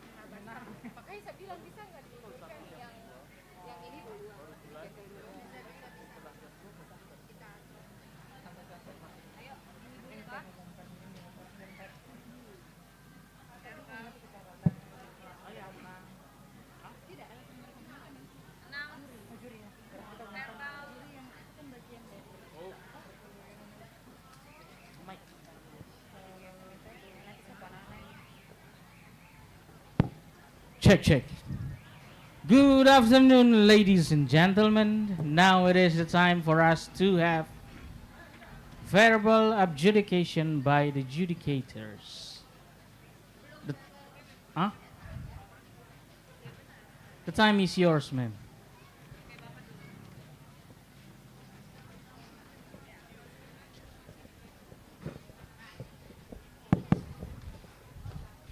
Oh, thank you for note taker. Okay, good afternoon for all. Yeah, I've been asked to give a bit comment about the first round.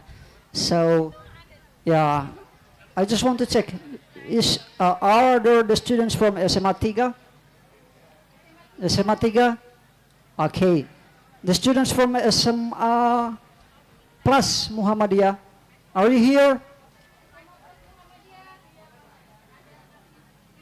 Okay.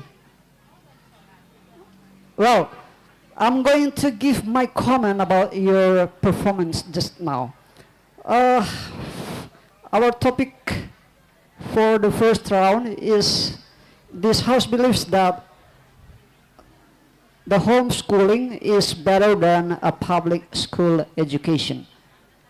I have to say that generally, all of the participants from the first speaker from the government, and also the first speaker from the opponent or opposition team, actually you have you had started a good debate, good opening by giving definition about the topic. You also have already tried to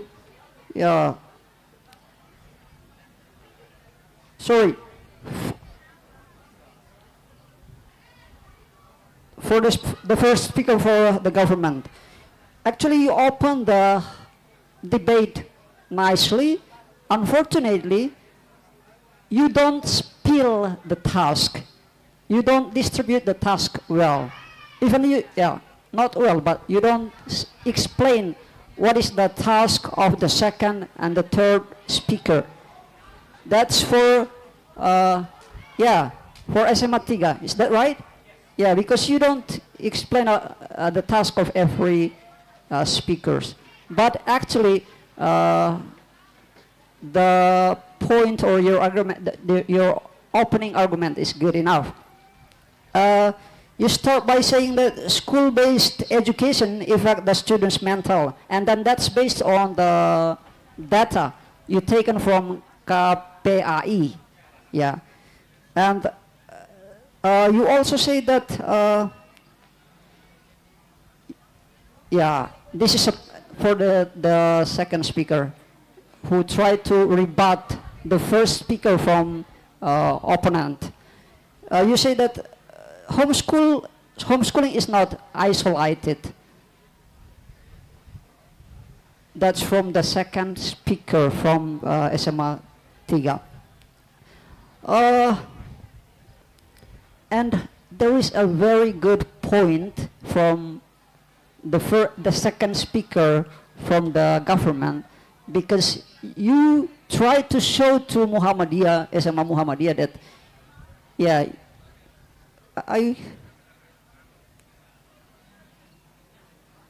you don't deny homeschooling. Yeah, that's your rebuttal. You don't deny homeschooling. That's the point that I catch from your debate. So,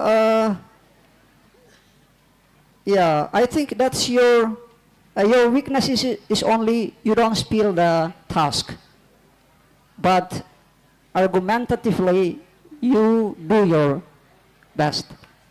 Okay, and then for the Muhammadiyah, for SMA from SMA Muhammadiyah, the first speaker start good opening also. Yeah. Even you also spill the task from every speaker. You explain the task of every speaker. Unfortunately, like the government say, you say that you don't deny homeschooling. You don't deny homeschooling. It means that you agree with the government side, because you stated that you don't deny, you don't refuse homeschooling. In this debate, try not to agree with your opponent when you agree with your opponent, yeah, that's your weaknesses. Can you catch the point? Okay. You also say that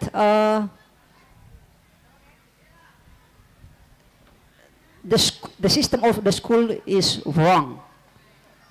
Indirectly, actually you are telling us that the school is not good, right? Yeah, because you say that the system of the school is not good. Yeah. The wrong system, the wrong school system. When you say that the school has the wrong system, it means that yeah, and indirectly you say that, yeah, the school is bad. So why don't we send our why don't we teach our children at home? That's the point. So I think that's some critical notes, some critical points that I need to tell you. So about who is the winner, who is the winner of this round. That is the right of the committee. The committee will announce that. But I give my comment, and then that is the consideration for us to decide which is the winner and which is the I don't want to say that. Yeah, the runner-up. I think that's from me. Thank you. All right. Good afternoon, everyone. I would like to give comments on the second round and the third round. That's my task. Okay, start from the second round. That is SMA 1 Tanah Miring and SMA 2 Merauke. SMA 1 Tanah Miring, are you here? Yeah. SMA 2 Merauke, are you here? SMA 2 Merauke, are you here? Oh, yeah. Okay, I would like to give notes on what I've got from your performance. First, SMA 1 Tanah Miring, based on my notes, you have arguments, which is good. Your arguments is more than one. So you talk about why TKA should not be held at school. So you say it can cause the reductions of the quality of the education, because 12 years of learning, or 3 years of learning should only depend on one test, that is TKA. You told me like that. And then the second thing is it's manipulative test, because you only focus on how to face the test, and you take a course and you prepare for the test in order to get a good score. So it doesn't represent the real ability of the students. And then the next thing is TKA is not holistic test, which means it doesn't grade the various intelligence. It's only academical things and not various intelligence, like about what we called the behavior and then the skills. So in TKA, it only focuses on academic things. And it can lead to depressions. Your student told us it can lead to depression when the student does not reach at certain levels of TKA score. They will get stressed and get depressed, and it causes mental problems, I mean. Yeah, so which is good. The first speaker, we're doing great. And then the second speaker, they did rebuttal. That's good.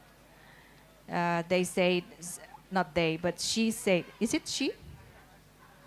She, yeah. She said the score only represent in the single numbers, A, B, C, so it doesn't represent the full ability of the students. which means, oh, you're good at these things and you're good at that things, you're weak at these things and you're weak at that things. So it doesn't cover in TKA, yeah? Yes, TKA, okay. And you also presented some data, but there is no the source of the data. Unfortunately, you didn't mention the source of the data, like based on statistical data from BPS, yeah, and so on. And for the second speaker, you need to improve your pronunciation. Okay. And then the third speaker, yeah, he or she, I think he focused on concluding what has been said by his friend. So he focused on mental health and failure to measure a varied competence and so on, which means not very clear, yeah. I think it's not very clear. His speech was not very clear, but yeah, I got the message. And for the reply speech for SMA 1 Tanah Miring, you didn't tell us how the debate ran from your side. The difference between the third speaker and the reply speech is the third speaker is concluding what has been said by the first and then the second speaker. But for the reply speech, you have to retell what has been experienced in the process of debate from your side. For example, like the opposed team gave us some POI, they said like this, but our answer is like this.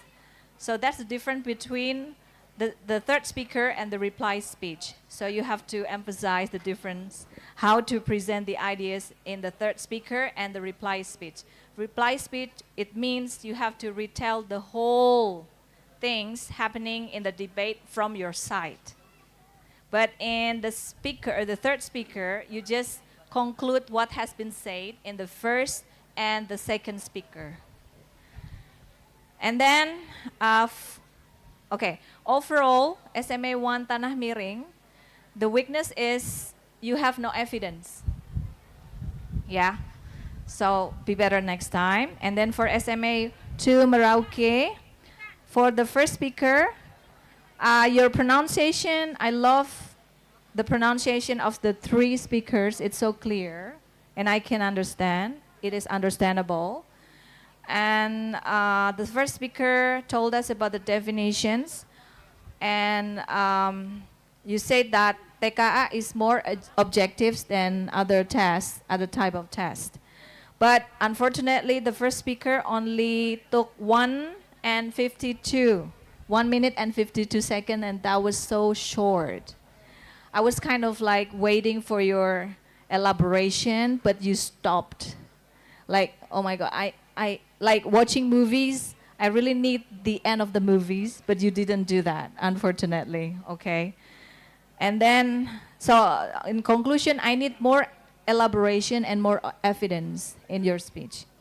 And then the second speaker, you should explain why TKA should go, not should be banned. But there is one statement in your statement said, you say that TKA not used to test the academy, the character value.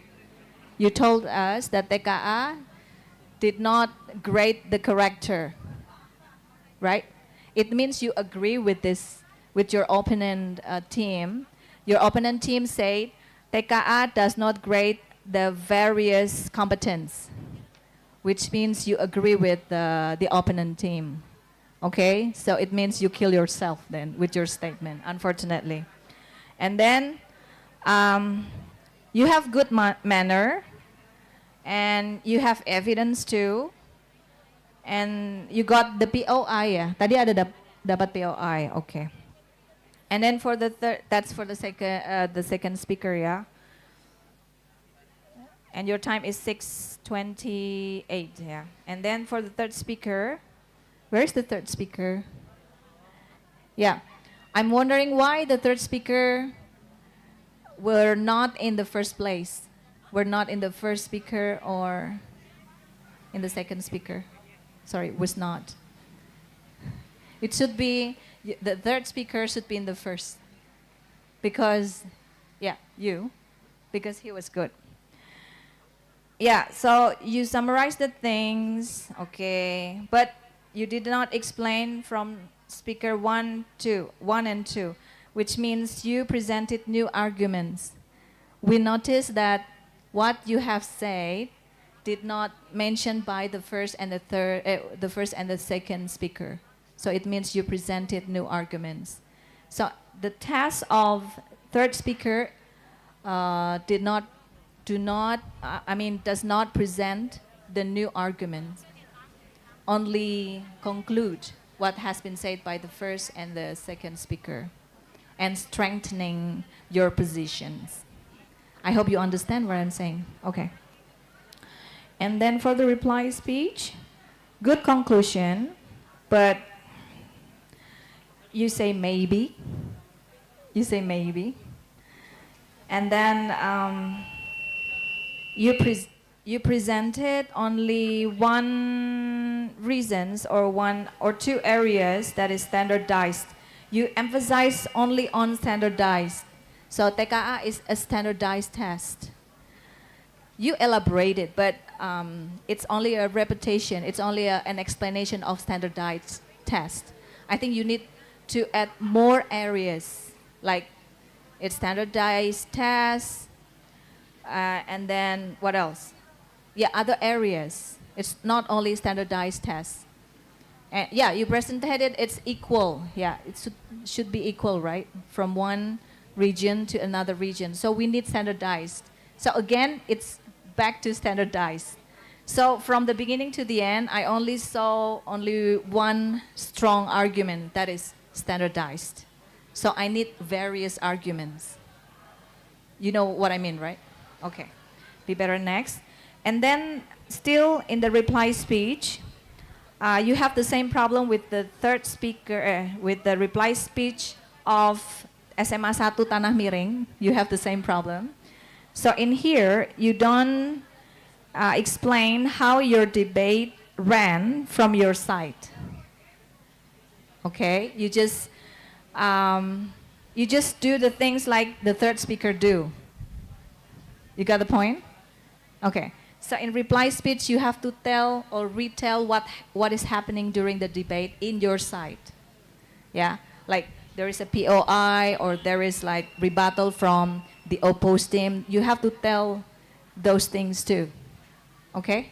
So not only concluding what has been said by the first, the second, and the third speaker, but also retelling what is happening during the debate from your side. Okay, I think that's all. Thank you. Yeah, and then we go to the third round. That is between SMA 1 Merauke. Are you here? SMA 1 Merauke and SMA 1 Kurik. Where are you, SMA 1 Kurik? Okay. So thank you for making us confused. Yeah, maksudnya to decide which one is the winner, because both of you are even row, but still we need to decide which one should be the winner. Okay, start from SMA 1 Merauke. For the first speaker, you have good pronunciations and okay, I love your arguments. You say young students are not ready to decide because they're not mature enough. And then you also presented the times at the team split. Yeah, what areas you want to explain. That's good. And you put also the evidence, like I love that things like students will prefer to choose easy, fun, but they don't think about their future career. So it's just impulsive decisions. Yeah, so far so good. And then for the second speaker of government team, that is SMA 1 Merauke. Okay, very good rebuttals. Okay, very good rebuttals. And then, okay, I love the way you say. So in this case, what matters is how the world work, but not specialist. Yeah, okay, I love that things. So we create a problem solver, not a specialist. Okay, good arguments and good manner. And you presented good evidence too. So far so good for the second speaker. Now we go with the third speaker. Good rebuttals, very good rebuttals. And then students, okay, good way of conclusions, that's good. And you put a lot of evidence, which is strengthens the ideas of your team, that's good. And then for the reply speech, good philosophy and it hit to the core. You say, if the student still needs the mentor, so it's not full autonomy. So it hits the core, yeah, for me. And then for the opposition team, yeah. But there is one weakness that you need to improve. You don't answer the POI. Okay? Yeah, it is allowed not to answer the POI, or that belongs to one of your strategy. But it shows your capability of answering the POI, which means you are not having a good, what we call it, capability to answer questions. Okay? So be better next time. You should answer the POI. That's why you need to read more to be more literate. Okay? And then we go to SMA 1 Kurik. Hello, SMA 1 Kurik. Are you doing fine? Kurik is how long? Does it take long from here to Kurik? 1 hour? 2 hours? Yeah, but I'm surprised that you can do the debate very well. So who is your mentor? I really want to see your mentor. Oh, okay. Right, we go to the first speaker. You have good manner, yeah? Your manner is convincing. That's good point from you. And then you presented enough evidence, I mean. And you also elaborate the team split. The first speaker will talk about this, and then the second speaker will talk about this, and so on and so on. And then you presented a good argument. Yeah, you say that don't underestimate the autonomy of the student. I love that. Because the student learn from small mistakes to be a professional. And then you also presented the POI. Good, yeah. And you're good at answering the POI from the opposed team. And you have a compact ideas, which is good. Yeah, for the first speaker, so far so good. And then the second speaker, you did the rebuttal and good too. But for the POI from the opposed team, I think you didn't answer the POI of the first, I mean, the second or the first? The second speaker, yeah. The second speaker from the opposed team. You didn't answer. So you answer the other thing. And then, yeah, I love your arguments, but unfortunately, I need evidence.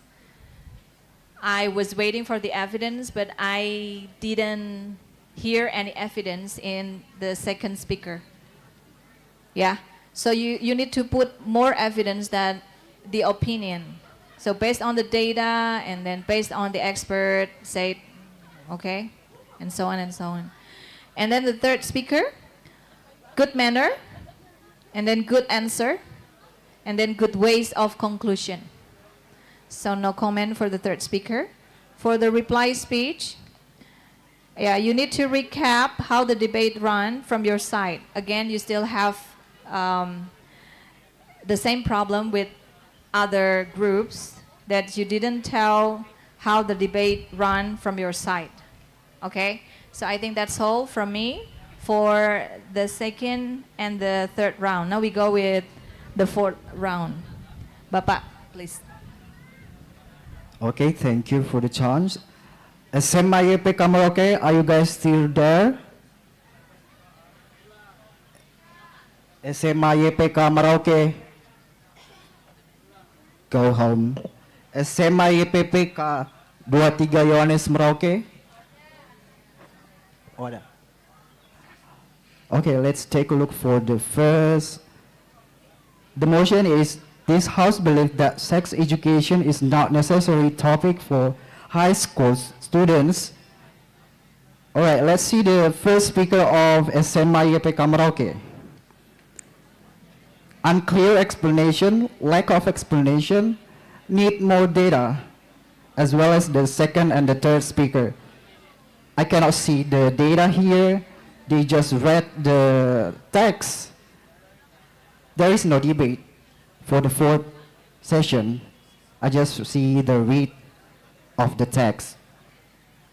For the SMA YPK 23 Yohanes Merauke,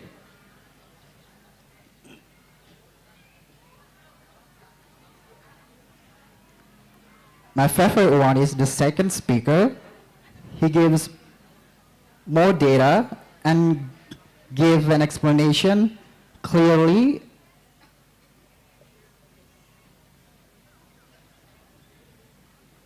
So, between the team of SMA YPK Merauke and SMA YPK 23 Yohanes Merauke, my favorite one is SMA YPPK 23 Yohanes Merauke.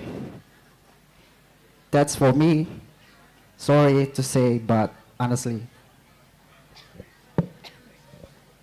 Okay, please, comedy. I think it's time for you to announce which one should go to the semi-final.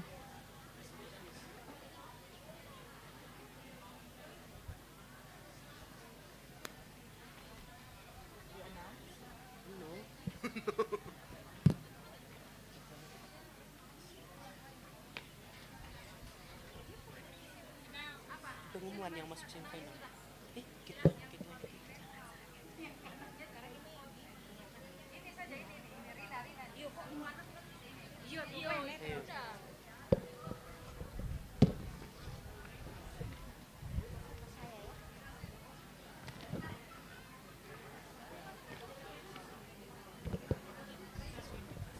Kok bayar biaya transport loh?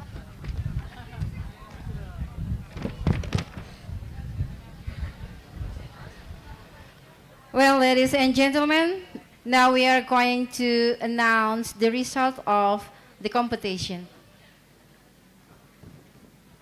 Thank you for the chance given to me. I am the most neutral teacher here because my student didn't join this contest. I hope someday. Okay, amin. Well, saya mau lihat ini pesertanya udah kursinya banyak yang kosong. SMA Muhammadiyah masih ada? Mana SMA Muhammadiyah? Ya, SMA Negeri 3 Merauke ada? Ada. Biar 5 orang hunya keras. SMA Negeri 1 Tanah Miring. Oke, SMA Negeri 2 Merauke. Kalem-kalem. SMA Negeri 1 Kurik. Ya, yang jauh tapi semangatnya. SMA Negeri 1 Merauke. SMA YPK Merauke. SMA YPPK Yohanes 23 Merauke. Well, are you ready for the result? Yes. The first round, the contest between SMA Plus Muhammadiyah Merauke and SMA Negeri 3 Merauke was won by SMA Negeri 3 Merauke. Congratulations. Okay, the second round, the contest between SMA Negeri 1 Tanah Miring and SMA Negeri 2 Merauke was won by SMA Negeri 1 Tanah Miring. Okay, the third round between SMA Negeri 1 Kurik and SMA Negeri 1 Merauke was won by, ini pertandingannya sengit ini tadi ronde ketiga nih. SMA Negeri 1 Merauke. Sama-sama Negeri 1. Okay, the last session, the English debate competition between SMA YPK Merauke and SMA YPPK Yohanes 23 Merauke was won by SMA YPPK Yohanes 23 Merauke. Okay, congratulations for the participant. So now you can prepare to the semi-final, and I give the time to the committee to decide which team will be first round.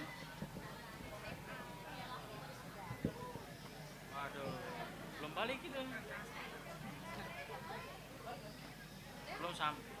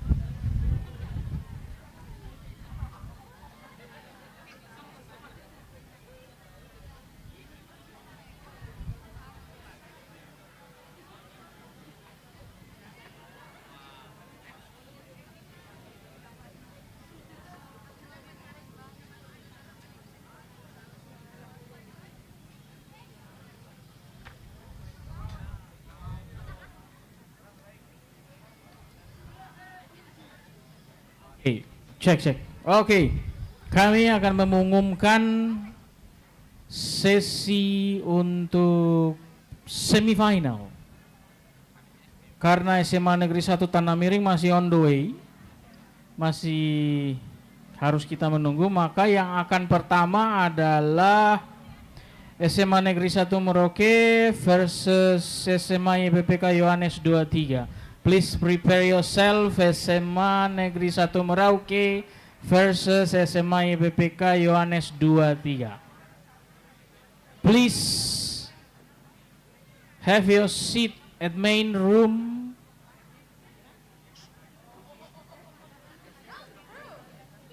Main tenda. Please take your seat at main tenda. And we'll take motion.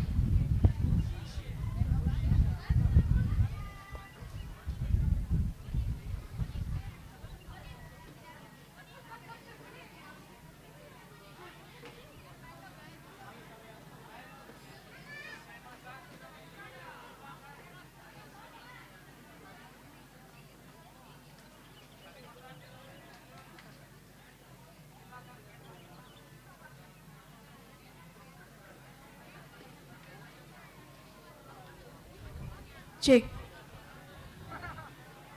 Oke, SMA 1, SMA John, silahkan ke samping kanan untuk take the motion and the position. After that, we're gonna have the semi-final between SMA Negeri 3 and SMA Negeri 1 Tanah Miring.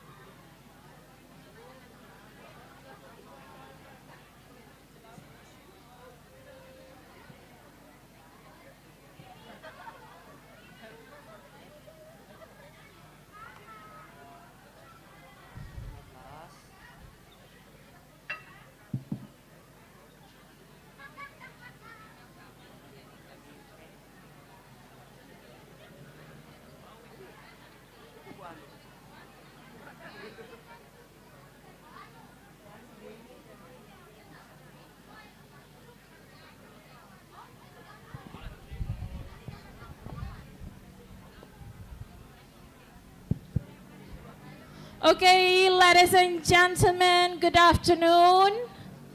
Good afternoon, ladies and gentlemen.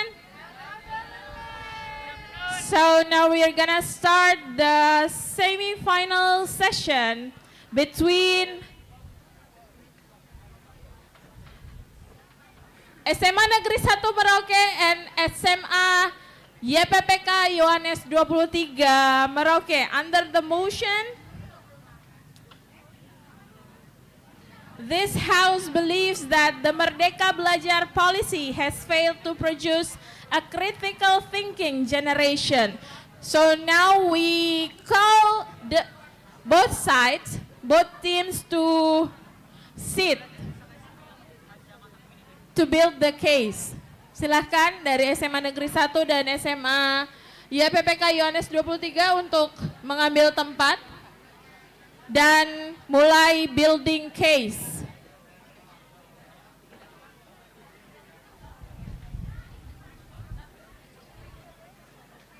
Okay, so ladies and gentlemen, please welcome the government team from SMA Negeri 1 Merauke. And the opposition team from SMA YPPK Yohanes 23 Merauke.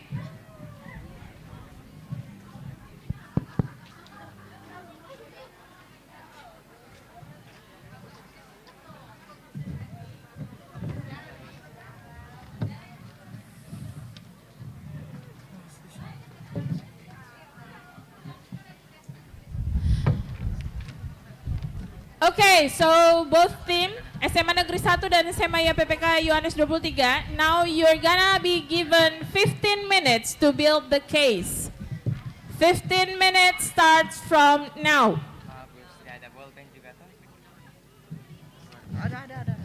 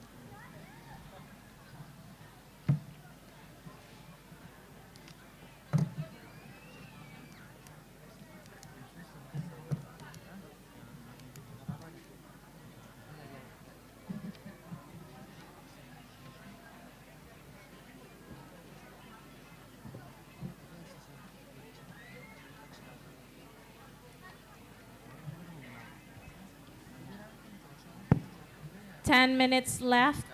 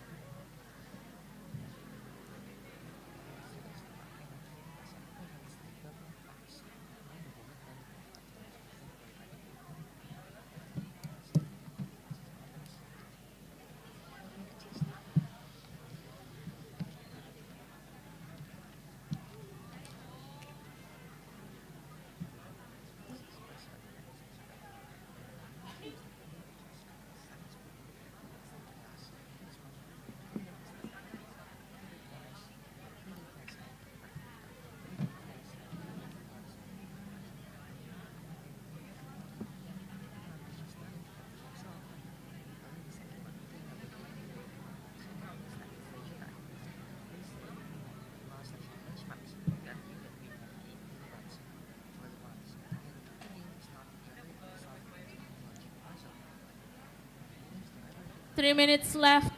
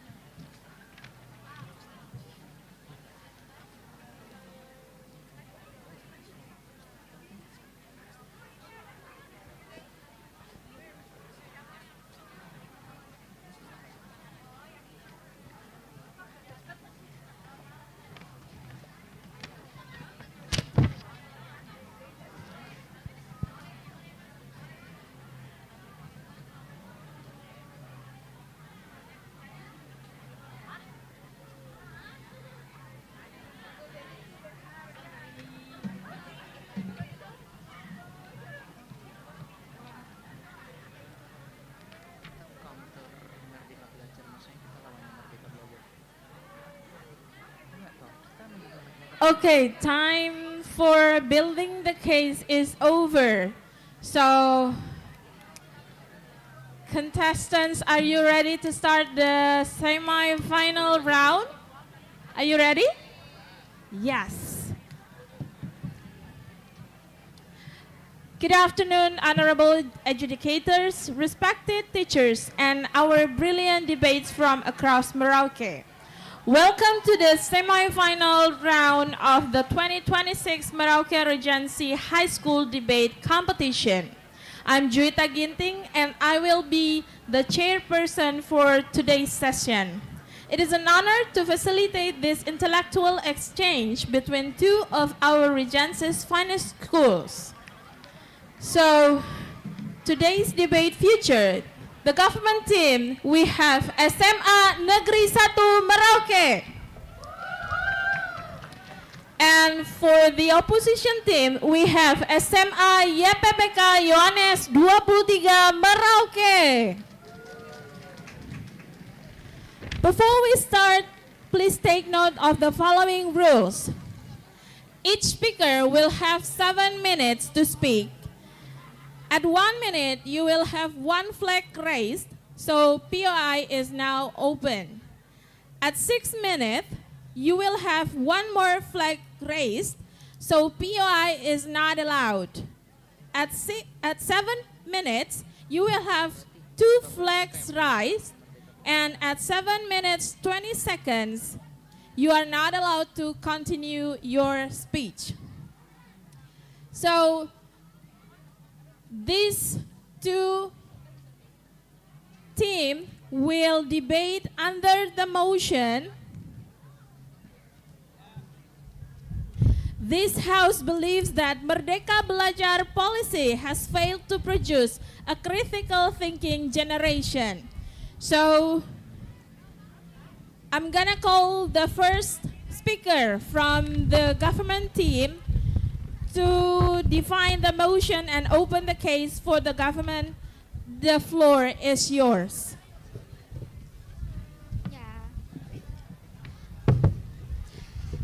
I'll start my speech in 3, 2, 1. Good afternoon, ladies and gentlemen, the honorable adjudicators, moderator, timekeeper, and everyone present here today. We are the team for SMA Negeri 1 Merauke. Ladies and gentlemen, please allow me to introduce our team. I am Rini Aniwa, and I will be serving as the first speaker of this team, together with my females, Andino Putra Andika Bakti as the second speaker, and Gloria Yulita Patruhan as the third speaker.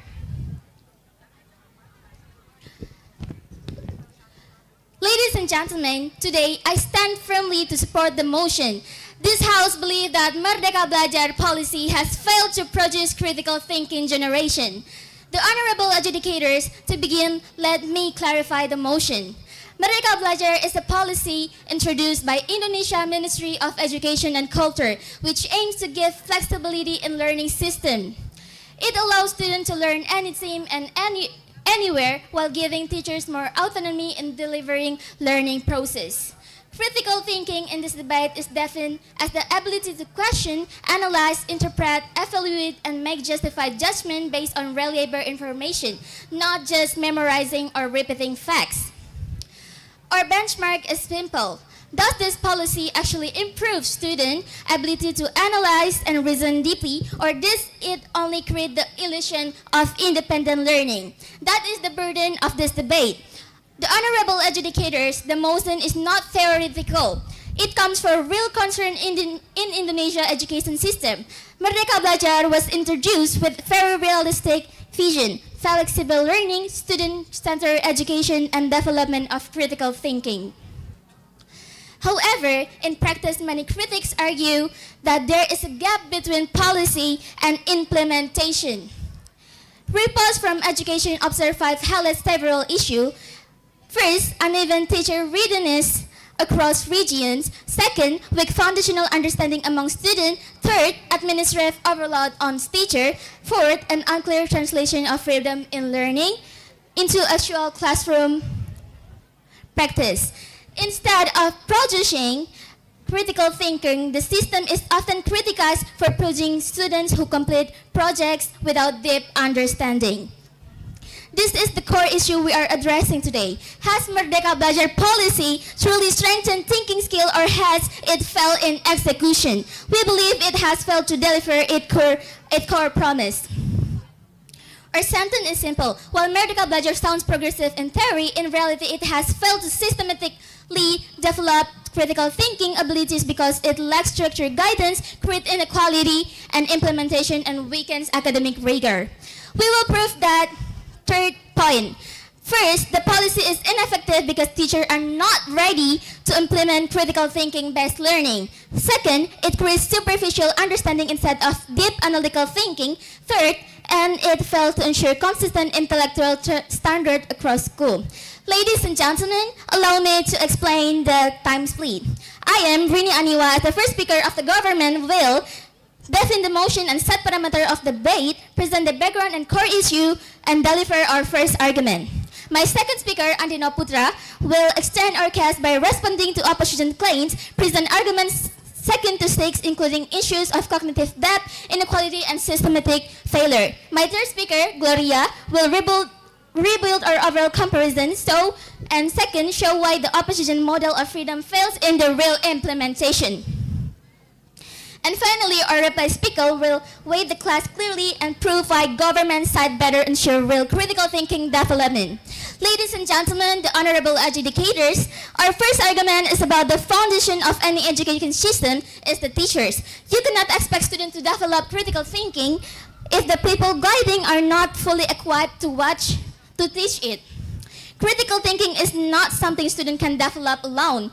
It must be actively guided, challenged, and structured by teachers. However, according to Indonesia Teacher Competency Data, or UKG, the average performance still reflects a significant gap in pedagogical readiness. Many teachers were trained under traditional rote learning system, not critical pedagogy. So what happens when a system suddenly demands freedom in learning without adequate preparation? Instead of structured critical thinking activities, what often appears in classroom is 3 points. First, unstructured group tasks. Second, superficial projects. Third, or even free time being mistaken as learning. This creates what we call translation failure, where policy intention is high but classroom execution is a low quality. A study from SEMARU Research Institute also highlights that many educators struggle to interpret Merdeka Belajar guidelines due to their abstract nature. Without strong teacher capacity, the idea of independent learning becomes inconsistent and shallow across school. And the honorable adjudicator, this is crucial because critical thinking requires guided intellectual pressure. Teacher must challenge students' reasoning, correct logic, and push depth of analysis. But when the teacher is not ready, the process collapses. Instead of producing critical thinkers, the system risks producing students who are simply busy, not truly thinking. That is, we say, without teacher readiness, Merdeka Belajar cannot achieve its core goal. That's all from my speech. Thank you.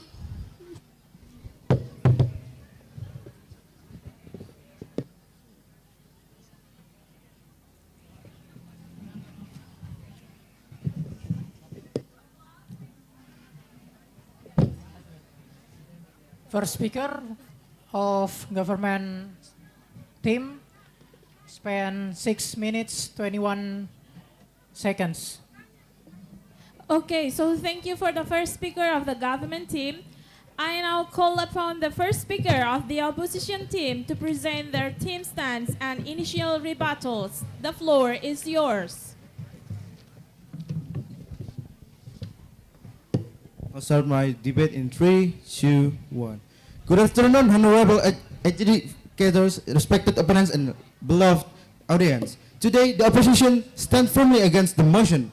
We reject the premature and reductive claim that the Merdeka Belajar policy has failed. To label the systemic transformation as a failure, while it is still in nascent stage of implementation, is not only logical flawed, but also ignores the historical and structural baggage of the Indonesian education system. Our central stance is clear. The perceived lack of critical thinking in our current generation is not a failure of the Merdeka Belajar policy. Rather, it is the result of deeply rooted systemic inequalities, transitional challenge, and uneven infrastructure that the policy is precisely designed to fix. In short, you cannot blame the medicine for the severity of a long-standing illness. To ensure a productive debate, let us clarify our terms. First, Merdeka Belajar, not just a curriculum but a holistic educational reform designed to promote flexibility, student-centered learning, project-based learning, and analytical skills. Second, fail. A condition where a policy is conceptually flawed and unable to reach its goals. We argue that slow progress in a broken system does not equate to policy failure. Third, critical thinking generation. A cohort capable of analyzing, evaluating, and problem solving. This is an outcome that requires a complete ecosystem, not just a textbook change. We must look at the implementation realities. We cannot judge this policy based on the elite schools of Jakarta.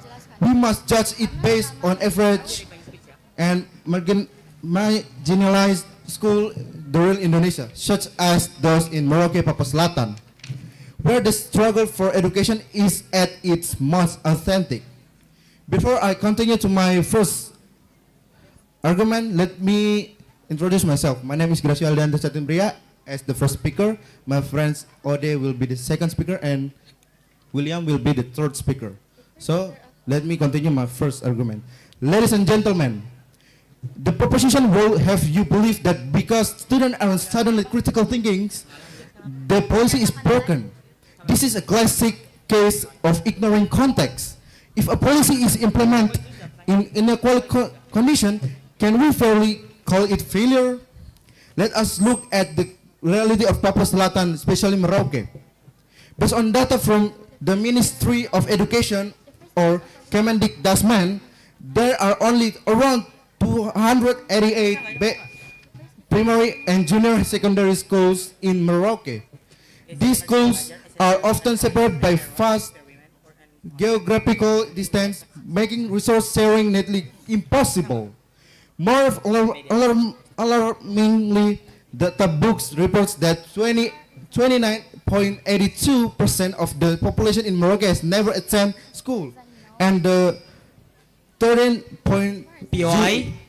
No, thank you. 4% did not finish primary school. The logical impact. How can we expect a curriculum designed for critical thinking to show immediate results when nearly a third of the population lacks access to any school? Critical thinking is a high-level cognitive skill that requires a foundation of literacy and numeracy. In Merauke, only 6.77% of the population holds a higher education degree. When the input is so severely compromised by poverty and lack of access of any failure in output is a failure of infrastructure, not a failure of the Merdeka Belajar philosophy. The proposition argues that the policy is failing change to generation. However, a policy is only as good as its administrative backbone. In Papua Selatan, Merauke alone message over 22,000 students, yet we see thousands of data inconsistencies or residual NESN, according to papuaselatan.thisway.id. The government is still heavily focused on training teachers just to use the Dapodi system correctly. Why does this matter? If a system is still struggling to correctly identify who its students are and where they are, how can it perfectly execute a complex pedagogical shift like a project-based learning? First, critical thinking requires mentorship. Second, mentorship requires teacher distribution. And third, teacher distribution requires accurate data. The failure the proposition described is actually a friction of a system finally trying to modernize itself. The fact that we are uncovering these data gaps now is a sign that the policy is finally forcing transparency into a stagnant system. Educational performance no thank you. Like a software update, you cannot download critical thinking overnight. History shows that successful educational shift, examples such as those in Finland and Singapore, took 10 to 20 years to manifest in the national character. Merdeka Belajar is in its infancy. To demand a critical thinking generation within a few years is an unrealistic and unfair standard. In Merauke, we're moving from a culture of rote memorization to student-centered learning. First, the old system. POI? No, thank you. Students are told what to think. And second, Merdeka Belajar, students are being asked how they think. Even if the progress is slow, the direction is correct. A ship turning around in narrow harbor moves slowly, but don't say the engine has failed just because it hasn't reached open sea in 5 minutes. Contrary to the proposition gloom, there are no thank you. Are signs of life. By introducing project-based learning or P5, the government has empowered teachers in remote areas to use their local environment as a classroom. In Merauke, instead of studying abstract urban, thank you.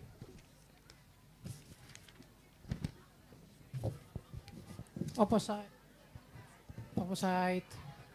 speaker from opposite team spend 7 minutes. Okay. Okay.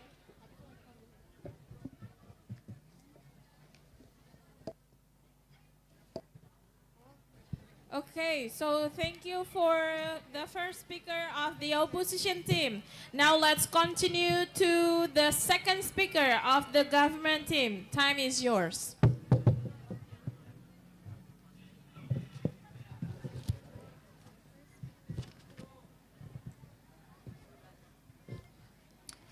I'll start my speech in 3, 2, 1. Ladies and gentlemen, honorable judges, and our beloved partner from the opposition team. Judges, I think in this debate, we can do a lot of rebuttal to the opposition side because a lot of their argument, I think they just trying to support this motion instead of decline this motion. Judges, the opposition will stand here today and maybe they will talk about the freedom. They will say that Merdeka Belajar is a revolution that liberated our students from the checklist of the old system. But let us be very careful, judges. Let's be very, very careful with the word of freedom. Judges, freedom without a map is just a loss. Freedom without a foundation is just a chaos. The government believes that Merdeka Belajar has mistaken independence from indifference. We have removed the national exam or ujian nasional. We have simplified the curriculum and we have told students they can choose whatever they want. But in doing so, we have lowered the bar. We have traded the cognitive rigor for the figure creativity. Today, we will prove that this policy has failed because it ignored the reality of our teacher readiness. It drowned our student in useless information and it creates an illusion of comfort that kills the hunger for the critical thinking. We are not producing thinkers, but we are producing dreamers who lack in the tools that to survive a complex world. Judges, and that's why as the second speaker, I will explain more in detail and provide evidence that this motion have to be supported. First, we are talking about the teacher competency gap. Judges, our first argument is about that engine of education. The teachers. You cannot have Merdeka Belajar or independent learning if you don't have Merdeka Mengajar atau independent teaching. Judges, our evidence, critical thinking is not something a student discovered alone. It is a skill that must be modeled by a master. According to the UKG in the 2024 data in Indonesia, the national average for teacher competency is still below 60%. Most of our teachers were trained in the old system of rote memorization. When we suddenly say no, be creative.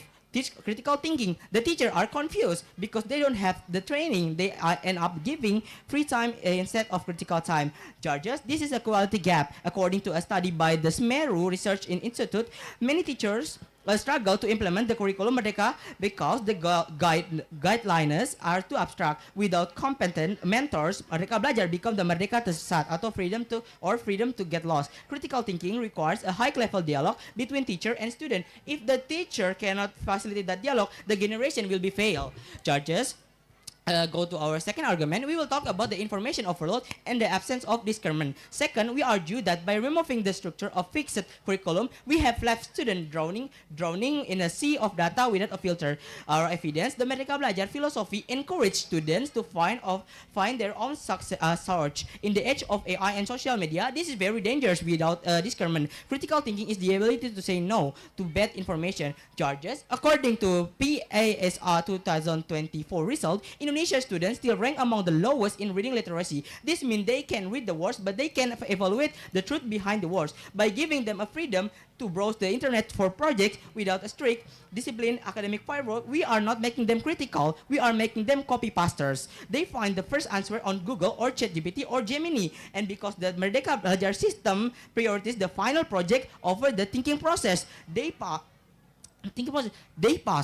We are producing a generation that know everything but understand nothing. They have information overload but zero analytical depth. Real critical thinking requires a slow, disciplined study of difficult texts, something that Merdeka Belajar has replaced with fun activities. Go to our third argument. We are talking about the illusion of comfort versus cognitive rigor. Judges, third, we must talk about the psychology of learning. Real thinking is painful. Real learning is difficult. Our evidence, Merdeka Belajar focuses heavily on the happiness of the student, while the sounds humane, it has removed cognitive rigor. By removing the national exam and high state testing, we have removed the academic pressure that forced the brain to sharpen itself. Judges, the psychologist Lev Vygotsky talked in the 2025 about the zone of proximal development. For a student to grow, they must be pushed to their limits. Merdeka Belajar has created a comfort zone. If a student finds a math hard, they will use AI. They can just not choose it. If they find science boring, they can use another AI. They can try to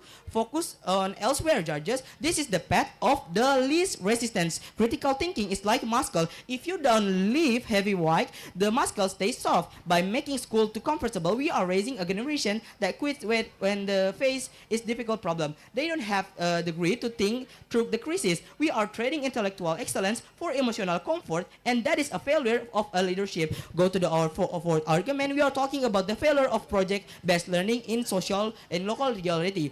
Judges, fourth, let's look at the P5 atau project penguatan profil pelajar Pancasila. This is the heart of the new policy, but in reality, it has become a craft show, is not a tank. Judges, our evidence, visit any school in Indonesia now. When they do project, what are they doing? Of course, they are making trash into a fashion. They are trying to do a traditional cooking food, or they are trying to dancing. These are a good activity, but charges, let's be honest, if they do produce, did they produce a critical thinking? No, they are not. Charges, they are produce art and craft. Charges, critical thinking should be, why is there trash in our river? Let's analyze the chemical data, the local laws, and the economic impact. But because the policy is too flexible and teachers are overwhelmed, the project becomes a performance where prioritizing output over input. Charges, students are busy cutting paper and painting poster, while their ability to solve complex mathematical or social problem is declining.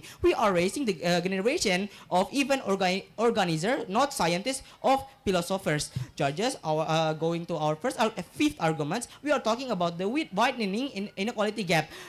Fifth, Merdeka Belajar assumes that every school has the same resource to be independent. It ignores the digital and resource divide. Our evidence in this argument, in a rich school in Jakarta, Merdeka Belajar might work because the students have a high-speed internet and the parents with PHDS. But in rural school in Papua or NTT, Merdeka Belajar is a disaster. Without a strict government mandate curriculum and standardized goals, those students are left behind. And that's why, judges, last, we will talk about the diagnostic assessment. Let's talk about personalized learning. The government say, access the student first, then teach according to their level. Judges, our evidence in our last argument, in a classroom with 40 students. Enough. Okay, that's why let's stop the performance and start the thinking. Enough. Yeah, we know. Second speaker of government spend 7 minutes.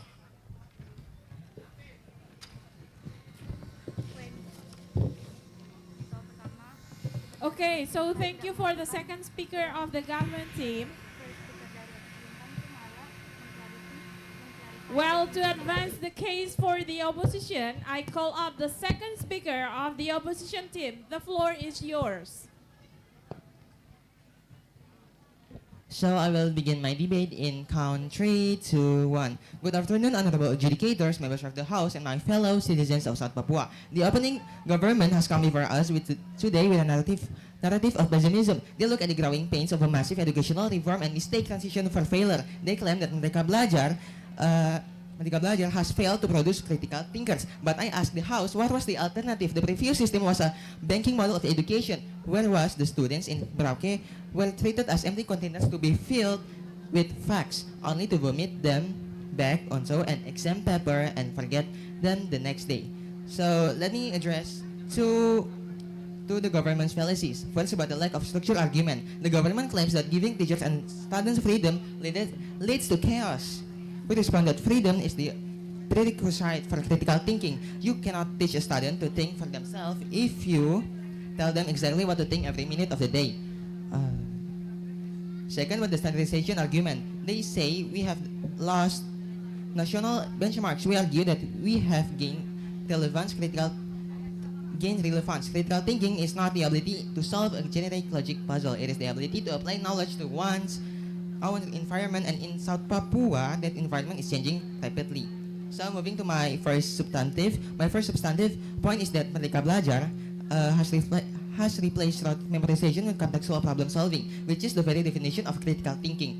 Under the old regime, students in some school memorized the definition of ecosystem from a textbook written in Jakarta. Under Merdeka Belajar and the curriculum Merdeka, that same student is now engaged in the P5 project or Project Penguatan Profil Pelajar Pancasila. So we should look at the schools in the district Kutik or Semangga. Students are no longer just reading about biology; they are tasked with the soil acidities, with projects involving the national food estate impact. They are asking why is the soil acidity changing in our rice fields, or how the irrigation from the Mara River affected our local economy. This requires the students to gather data, interview local farmers, and analyze variables and present a solution. This is not a rote learning. This is a high-order critical thinking skills in action. When a student has to defend a project to their peers and teachers, they are developing the critical faculty, the ability to question, to verify, and to conclude based on evidence. So moving to my second substantive is that critical thinking cannot be produced by robotic teachers.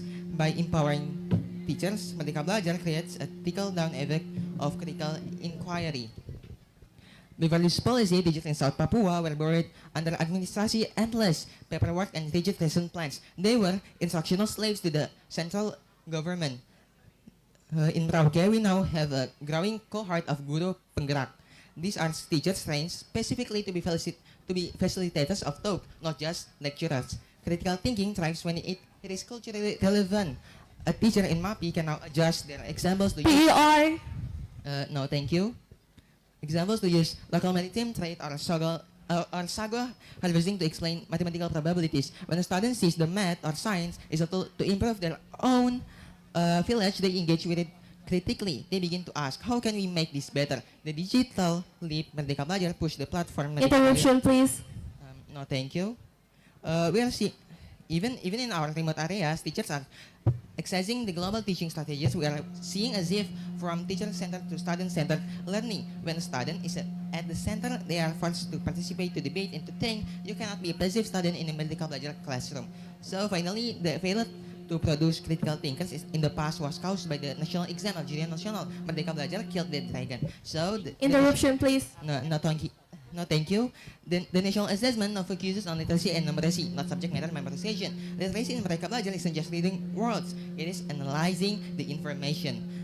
The test now asks students to read two conflicting new articles and identify the bias. It asks them to look at a graph of Merauke, rainfall, and predict a harvest outcome.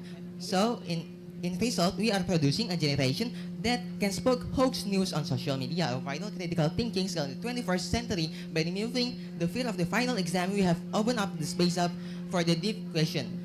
So honorable adjudicators, critical thinking is not a light switch that you flip on and off. It is a seed that requires the right soil. For 70 years, the soil of Indonesian education was obedience and memorization. Merdeka Belajar has tilled that soil. It has replaced the concrete in the standardization with the oxygen of autonomy. In the schools of South Papua, from the urban centers Merauke to the riverside classroom of Asmat, we are seeing a new type of student, a student who asks why. To ask why, a student who connects their lesson to their land, a student who doesn't just wait for the answer but goes out to find it. To call this policy a failure is to ignore the fighter, project-based and student-centered revolution happening in our classrooms right now. The government wants to go back to the safety of the cage, but our science choose the POI. of the sky. No, thank you. For the future of the animal generation and for the intellectual sovereignty of the South Papua, this motion must fall. Thank you.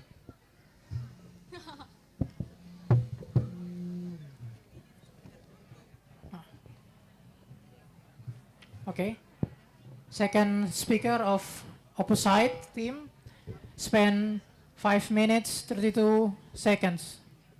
Okay, so thank you for the second speaker of the opposition team. We now move to the final substantive speeches. I call up the third speaker of the government team to summarize the clash and defend their position. The floor is yours.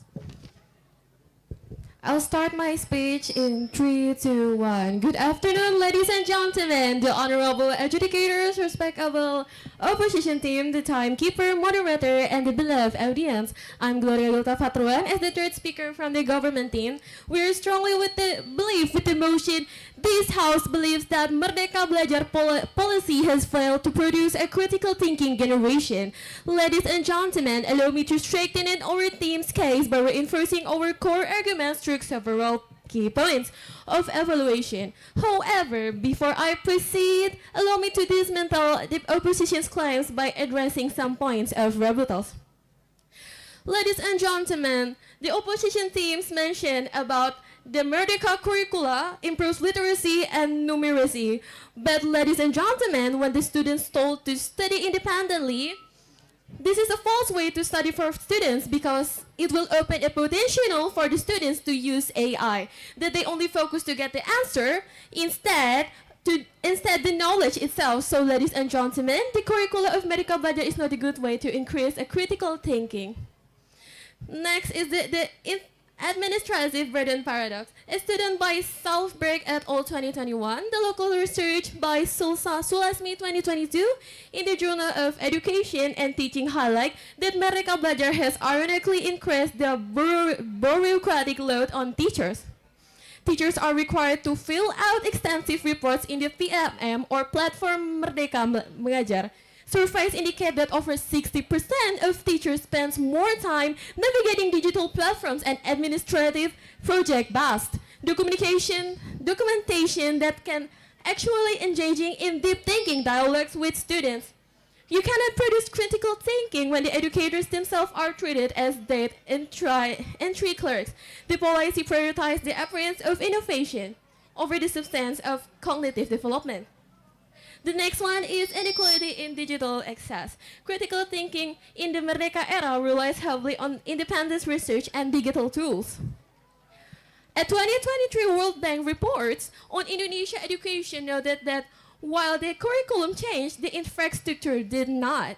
Only roughly 34% of schools' rural areas, 30 regions, have stable internet access, sufficient for the independent learning modules required by the curriculum. This policy has failed because it's Jakarta-centric in region without access. Independent learning becomes no learning, leaving a wider gap where only the elite can offer resources to develop critical thinking, while the majority are left behind.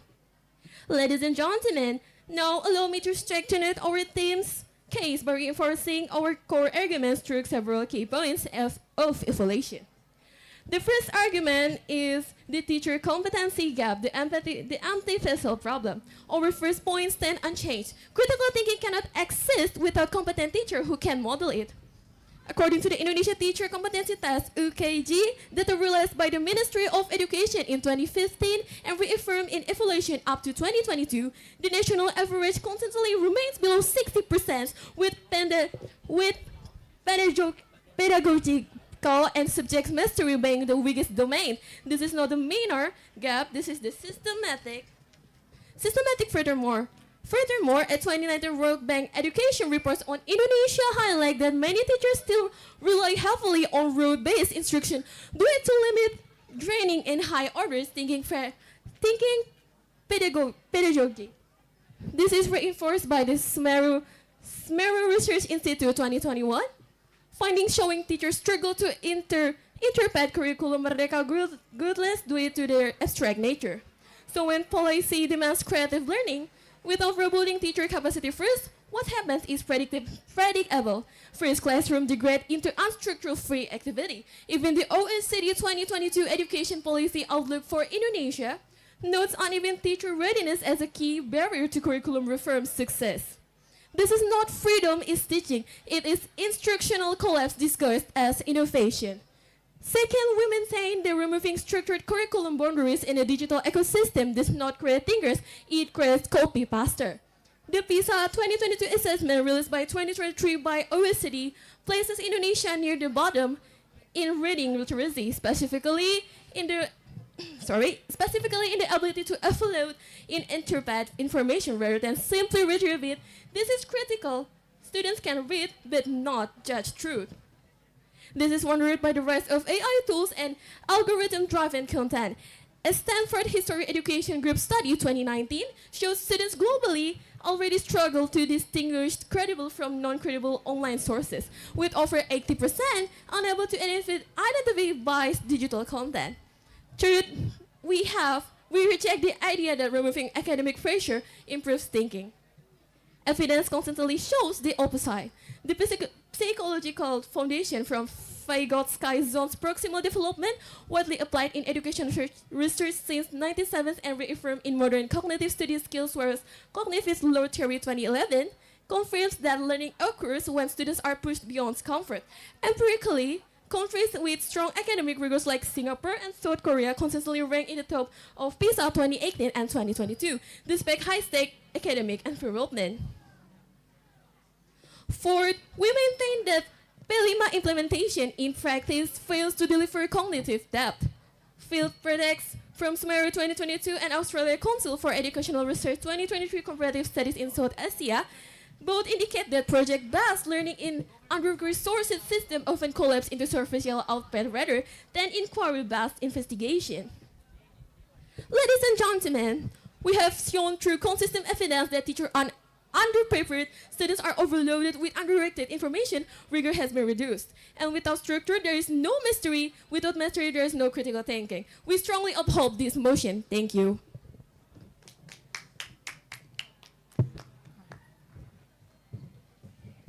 Third speaker of government team, spend 6 minutes 37 seconds. Okay, thank you for the third speaker of the government team. Finally, I call up the third speaker of the opposition team to deliver the final substantive speech for the negative. The floor is yours.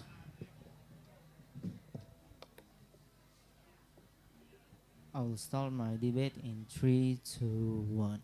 Honorable adjudicators and members of the House, the government come today with a narrative pessimism. They only look at the growing pains. Today, my duty as third speaker is to destroy government claim. The government claim that Merdeka Belajar has failed to produce critical thinkers, but it's not, because Merdeka Belajar is more flexible. Honorable adjudicators, critical thinking is not an light switch you can switch to turn on and off. Government thought that by erasing Merdeka Belajar, they will produce critical thinkers. But they not. By erasing Merdeka Belajar, the students will not have freedom to think for themselves if you tell them what to do. This motion must fall. Thank you.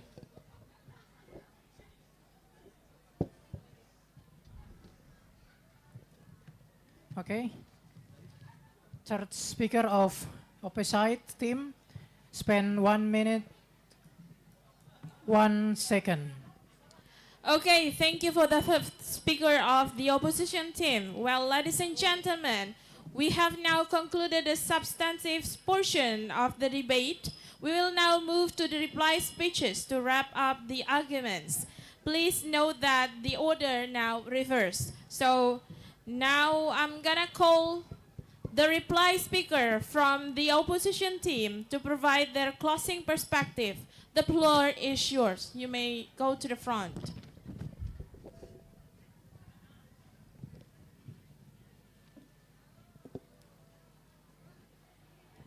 I'll start my debate in 3, 2, 1. Honorable adjudicators, as we reach to the conclusion of this debate, two distinct worlds have been presented before you. The proposition has built a world of instant results. They look at a system that has been broken for decades and expect a 3-year-old policy to have already created a perfect generation of philosophers. Because they see friction and unevenness, they label it a failure. The opposition, however, has presented a world of systemic transformation. We have shown you that the Merdeka Belajar policy is not a failure, but a long overdue surgery on a patient that has been ill for a long time. We have argued that the failure the proposition described is actually the unconferring of structural inequalities, especially in regions like Merauke, that this policy is finally addressing. The proposition's entire case rests on the idea of that because PISA scores or critical thinking level haven't skyrocketed yet, the policy has failed. We have responded by showing that critical thinking cannot be manufactured in a vacuum. You cannot produce a critical thinker in a school in Merauke if that student doesn't first have a teacher who is empowered to be flexible. By introducing the curriculum Merdeka, the government has shifted the focus from what to think to how to think. We argue that the failure to see immediate result is a time frame fallacy. Real education reform takes a decade. The proposition is trying to judge a marathon by the first 100 meters. A major point of protection is in this debate was the reality of remote regions like Papua Selatan. The proposition claimed that the policy failed students in Merauke. We, the opposition, turned that argument on its head. We proved that the struggles in Merauke due to the structural neglect, lack of electricity, internet, and teacher distribution, not the Merdeka Belajar policy itself. In fact, we showed that the Merdeka Belajar policy is the first policy that actually gives school in Merauke the autonomy to adapt. Before this, they were forced to follow a rigid Jakarta-centric curriculum that made no sense in their context. This policy isn't the problem. It is the first real tool they've been given to bridge the gap. The proposition spent a lot of time blaming the policy for the low critical thinking skills we see today. We offered a crucial rebuttal. The policy is a mirror, not the disease. Merdeka Belajar has exposed the inconsistencies in our national data or Dapodik and the gap in our teaching quality. You do not break the mirror because you do not like the reflection. The proposition wants to burn the map because the terrain is difficult. We on the opposition believe in following the map to fix the terrain. Judges, why does the opposition win this debate? We win because we provide a realistic and contextual analysis. First, we prove that solid progress is not a failure. Second, we prove that autonomy or the core of Merdeka Belajar is the only way to foster critical thinking in an inequality country. Third, we prove that the proposition stance is dangerous because it suggests we should abandon the most progressive reform in Indonesian story simply because it is difficult to implement.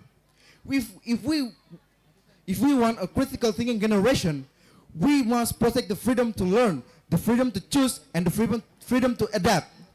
We must fix the system that surrounds the policy rather than blaming the policy for the system flaws.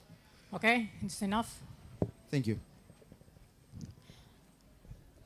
Reply speech of opposite team. Spend 4 minutes. Okay, finally I call up the reply speaker from the government team to close this debate. For the government team, time is yours.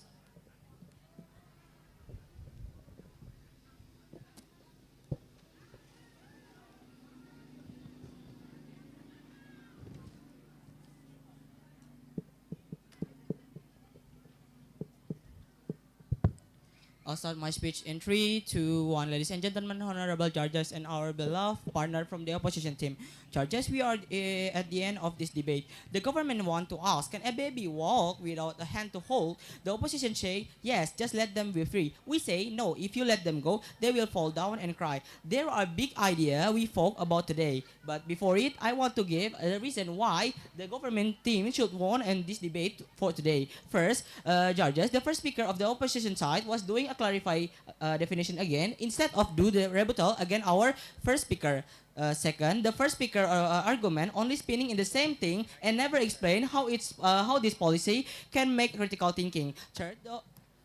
Third, the opposition team never giving a POI on our first, second, and third speaker, so we think our argument is true and have zero weak spot to getting rebuttal. Four, they always decline our POI, so we think they are not confident about their argument. Last, we think our argument with the data or evidence is more relevant and concrete with what we are facing now, especially in the century full of AI. Charges. There are big three ideas we talk about today. Let's look at them in a very simple way. First, we are talking about the class about the freedom and foundation. The opposition say freedom is good. No more tests, no more hard book, but charges, freedom without a map is just being a loss. Imagine a small child in a big forest. If you say go anywhere, they will just walk in circles. Charges, Merdeka Belajar took away the big test or ujian nasional. They told kids, just do the project, have fun. But now kids don't want to read big hard book anymore. They just want to copy pasta from Google. They think they are thinking, but they are just playing. You cannot have a smart brain if you don't learn the hard fact first. The opposition want a house of sand. We want a house of stone. Charges. Second, the class about the teacher and the big mess. The government say that a teacher is like a captain of a ship, but Merdeka Belajar gave a captain too many papers to fill out. The teacher are now too busy with application and reports. They don't have time to look into the child eyes and teach them how to think. Charges. The opposition side, the opposition will say that teachers are now free. We say no, teachers are now tired. If the teacher is tired and confused, the child will be confused too, Judges. You cannot teach critical thinking if the teacher is just trying to finish a project that looks pretty but has no brain inside it. It's like a toy that looks nice but is broken inside. Third, the class about thinking and feeling good. The opposition say kids are very happy now because the school is easy. We say life is not easy, Judges. If you make school too soft, the kids will be soft too. Critical thinking is like a muscle. You only get a muscle if you lift heavy things. By taking away the hard rules and the big standard, we are making our children's brains weak. They know how to make poster, but they don't know how to make a poster. They know how to make a poster, but they don't know how to solve a hard math problem. They are dreamers, but they are not thinkers in the real world. A dream can fix a breach, of course, a sick person. Charges, the opposition want to be nice. We want to be real. Merdeka Belajar was a nice idea, but in this real world, it's a failing, Charges. Our kids are getting dumber in reading and math because we told them it's okay, just be happy. We need to bring back the map. We need to bring back the standard. Don't let our kids wander in the dark of the forest. Too much freedom, Judges. At the end of this debate, the opposition side is just loud at speaking, but their logic are empty. For a smart and strong Indonesia, the government is proud to propose. Thank you.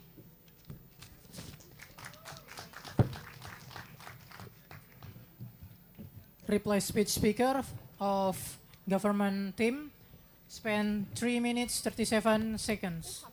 Okay, so that officially concludes today's debate. Let's give one more big round of applause to both SMA Negeri 1 Merauke and SMA YPPK Yohanes 23 Merauke.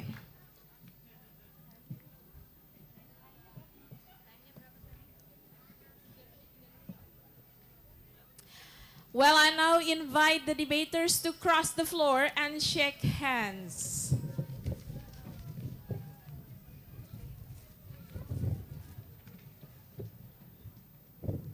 And then you may leave the stage.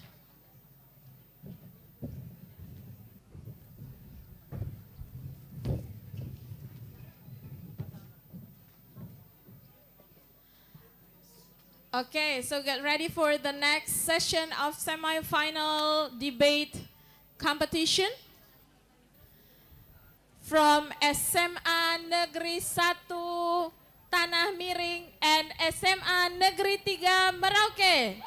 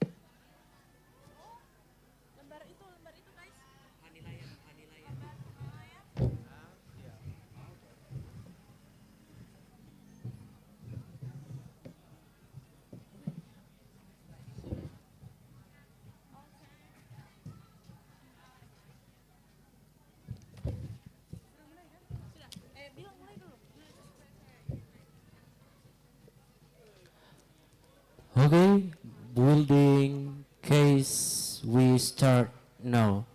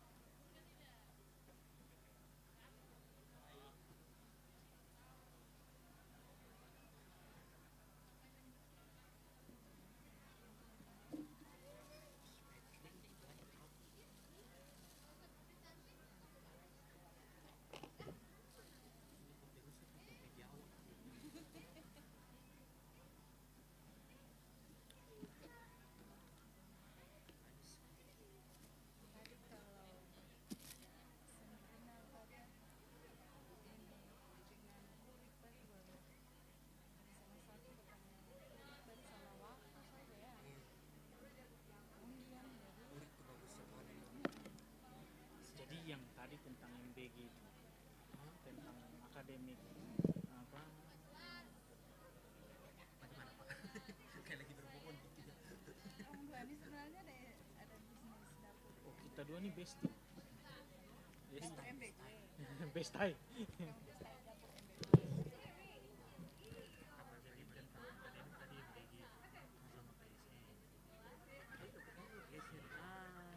Oke sip. Kan yang lagi booming tuh. Oke. Mau fokus untuk final kan impromptu nih. Tapi ada yang bilang langsung dibaikan sekarang. Ada yang bilang langsung dibaikan saja. Iya, bisa juga. Nanti kita tulis saja berapa tuh. Berapa tapi tetap nanti mau pelajari semua. Dia ada 4. Iya.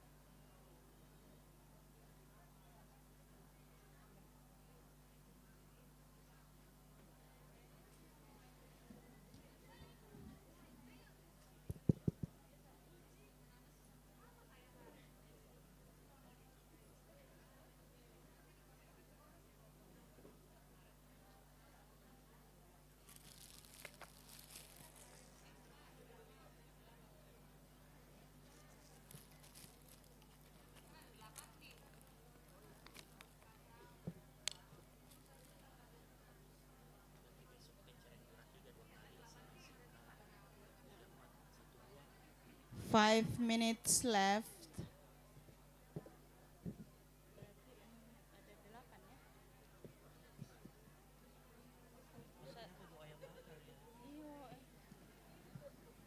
Sudah kenyang tadi.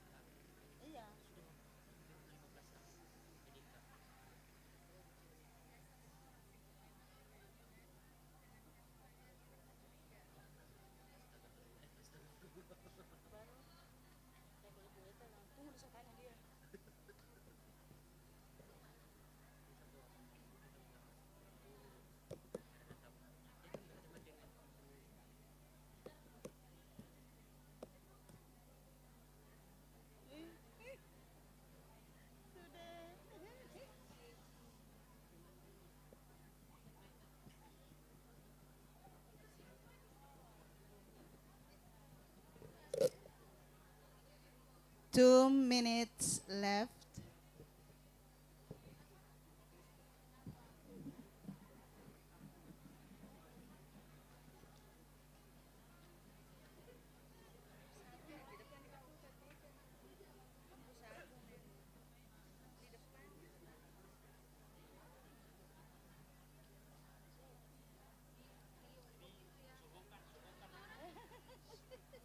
Mana mau?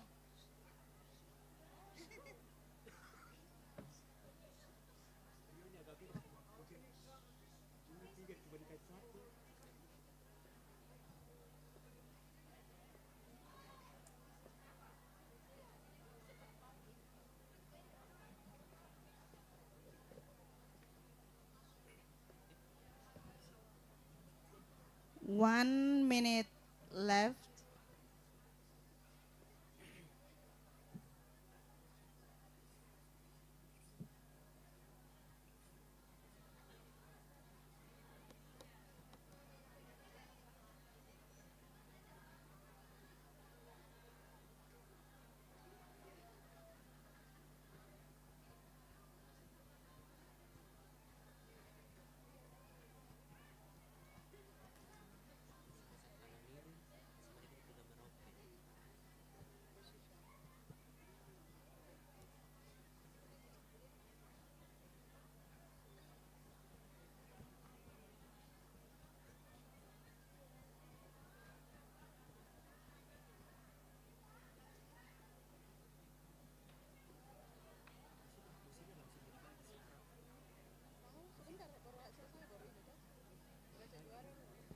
Okay, time is over.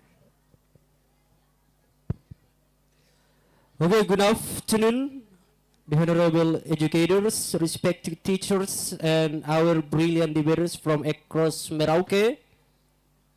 Welcome to the semi-final round, the 2026 Merauke Regency High School Debate Competition. Now, we have affirmative theme of government theme. We have SMA Negeri 1 Tanah Miring. Where is the supporters of SMA 1 Tanah Miring? And the opposition team, we have SMA Negeri 3 Merauke.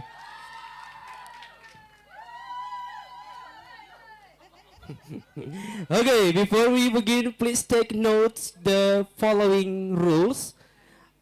At the one minute, one flag will be raised, and the 6 minutes, one flag will be raised, and 7 minutes, 2 flags will be raised. It means the time is up, and it means that the POI are closed.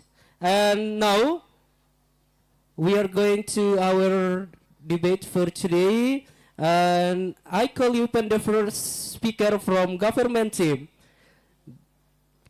The floor is yours. 7 minutes to speak.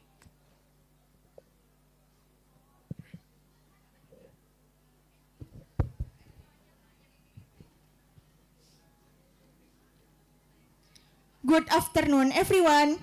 The Honorable Educator, Moderator, Team Keepers, and our beloved partner opposite team. Ladies and gentlemen, our motion today is this House believes that fast food should be banned in school. And we are government team. And I will be start 3, 2, 1. From our perspective, schools have a duty of care to provide a healthy environment, allowing fast food contradicts the educational mission of the teaching health and nutrition. Additional argument, the brain fat factor. Fast food in high in refined sugars and saturated fats, which leads to energy crashes, this costly lethargy and poor concentration in afternoon classes. School should provide high quality fuel for high quality learning. Additional facts, scientific studies show that diets high in processed foods are linked to lower IQ scores and poor memory retention in the developing teenage. One of the strongest reasons why fast food should be banned in school is because it directly harms students' health and learning ability. Fast food is typically high in sugar, unhealthy fats, and salt, which can lead to serious health problems such as obesity, diabetes, and heart disease at a young age. One of the strongest reasons healthy fast food should not be banned in school is because short of police time limits, students' freedom of course, and fail to address the root of the problem. Students are individuals who need to learn responsibility, including making decisions about what they eat. School have a duty of care to provide a healthy environment, allowing fast food conducting the educational mission of teaching health and nutrition. Fast food can harm student health. And evidence and facts. According to the World Health Organization, childhood obesity has reached epidemic proportions. High sodium and trans fats found in fast food are linked to decreased cognitive function and brain fog in students. Positive impact. Students develop better eating habits that's a lifetime, leading to decrease in long-term health scores.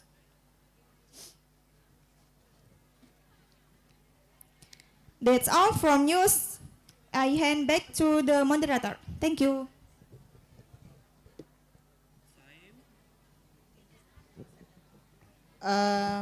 For government team, you spend 3 minutes and 3 seconds. Okay, thank you for the speaker. And now I called the first speaker of opposition team. The floor is yours.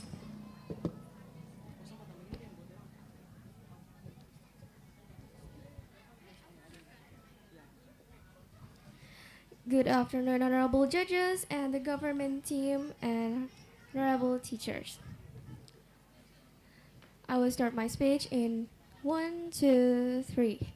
Honorable judges, if we ban fast food in school today, we aren't saving anyone. We are just creating a generation of kids who will crave it even more the second they step outside the school gate. Okay, you see. We propose that instead of a ban, the government should mandate nutritional labeling in canteens. Schools should allow fast food vendors only if they provide a healthy side like fruit or salad and limit their serving days. We want to teach students some moderation, not a total avoidance.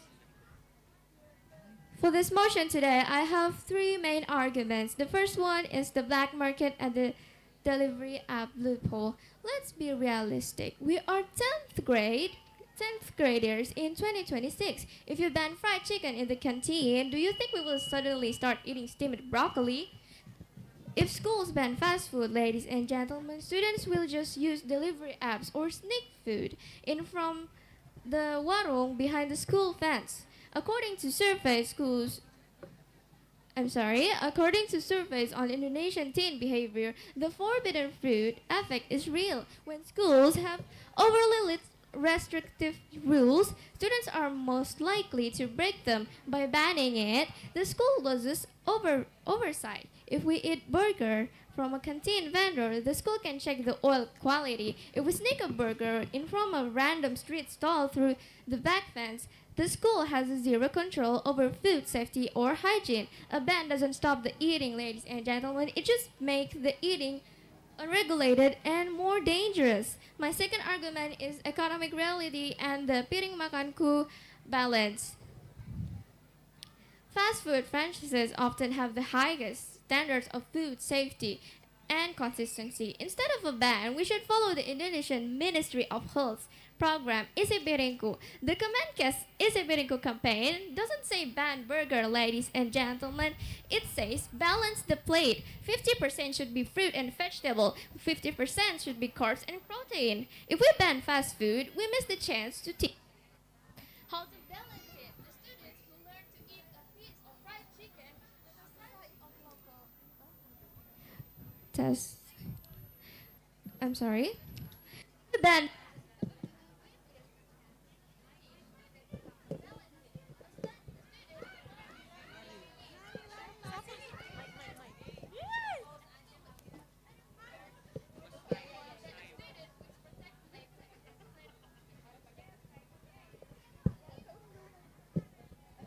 Thank you. I repeat, if we ban fast food, we miss the chance to teach students how to balance it. A student who learns to eat a piece of fried chicken with a side of local vegetables at school is much better prepared for the real world than a student who is protected in a bubble and then goes crazy on junk food once they get to university. We need to socialize healthy habits, not dictate them. And for my last argument is the freedom of choice as a prerequisite for maturity. School is supposed to be a place where we prepare for adulthood. Adulthood is full of bad choices. If the government controls every single calorie we eat for 12 years, we never develop internal disciplines, ladies and gentlemen. Psychological studies on restricted eating shows that children who grow up with food bans are most likely to develop binge eating disorders later in life. In Indonesia, we have a very diverse food culture. By banning certain foods, honorable judges, we believe that the school is acting like a nanny state. We believe that the role of the school is to provide the facts about calories and health and then trust the 10th grade or every student to manage their own body. We aren't toddlers, ladies and gentlemen. We are the future leaders of this country. We deserve the agency and the power to act, to choose our own lunch. Instruction, please. No, thank you. Honorable judges, the government plans is a short-sighted, lacking imagination or foresight solution to a complex problem. A ban will just lead to canteen smuggling and less safety. Moderation through isi piringku is more effective than prohibition. Respect our intelligence and teach us how to eat. Don't just tell us no. Let's keep the canteens open, keep the option diverse, and focus on real education. Thank you. I beg to oppose.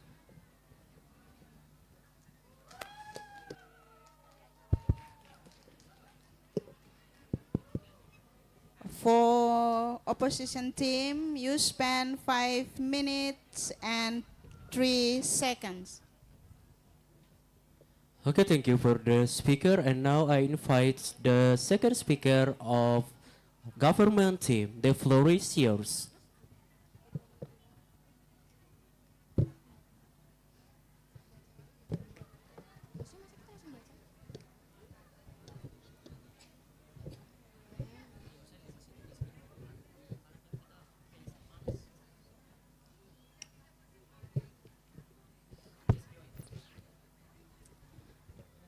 Good afternoon, everyone. The Honorable Educator, Moderator, Team Keeper, and our beloved partner. In our perspective, One of the stranger reasons why fast food should be banned in school is because it directly harms student health and learning ability. Fast food is typical high in sugar and healthy fats and salt, which can lead to serious health problems such as obesity, diabetes, and heart disease at a young age.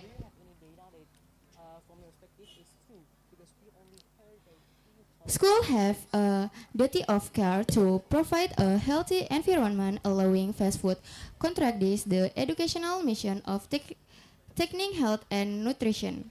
Fast food can harm student health. Some evidence and fact. According to the World Health Organization, childhood obesity has reached academic proportion. PI, please. No, thank you. High sodium and trans fats found in fast food are linked to reduced cognitive function, and brain fog in students. The positive impact is students develop better eating habits that last a lifetime, leading to a decrease in long-term health care costs. PI, please. No, thank you.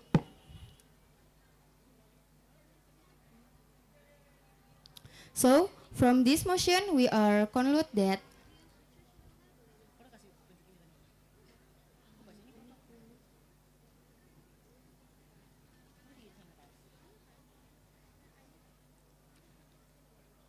sorry, I replay. That's all from us. I hand back to the moderator. Thank you.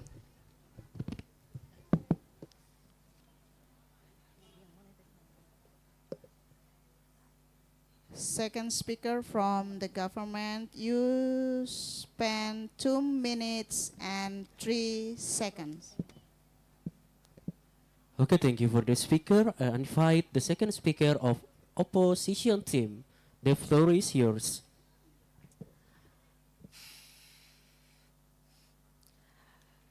Good afternoon, the honorable judge and everyone present. My name is Nadra Putra Alamsyah. My first speaker has tell her point, and I stand here to emphasize her argument with my rebuttal. But before we start, honorable judge, the government case raised on the idea that if you hide the problem, it disappears. They argue that banning fast food will magically fix adolescent health. But let's be real, this is an ostrich strategy. You cannot solve a health crisis by putting students in dietary bubble for 8 hours a day. And the first speaker has not even given us an evidence why their arguments are strong. Instead, they do not have any proofs that their arguments are not strong. The government sides claim they are protecting our cognitive performance, but according to Kompas.com, the real drivers of poor academic performance in Indonesia are teacher shortage and the digital divide, not a chicken burger at lunch. Blaming the canteen is a distraction from the real structural issues in our education system. And let's start with my first argument. The honorable judge and everyone presents, my first major point is about unintended consequence. We are living in 2026. Banning food in the canteen does not stop that food from entering the school gates. It just moved the transaction to Shopee Food or GoFood. According to 2025 consumer report by Jakpat, everyone here can check it on Jakpat.net and Jakpat.net. Indonesian youth are digital first consumers. If the canteen is banned, students will simply order delivery. Why is this dangerous? Firstly, canteen vendors are practically monitored by school staff. A random delivery rider has zero hygiene accountability. Second one, look at the headlines from Tempo.com and the Tik.com this month, April 2026. There have been multiple reports of food poisoning from standardized government meals in Jakarta. This proves that government approved is not a synonym for safe. By keeping fast food in the canteen, we retain the power to regulate oil quality and ingredients. If you push it underground, the school fence, you lose the ability to protect the students entirely. My second point is about long-term health behavior. The government is obsessed with prohibitions, but they are ignoring the official ICB guidelines from the Indonesian Ministry of Health. And everyone can check the facts from sehatnegeriku.kemkes.go.id. The ministry gold standard is balanced, not banning. Research highlighting antara news shows that restricted eating actually triggers binge eating disorders. When you forbid a student from having a certain foods at schools, they don't develop self-control. They develop deprivations, leading them to overconsume those exact foods the moment they leave the school grounds. We don't need a ban. We need nutritional labeling. We propose a traffic light sticker system. And this is one of our solution for this motion, that a concept already discussed by BPOM that you guys can check on pom.go.id. This teach students health literacy. We need to produce smart eaters who can survive in the real world, not forbidden eaters who are helpless at the moment the school bell rings. That's why we have a solution that we will make an integration with Kantin Sehat digital apps. In 2026, most schools use digital payment system. We propose integrating a health tracker into the school's payments app. And if you guys asking about what can Instruction, please. No, thank you, because I'm still explaining.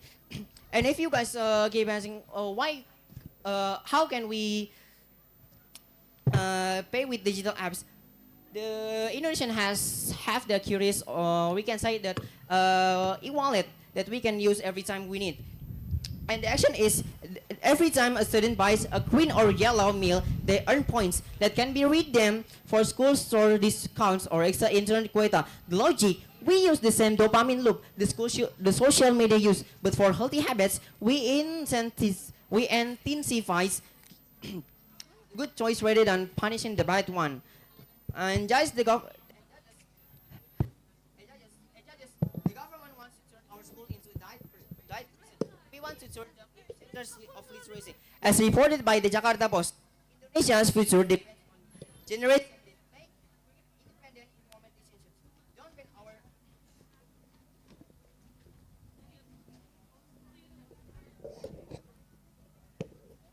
Don't ban our choice. Teach us how to manage them. Let's follow the Kemenkes data, respect the students' agency, and keep the canteens open and regulated. I'm Nazar Butalamsyah, and we beg to oppose. Thank you.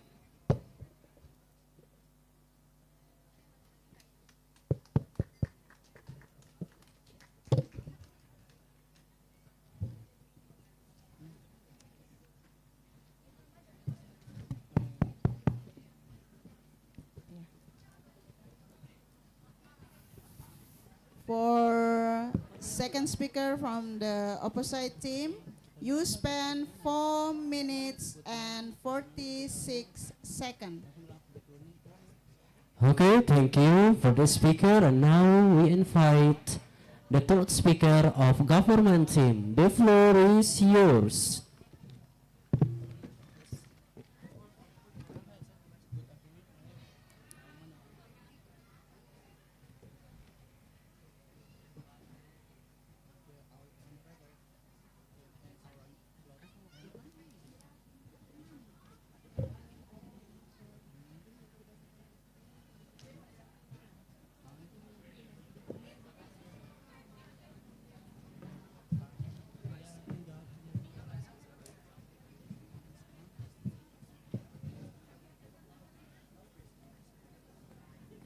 All right. Good afternoon, everyone. The Honorable Discurcator, Moderator, Team Copper, and our plot partner. Argument: school have a dirty cover and traffic in health environment, allowing fresh food, concentration and educational mission, and transitioning health and nutrition. Evidence fact, according to World Health Organization, WHO, child heart, opposite head traces academic protein, high sodium, and trans fats found in fast food are likened to desiccation conventive condition and brain food in student. A positive impact, student develop a better eating habit, that less sleep vitamin, leading to health deficits through cram harder courses. Nyanyi kan? POI, please. No, thank you. Original argument. The Brian Force is factor. First, to find this late hike in energy sugar and structured fast wheat led to energy culture, this cultural learning and food tradition in everyone class school, soul and private high quality food for high quality learning. POI, please. No, please. Okay. Adding effect, single students show that diet hike in processed food are impacted to lower a score and further normal retention in developing trainer. Itu. Berapa jam? Thank you.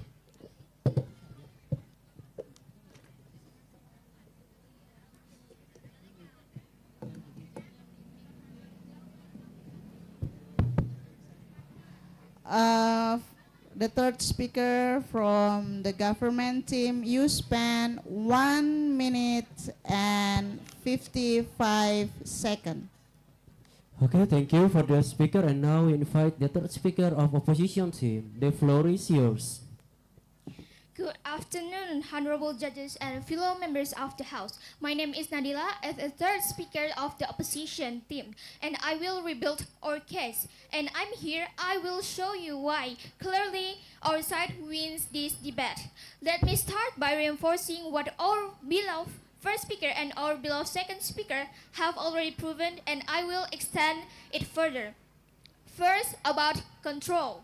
The government believes that banning fast food will control student behavior, but as our beloved second speaker explained, students will simply move to delivery apps or outside vendors.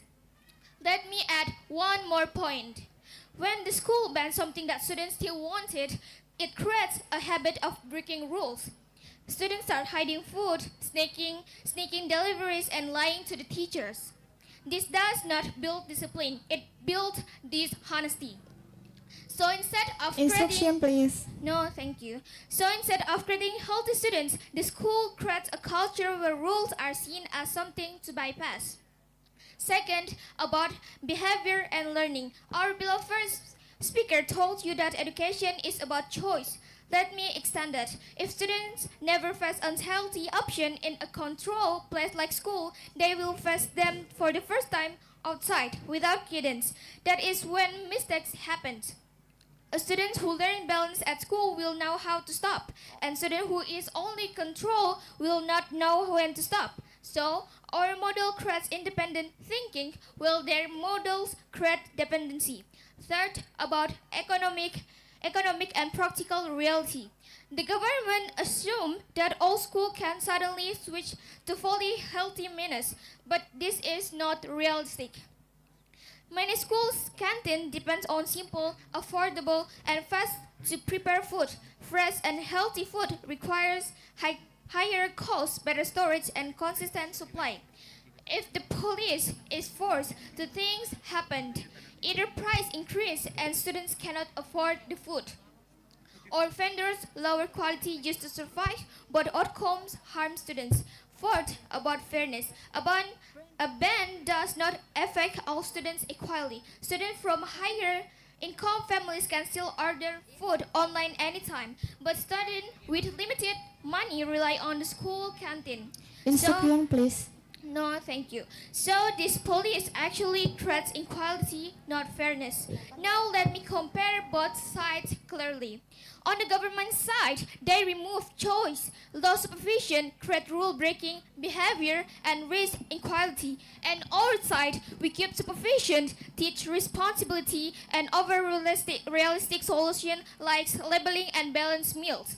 Even if their goal is good, their method creates more problems than it solves. Before I close, let me respond to their idea about protection. We agree that schools should protect students, but protection means preparing students for real life, not hiding reality from them. If students never learn how to choose, they will fail when no one is watching. Honorable judges, we are not defending fast food. We are defending smarter policy. We trust students to learn, not just obey. My name is Nadila and I strongly oppose. Thank you.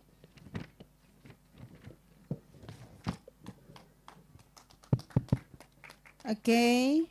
The third speaker from the opposition team, you spend 3 minutes and 35 seconds.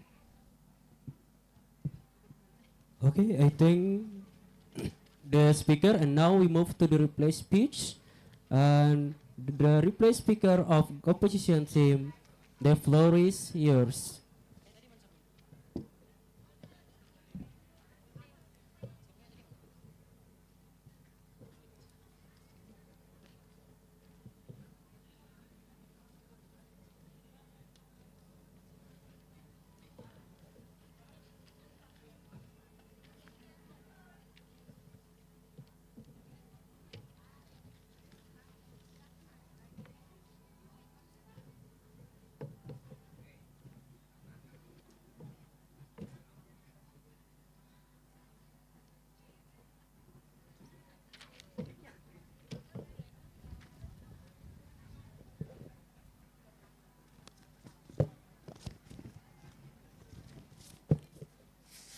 Good afternoon, everyone's here, especially the Honorable Judge and everyone presents.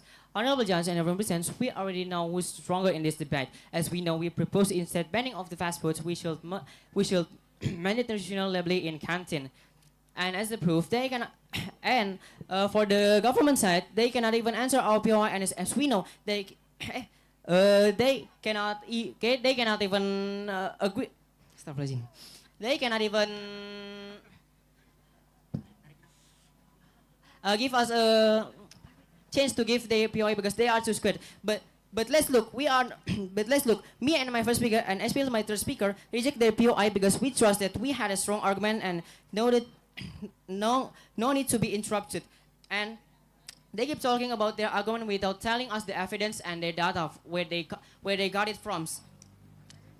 And this is a proof that and those argument and not having any evidence of concrete data, and as we know, this is a proof that they only copy paste those AI chat GPT tell about without making a two checks on their arguments instead of their arguments. Ours are stronger because we let everyone here to check our evidence as fact. We are not just disagree with their argument, but we give a solutions which is better than their argument that only agree with the motion without looking at facts in the school. Okay. And then let's look at my first speaker that has telling all of us about. And before we move to my first speaker argument, I have one last question for them that I want to ask to them. Isn't it better to teach students self-control and moderation rather than just banning the food? Shouldn't we have the freedom to choose what we eat?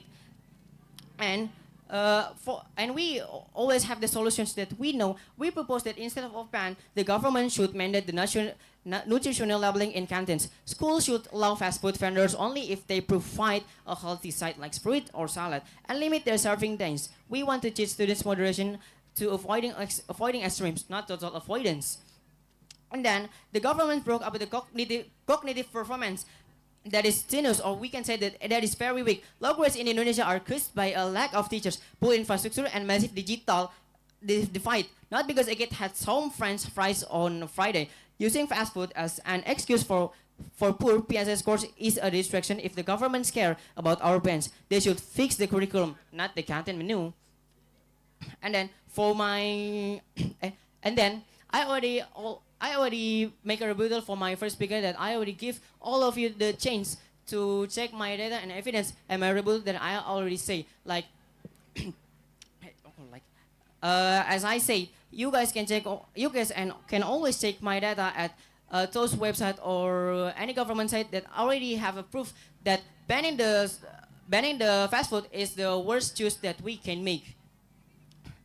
And for my rebuttal and for my last rebate speech for the third speech, instead of she already explained that. So instead of creating healthy students, the school creates a culture where rules are seen something to bypass, and the government assumes that all schools can suddenly switch to fully healthy menus. But this is not realistic. Many school canteens depends on simple, affordable, and fast to prepare food. Fresh and healthy food requires higher cost, better storage, and consistent supply. And then on the government side, they remove choice, low supervision, create rule breaking behavior, and risk inequality. On our side, we keep supervision, this responsibility, and offer realistic solutions like labeling and balanced meal. That's all for me, and I'm proud to oppose. Thank you.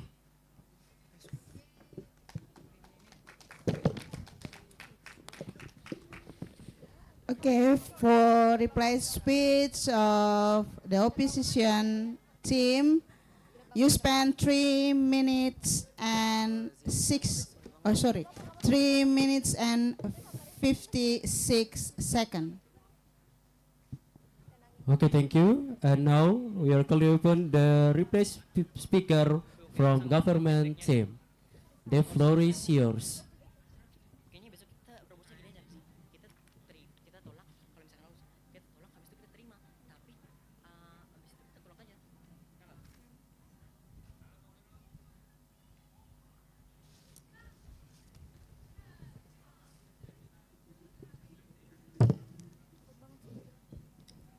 Good afternoon, everyone. The Honorable Educator and Moderator.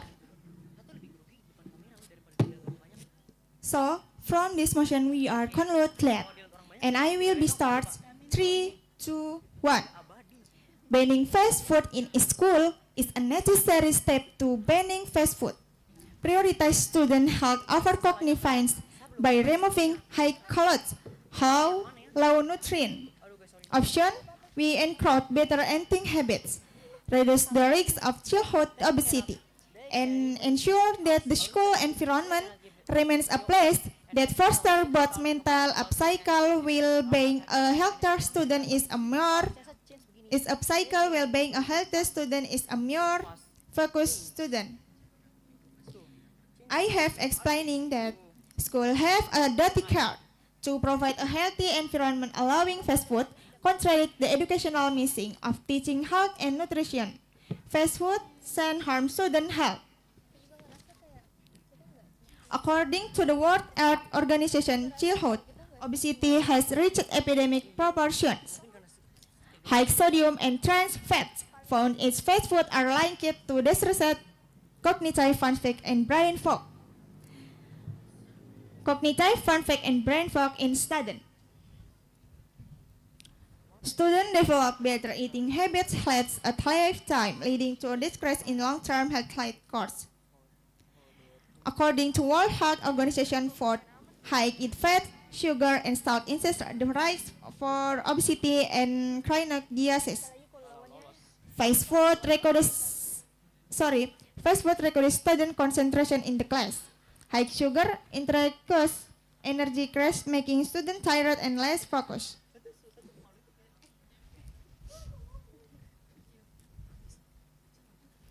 That's all from news. I hand back to the moderator.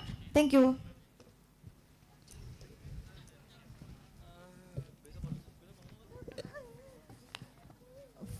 For the reply speech of the government team, you spend 2 minutes and 5 seconds.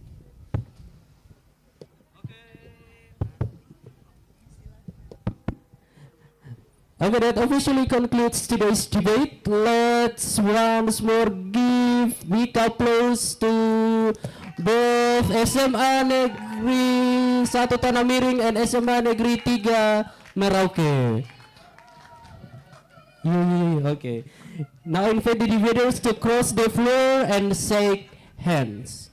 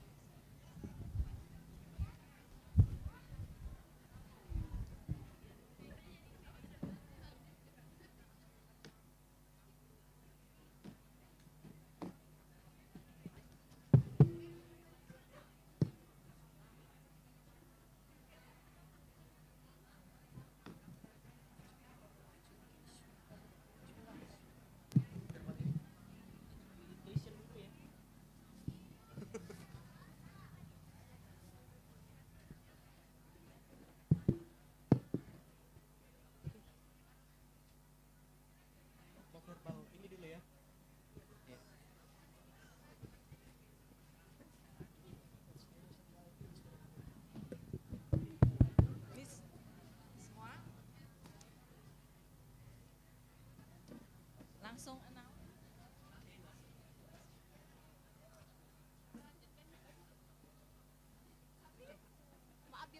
Oh iya, tadi yang pertama tadi.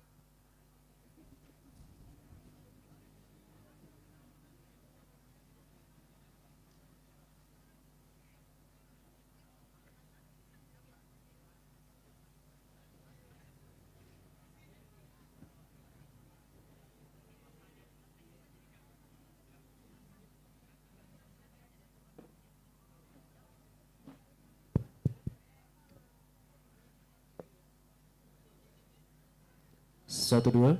Disampaikan kepada seluruh peserta untuk tidak meninggalkan tempat ini karena kita akan langsung mendengarkan pengumuman dan verbal adjudication dari Dewan Juri.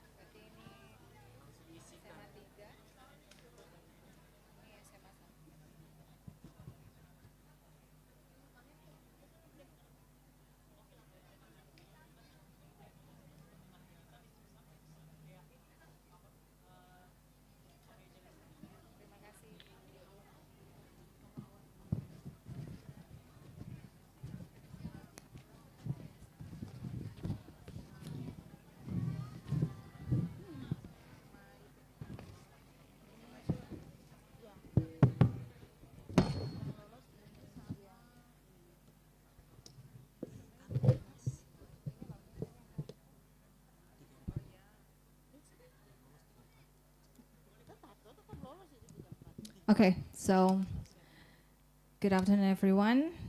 And this is my turn to announce you and to tell you what some areas that you need to improve and who will win the debate competitions to go to final round.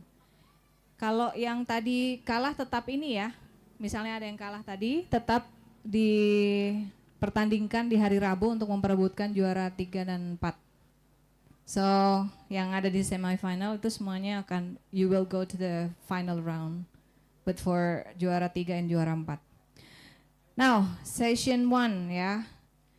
It is between SMA 1 and SMA YPPK Yohanes Merauke. I think both groups are very good, yeah. Especially, I'm quite shocked with SMA YPPK Yohanes Merauke. Where are you? YPPK Yohanes Merauke. Okay, you did great, yeah. Okay. First, SMA 1 Merauke. First speaker. Yeah, as usual, you have defined the motions and your manner is like the real debater. And you also explain the team split. And you also give us clear reasons of why Merdeka Belajar has failed to produce critical thinking. Is that true? That's the theme, right? That's the motion. And you have presented some reasons, some arguments like there is a gap between the policy of Merdeka Belajar and also the practical, the real situations in the field. There is some gap. And you told us that Merdeka Belajar requires the workload for teachers, and you have explained that. And you also said it's artificial project in which students have to do a lot of project. In one night, I've got a daughter and who is in an elementary school, and yeah, she has to do a lot of project for one day. So it's like a magic things happen. So it is not the student who do the project, but her mom. Okay, so it's a superficial project anyway. And then, yeah, so Merdeka Belajar has proved that the mark is low. The mark of the students, the achievement of the students is low year by year. And then, yeah, for me, there is no other comment. So far, so good for speaker 1. But you need to work on the pronunciation. Sometimes you miss your pronunciations. Speaker 1, where are you? Speaker 1 from SMA 1. Okay. You need to train your pronunciations more. And then the second speaker. Okay, so real debater. No comment. Yeah, you provided us a lot of evidence, and then your manner are awesome. And then, yeah, you can do the rebuttals, and yeah, it's very good. No comment from me. But you have delivered your idea more than 7 minutes, right? The result of our agreement in the last meeting last week, there is no clear rules of if a debater spends the time more than 7 minutes, what should we do? There is no specific rule. So we cannot do what you want, okay? If the time stops, then you have to stop talking. Okay, that's the rule. And then the third speaker from the government team, that is from SMA 1.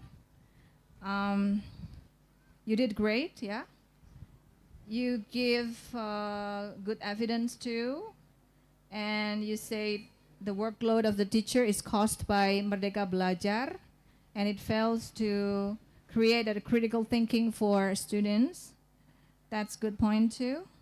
And you say it's a copy-paster. I love that. So Merdeka Belajar has created a copy-paster. So most of the students only generate from AI rather than from their critical thinking. Yeah, that's true. Okay, and then for the reply speech, it's perfect reply speech, no comment. Yeah, you have already given us a clear picture of how your debate run. Good job. Okay, for government team SMA 1. Now we go to opposition team, that is SMA YPPK Yohanes Merauke.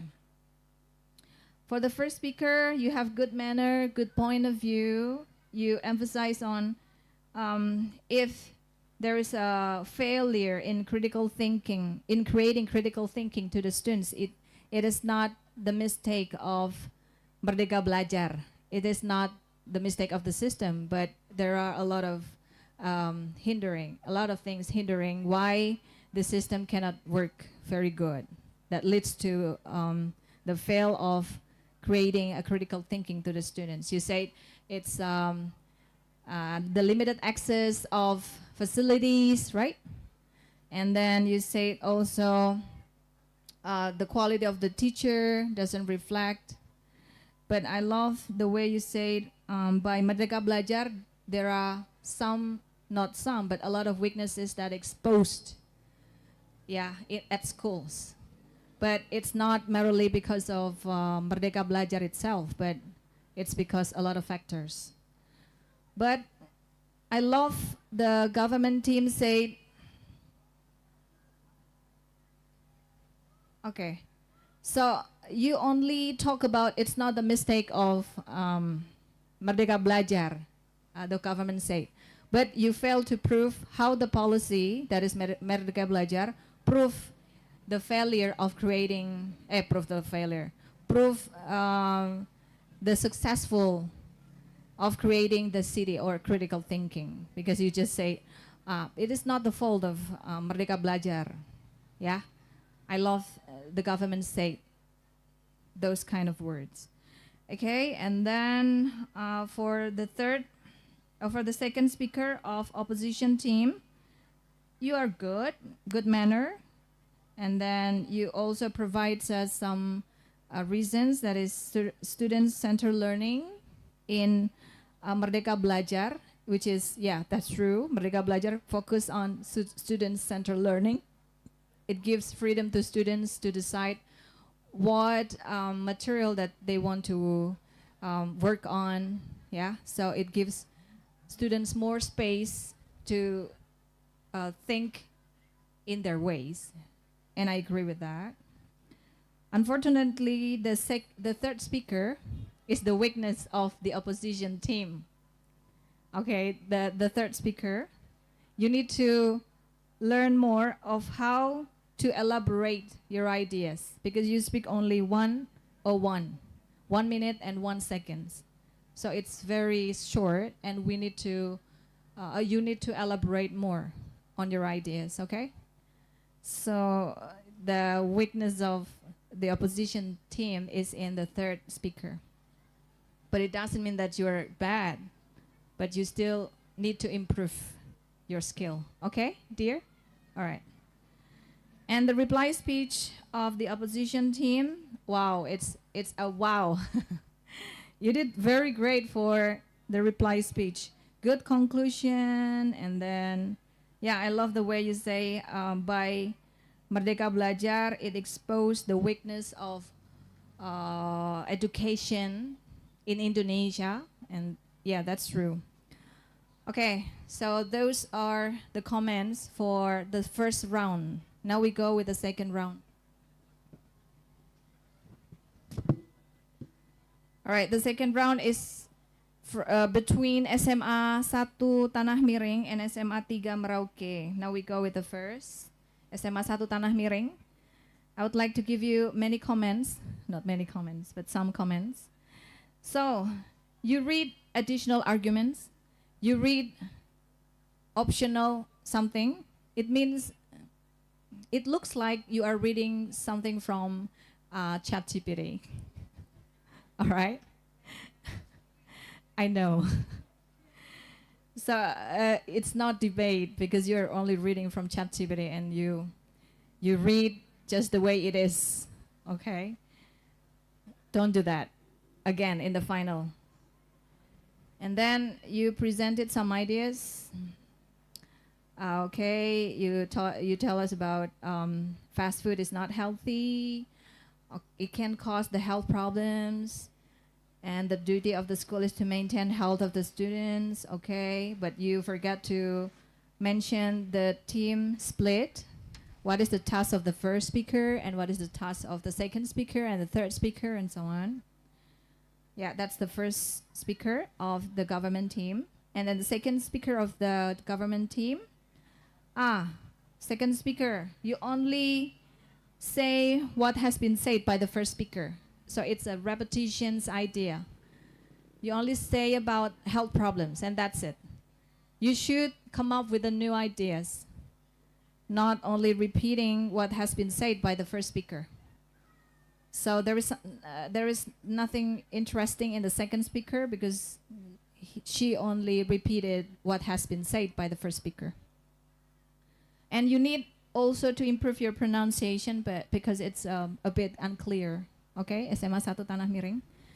And now we go to the third speaker of SMA 1 Tanah Miring. You need to improve the pronunciation because it's unclear. We didn't get what's your point. Okay, so you need to work very hard to make it clear, yeah? We don't, once again, we don't need the perfect pronunciation, but at least your pronunciation is understandable. All right, and then we go to the reply speech of the government team. Again, you need to improve pronunciation.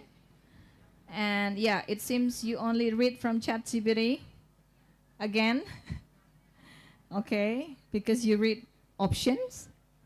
Apalagi itu, pokoknya yang ChatGPT sekali. And now we go with the SMA 3 Merauke for the first speaker. Yeah, I love the way you presented your ideas by saying there is another options that is better than banning the fast food. Yeah, you say that you can give the students awareness of choosing which one is healthy and which one is not healthy food, right? And you can also check the oil quality. Yeah, okay, that's good point. And the second speaker, yeah, you need to improve the pronunciation. No, sorry. Salah ya, sorry. The second speaker, you have good rebuttals, confidence enough, it's convincing enough, and you have good manner. And then, okay, you told us if it is banned, then the quality of the food is questionable. Because you can order from the online shop, right? Which is not guaranteed whether it is healthy or not. It is clean or not. It's better if you buy from the canteen, the school canteen, or warung at school. You can guarantee the cleanliness of the food, right? Okay. And then, yeah, there is no more comment for the second speaker.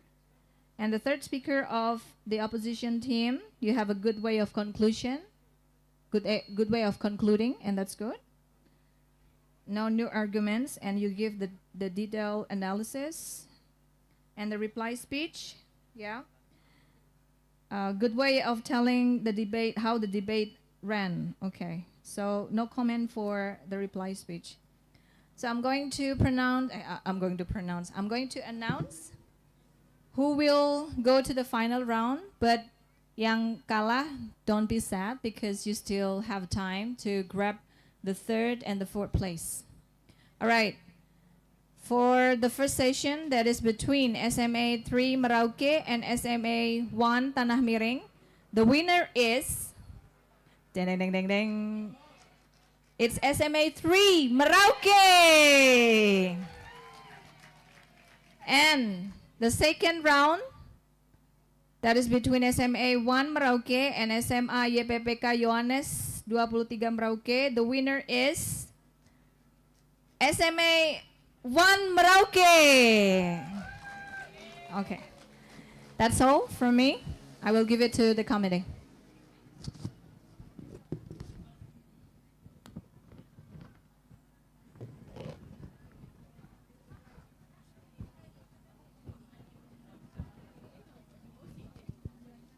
Okay, thank you.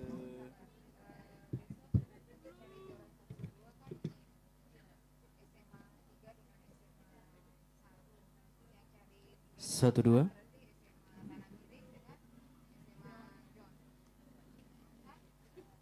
Okay, thank you for the educators that have for announcing who's the winners and go to the final, and then kita sekarang bagi promosi ya. Iya.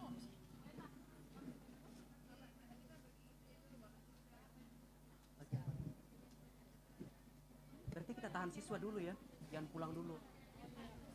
Ya, kita ibu, berarti tahan siswa dulu, jangan pulang.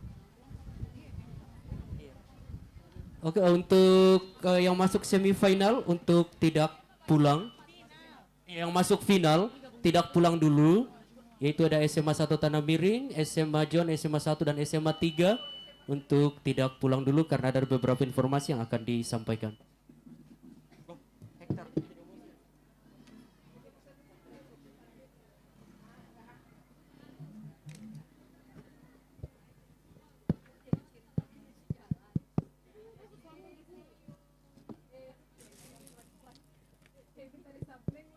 Oke, selamat sore semuanya, Bapak Ibu dan anak-anakku sekalian. Selamat sore. Marilah kita bersyukur hari ini kita sudah bisa melewati untuk sesi SMA dari penyisihan hingga semifinal. Kemudian kita akan berjumpa di esok hari untuk final.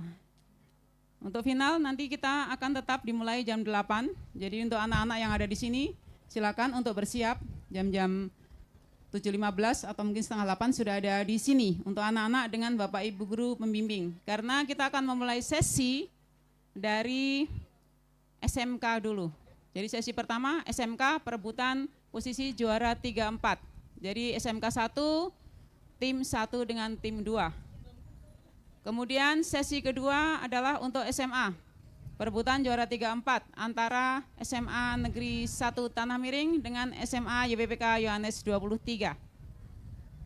Sesi ketiga adalah perebutan juara 1-2 untuk SMK.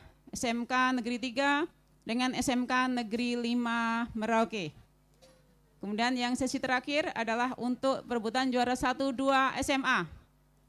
SMA Negeri 1 Merauke dengan SMA Negeri 3 Merauke. Seperti diketahui untuk mosi SMA, jadi mosi yang mosi SMK kita sudah bagikan. Yang SMA silahkan nanti bisa diatur, intinya sistemnya sama. Jadi untuk penggunaan waktunya 7 minutes for each speaker, government and opposition, and then for reply speech you have 4 minutes to have your speech. Kemudian bendera yang akan dikibarkan oleh panitia sama 1 menit, 6 minutes, and 7 minutes, and you can stop your speech. Silakan dari SMA. Jadi sistemnya sama, besok tetap kita untuk pengundian mosi, kemudian posisi government and also opposition tetap sama, untuk case building sama. Jadi diharapkan untuk semuanya bisa selambat-lambatnya jam 7.30 sudah ada di sini. Supaya tidak terburu-buru kalau ada kondisi apa, supaya kita bersiap dari pagi. Silakan untuk SMA bisa dilanjutkan, mungkin pembagian mosi dan sebagainya, silakan. Demikian, terima kasih, selamat sore.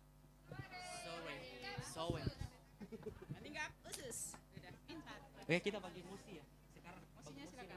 Sudah ada. Yeah. Okay, now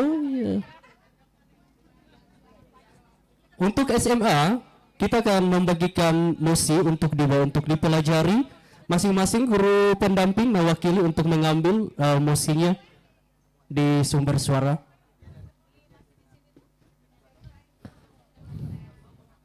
Ya, ini final debate motion for tomorrow, sir. Okay.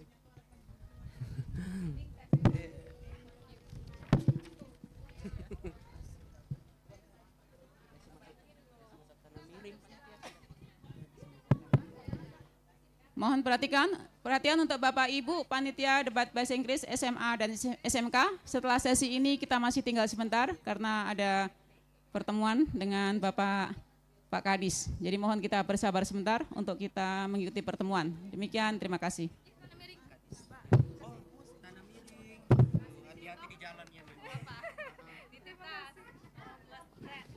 Okay.